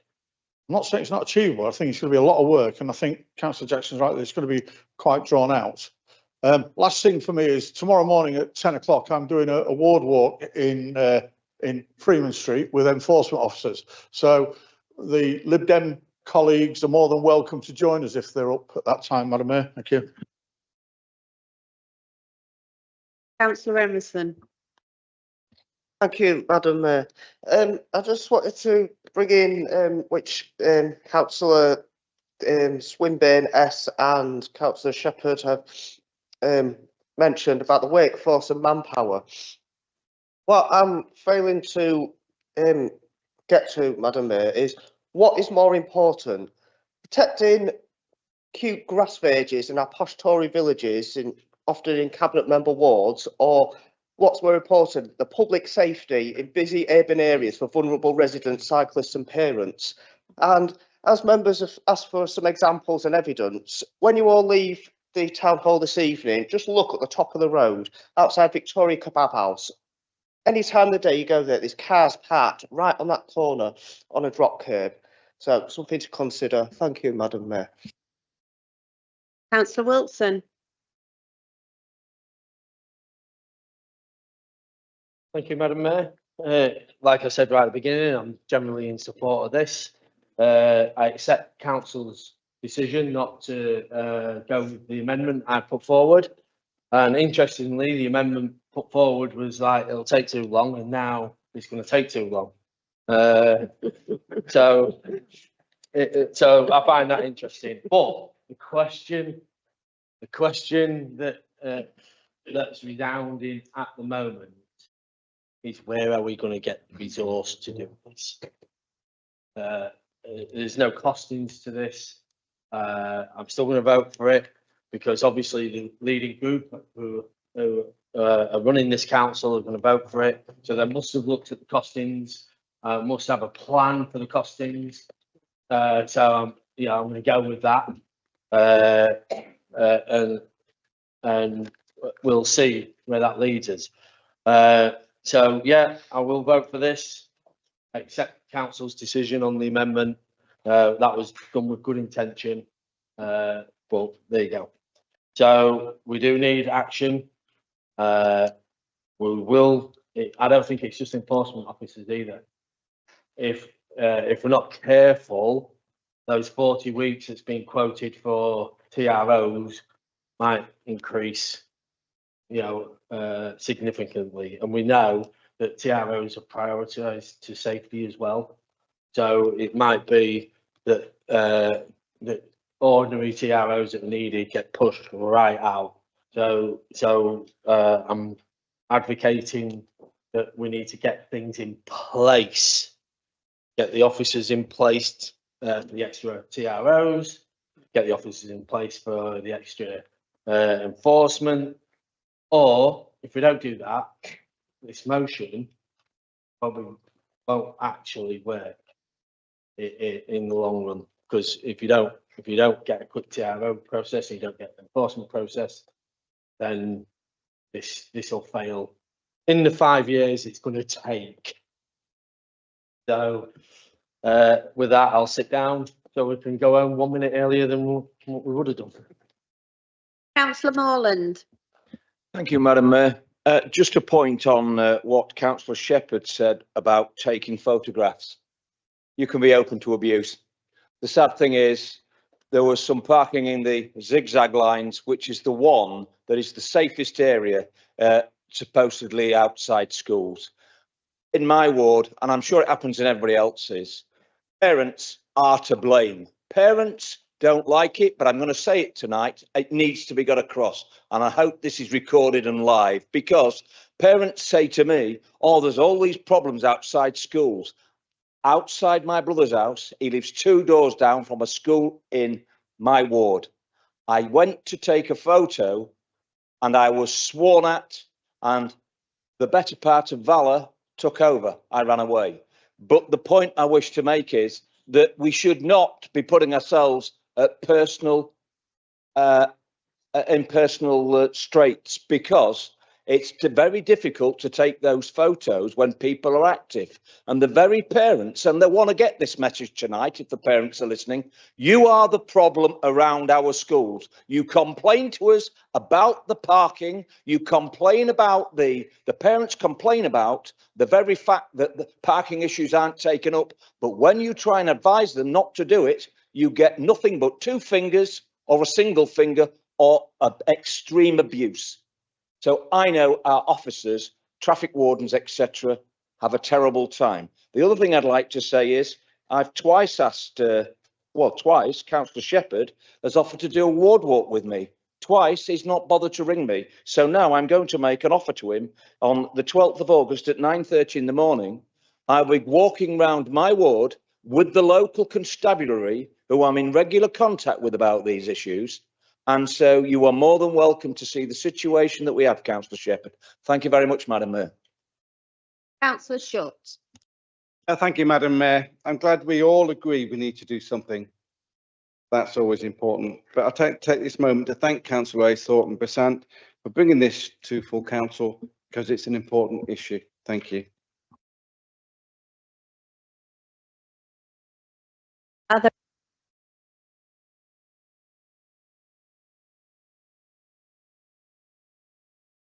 Oh, sorry, Councillor Arness. There was a H in it. But we'll forget about that for the time. Arness. Thank you. Yeah, thank you very much. I will support the notice of motion. I actually thought at one time government were talking about doing this throughout the country anyway. We do have the TRO and verge parking in Humberston and New Waltham. I think getting the exemptions right is exceptionally important.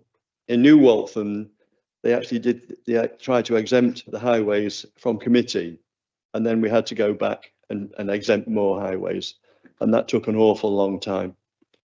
Humberston, to their credit, did it correctly. They actually went out and measured every highway in Humberston, and the TRO's been in place for quite a considerable time, and we haven't had any problems whatsoever. But getting the exemptions right is the important thing with this.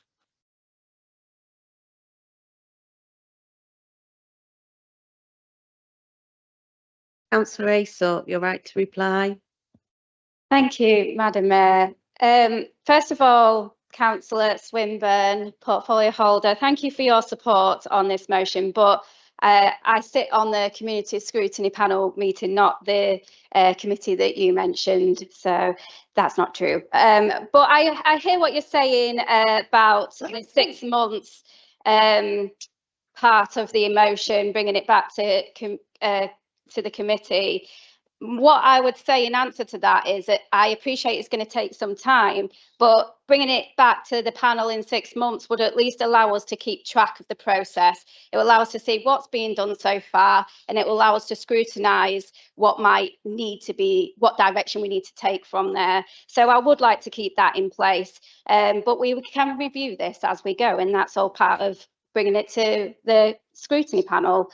Madam Mayor, this isn't about political point scoring, although I think some members might have missed that memo. It's about fixing something that's not working and putting in place a fairer, more consistent approach that gives both officers and residents the time to act.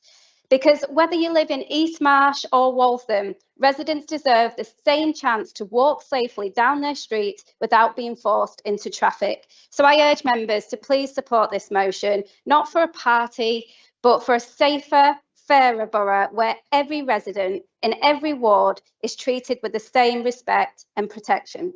Thank you. In accordance with the Constitution, I will now take a recorded vote on the substantive motion.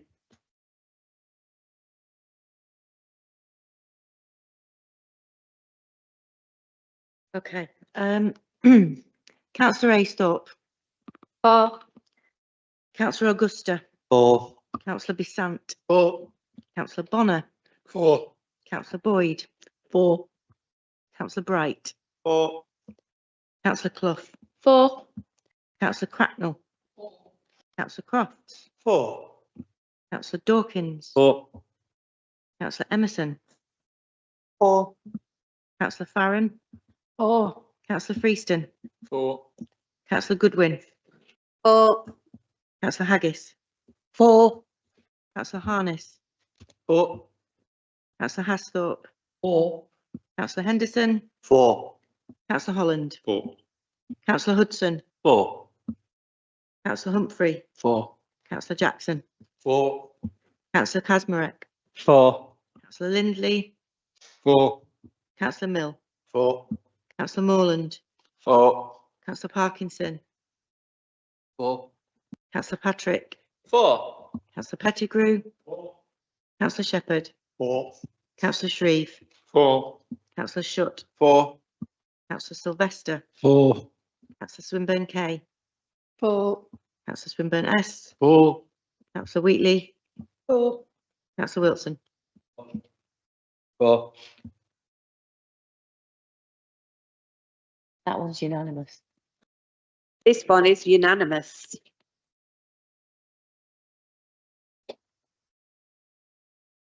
Item 14, notice of motion 3. A notice of motion has been submitted by Councillor Jackson, seconded by Councillor Shreve, submitted in accordance with the council's constitution. Councillor Jackson, you have 10 minutes in which to propose your motion. Thank you, Madam Mayor. I'm very conscious of time, so you can be assured that I won't take the full 10 minutes. I think the notice of motion, as it has set out, fairly clearly explains the situation. Basically, in North East Lincolnshire, we are now suffering from a government nationally imposed target figure for the number of houses that we are expected to build in a year. It's gone up from 208 dwellings to 618. I don't know what happened to local autonomy, Madam Mayor, but it's certainly not operational in this particular area. And as the notice of motion goes on to explain, when we go through and do the maths bit, this does mean that in effect we can only now demonstrate 3.6 years supply of housing land, because we've also had to include a 5% buffer in there as per the National Planning Policy Framework guidance.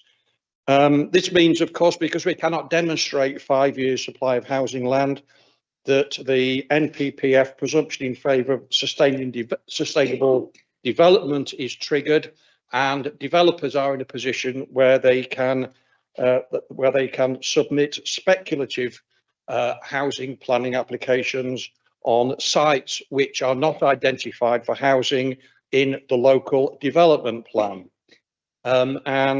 Several such speculative applications are already proceeding through the planning process in North East Lincolnshire. 2 of them are in my ward, 120 homes on a greenfield site, which is part of the buffer between Waltham and New Waltham, and 42 homes on close to the mini roundabout at the junction of Bradley Road, Waltham Road and Barnleby Road, again outside the local plan housing site allocation. Now, this is going to lead to all sorts of problems, and we saw these problems back pre-2018 when we didn't have a local plan in place at that particular time.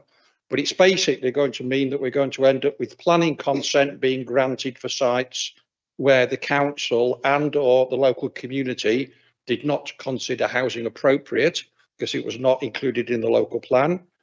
We're going to end up with speculative applications being concentrated on greenfield sites because they are quicker and easier to develop, and more often than not, the houses that are built go for a higher price. We are going to see unwanted development proceeding in locations where the highways and or the infrastructure are inadequate. And again, if we're going to see an increase in development around the western arc, southern western arc of North East Lincolnshire, that's going to be in villages like Waltham and New Waltham, which already have a struggling highways network and don't always have the other infrastructure requirements. And last but not least, Madam Mayor, it's likely it's going to reduce the likelihood of applications coming forward for town centre brownfield redevelopment sites. So this isn't just something which adversely affects the leafy suburbs, as Councillor Emerson would like to call them. It's actually going to affect inner town wards as well, where we're trying to get development on brownfield sites, because developers are preferably going to try and develop on greenfield sites for the reasons I've already explained. So we do need to still be ambitious, Madam Mayor, in terms of our housing developments to meet the expected demand as a result of job growth and economic growth. But 618 dwellings per year is too high. We were looking possibly of a figure between 400 and 450 a year in the revised local plan. That would be a more realistic figure and would tie in with what we've been able to deliver over the past 3 or 4 years on average. And therefore, I'm suggesting that we ought to be going back to government, asking them if we can talk to them about having a more locally applicable figure, which would enable us to remain ambitious, but also ensure we can deliver that housing and also enable us to maintain control of housing development by our local planning process, because we're in real danger of losing control of it at the moment. Now, I don't know whether the monitoring officer will step in. I'm sure if he thinks I'm doing the wrong thing here. I don't want to short circuit the system, but I do note that Councillor Holland has proposed an amendment which is basically similar to my initial proposal, but with some slight changes. I'm more than happy to accept that amendment tonight, if that will help us to move the debate forward more quickly. Thank you, Madam Mayor.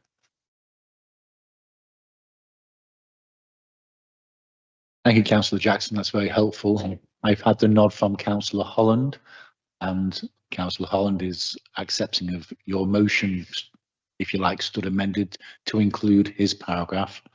And so if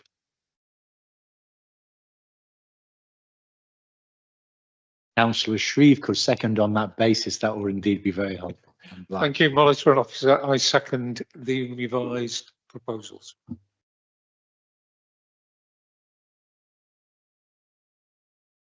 Do we have any speakers? Councillor Holland.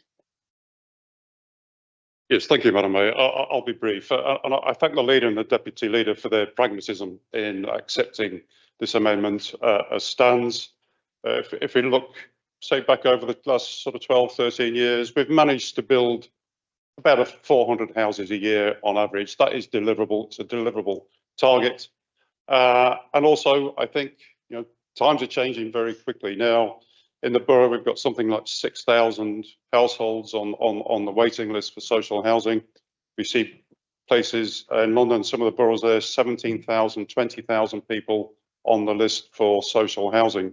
So we do know from housing and economic needs development paper that we do need to look at this. So including that and starting to think about that strategy now to sort of build social and affordable housing. We have a need for that in this borough. We want to ensure that young people in the borough have an opportunity for stable housing to start families and so on. So I think sort of just sort of redirecting our focus a little bit is good, and I hope it gets cross-party support, and that we can basically take this forward as a council.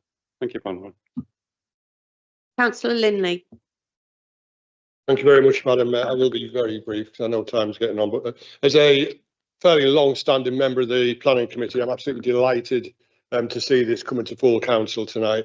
I think for so long now, we've seen applications that have not been in the local plan come into planning committees, and they've been quite rightly refused with legitimate grounds, only for the applicant to then take it to the inspectorate, who then uphold the appeal. And we really sort of got to try and put a stop to developers driving a coach and horses through our planning process. I think it frustrates.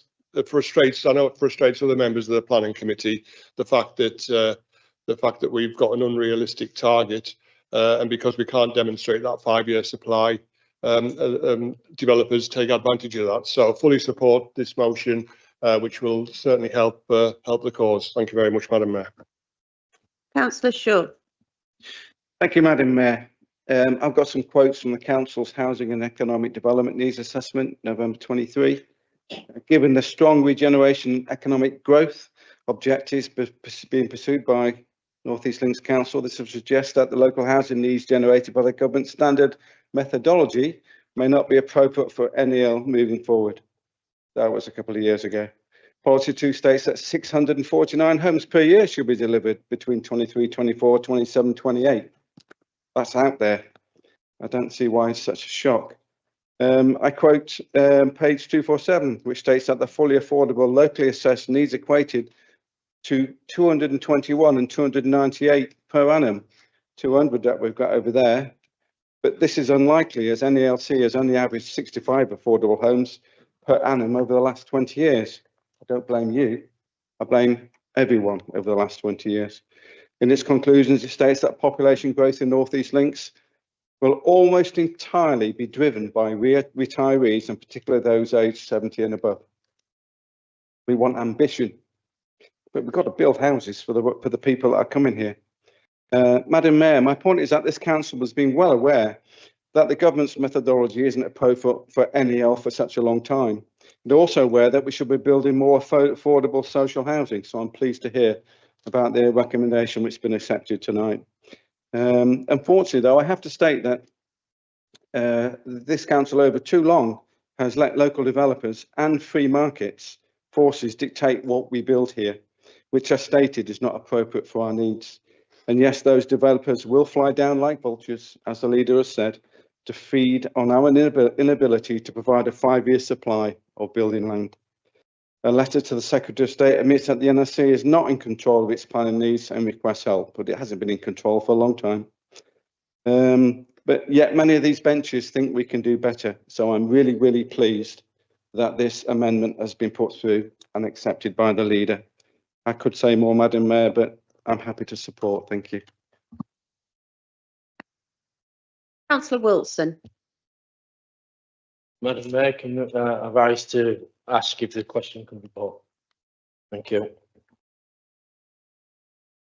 Second that.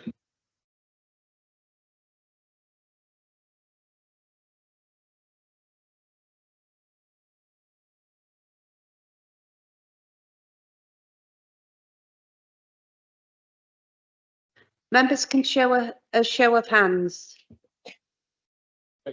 Straight to the vote.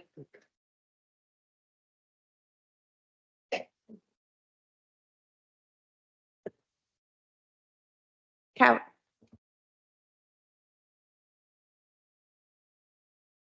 We will now have a recorded vote on this motion.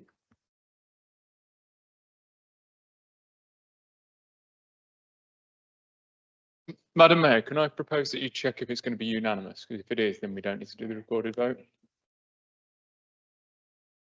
Good idea, Councillor Friesen. Is it going to be unanimous? Yes. Show of hands. Thank you, Councillor Friesen.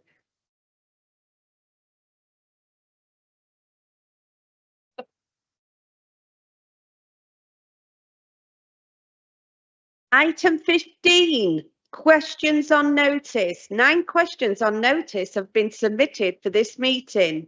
The expectation is that members ask questions as given on notice. The asking of any supplementary question is limited to 1 minute only and must arise directly off the original question or the reply.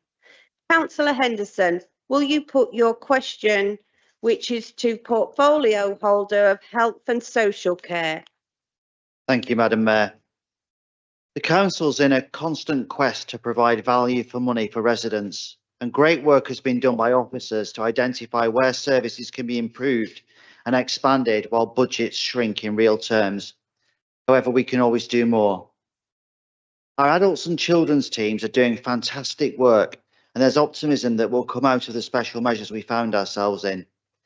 However, the cost of social care is escalating, and without a different strategy to manage costs, they will continue to rise as a proportion of our overall council budget. My question is, what is your strategy to reduce spending on social care as a proportion of the overall council budget in the next 5 years? Is it to raise more money, instigate cuts, transform services, or accept that the money available for other services will continue to erode? Thank you.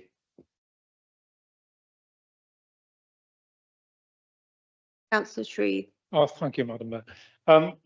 Councillor Henderson, thank you for your question. In responding, I would comment that, excuse me, my eyes just playing up.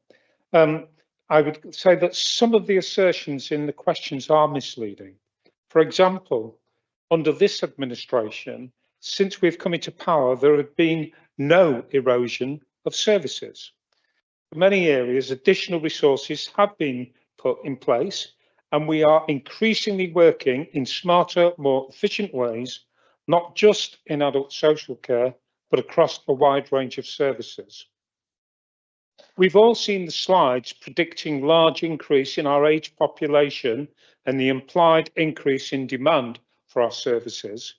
But first of all, Councillor Henderson, you are well aware that this is a national issue and that the government have committed through the Casey review to look at long-term reform of adult social care, and we await that with bated breath, along with the potential impact of the fair funding review. As far as North East Lincolnshire is concerned, I'm pleased to note that the adult social care budget has been pretty stable for the last 5 years, with very little variance from the budget despite demand continuing to grow. The steadily improving performance is due in part to our focus in supporting people to remain as independent as they can be in their own homes for as long as possible. We continue to undertake transformational activity to ensure that we minimise demand for long-term care and support. Some examples are changes to the front door of adult social care have seen an increase from 70 to 82% of people being signposted. Review of re-enablement at homes has resulted in a 16% increase in people using the service, a 3-day reduction in the time people spend in the service, and 86% of people require no further support, and that is still, and that where further report is required, a reduction of 11 hours of support per week. Neighbourhood health, due to our unique integration arrangements and the commitment of being a Marmot town, will also positively contribute to the demand for adult social care service. In closing, adult social care will remain the largest budget within the authority, and its share of the overall cake is unlikely to diminish significantly without a national resolution. Irrespective of this, we will continue our efforts in working more efficiently, always, and will always focus on the needs of our service users, or as they used to be called, patients. Thank you, Madam. Councillor Henderson, do you have a supplementary? Yes, please. So the social care budget will not increase as a proportion of spend in next year's budget. Is that what you're saying? Thank you. I don't actually have a crystal ball, but I think I stand by the answer I've already given. Thank you. Thank you, Councillor Shreve. Councillor Holland, please would you ask your question, which is to the portfolio holder for housing, infrastructure and transport. Thank you, Madam Mayor. Madam Mayor, subsequent to submitting this question last week, I've become privy to further information, and I would like to withdraw the question. Thank you, Councillor Holland.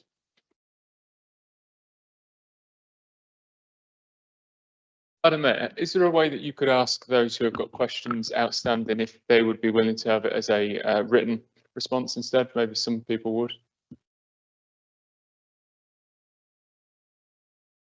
No, because I'd rather that all the council hear what questions are being asked and the answers.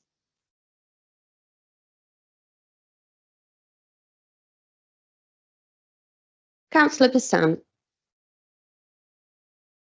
Thank you very much, Madam Mayor.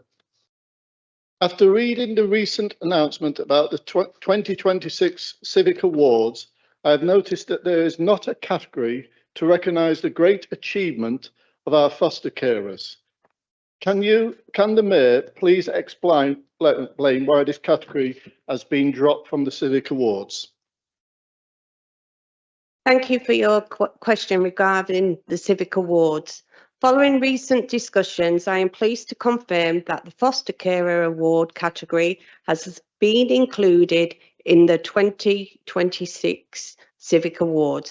This category was first introduced last year and will now continue alongside the other award categories that celebrate the invaluable contributions of our volunteers and third sector organisations. We recognise that comparing the work of foster carers can be challenging, and each provides a unique and deeply personal support to the children in their care. However, the Civic Awards offer one of several important opportunities to publicly acknowledge and celebrate the incredible dedication and impact of all foster carers in our borough. Thank you very much, Madam Mayor. I was really concerned, and I think this is the way forward, because well, I just want to make some comments to put the fact right. And Can we just supplementary with the time being what it is, Councillor Basant? Well, would you agree with me that this is now the right decision, considering it's one of our #1 priorities for young children, and particularly for foster carers? Yes.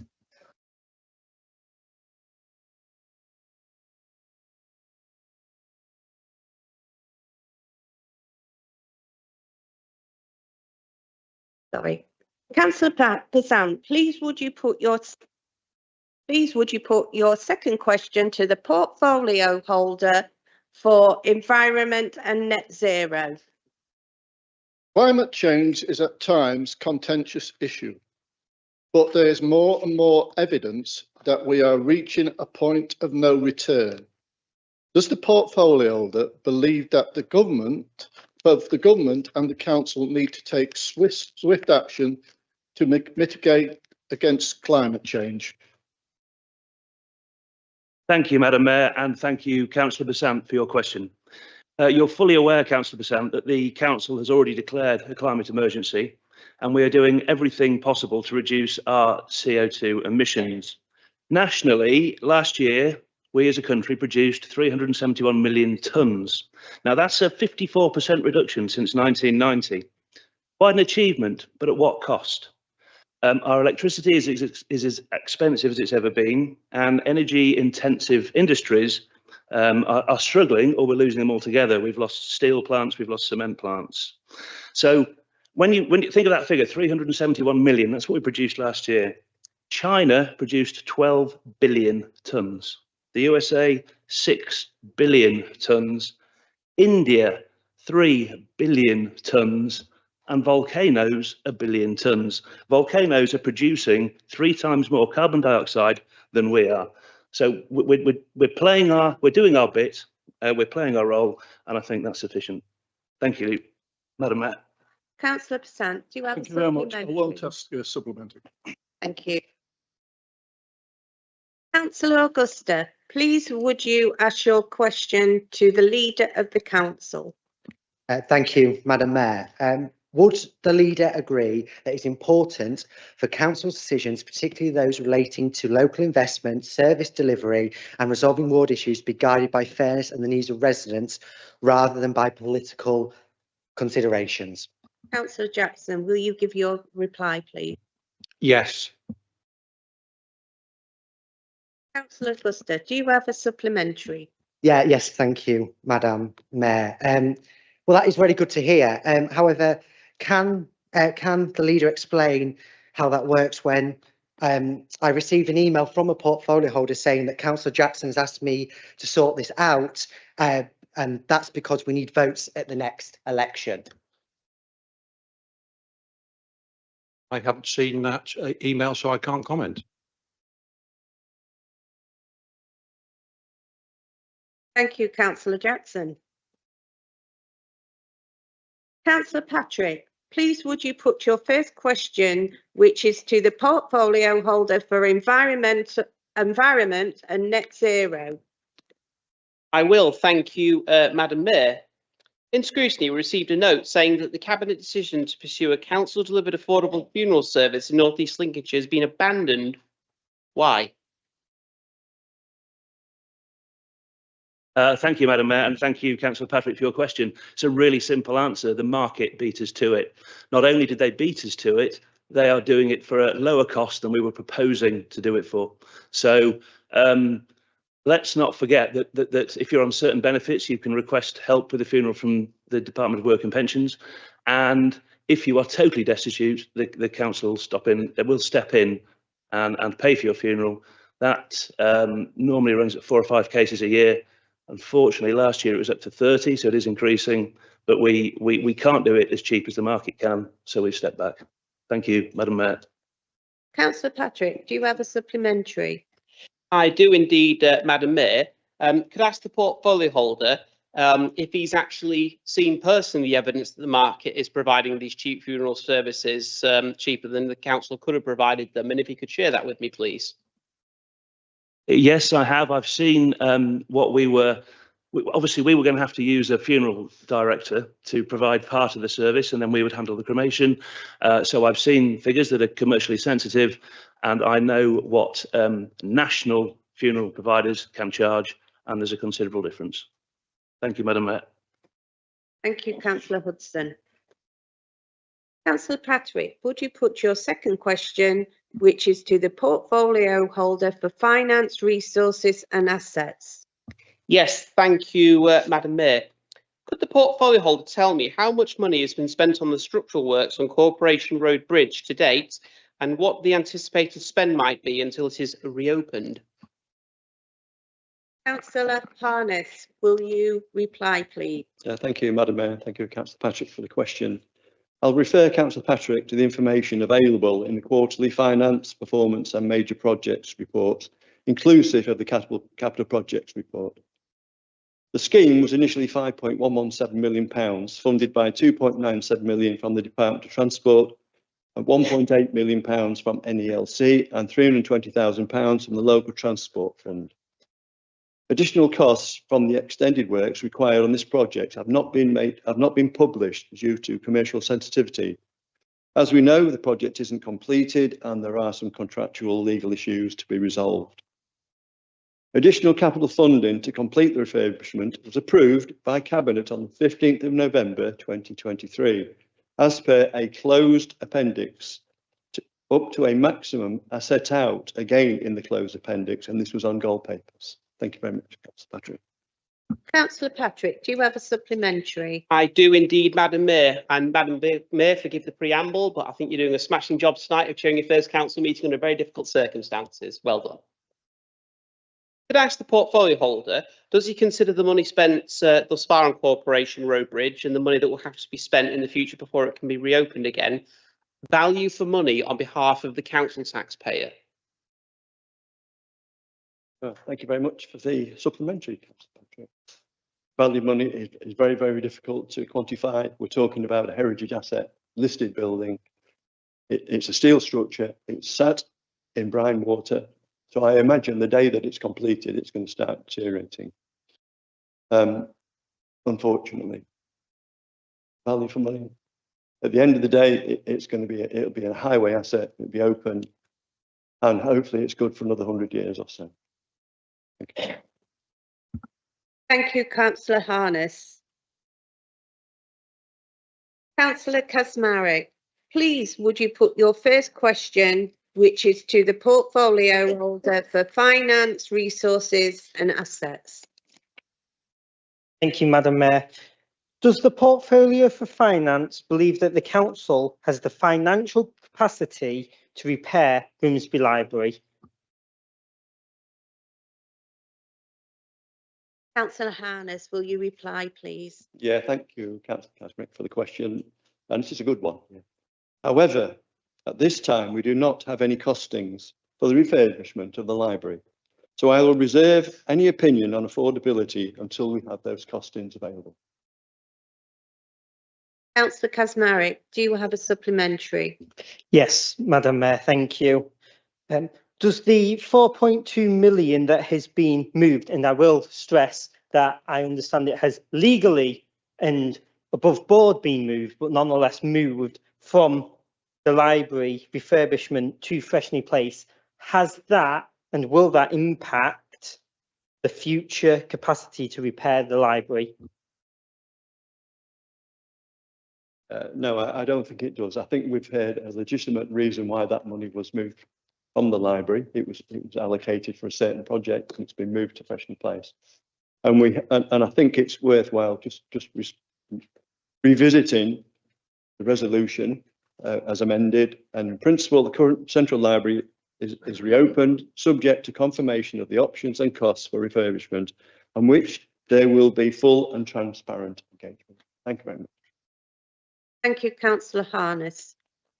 Councillor Kazmarek, please would you put your second question to the portfolio holder for safer, stronger communities?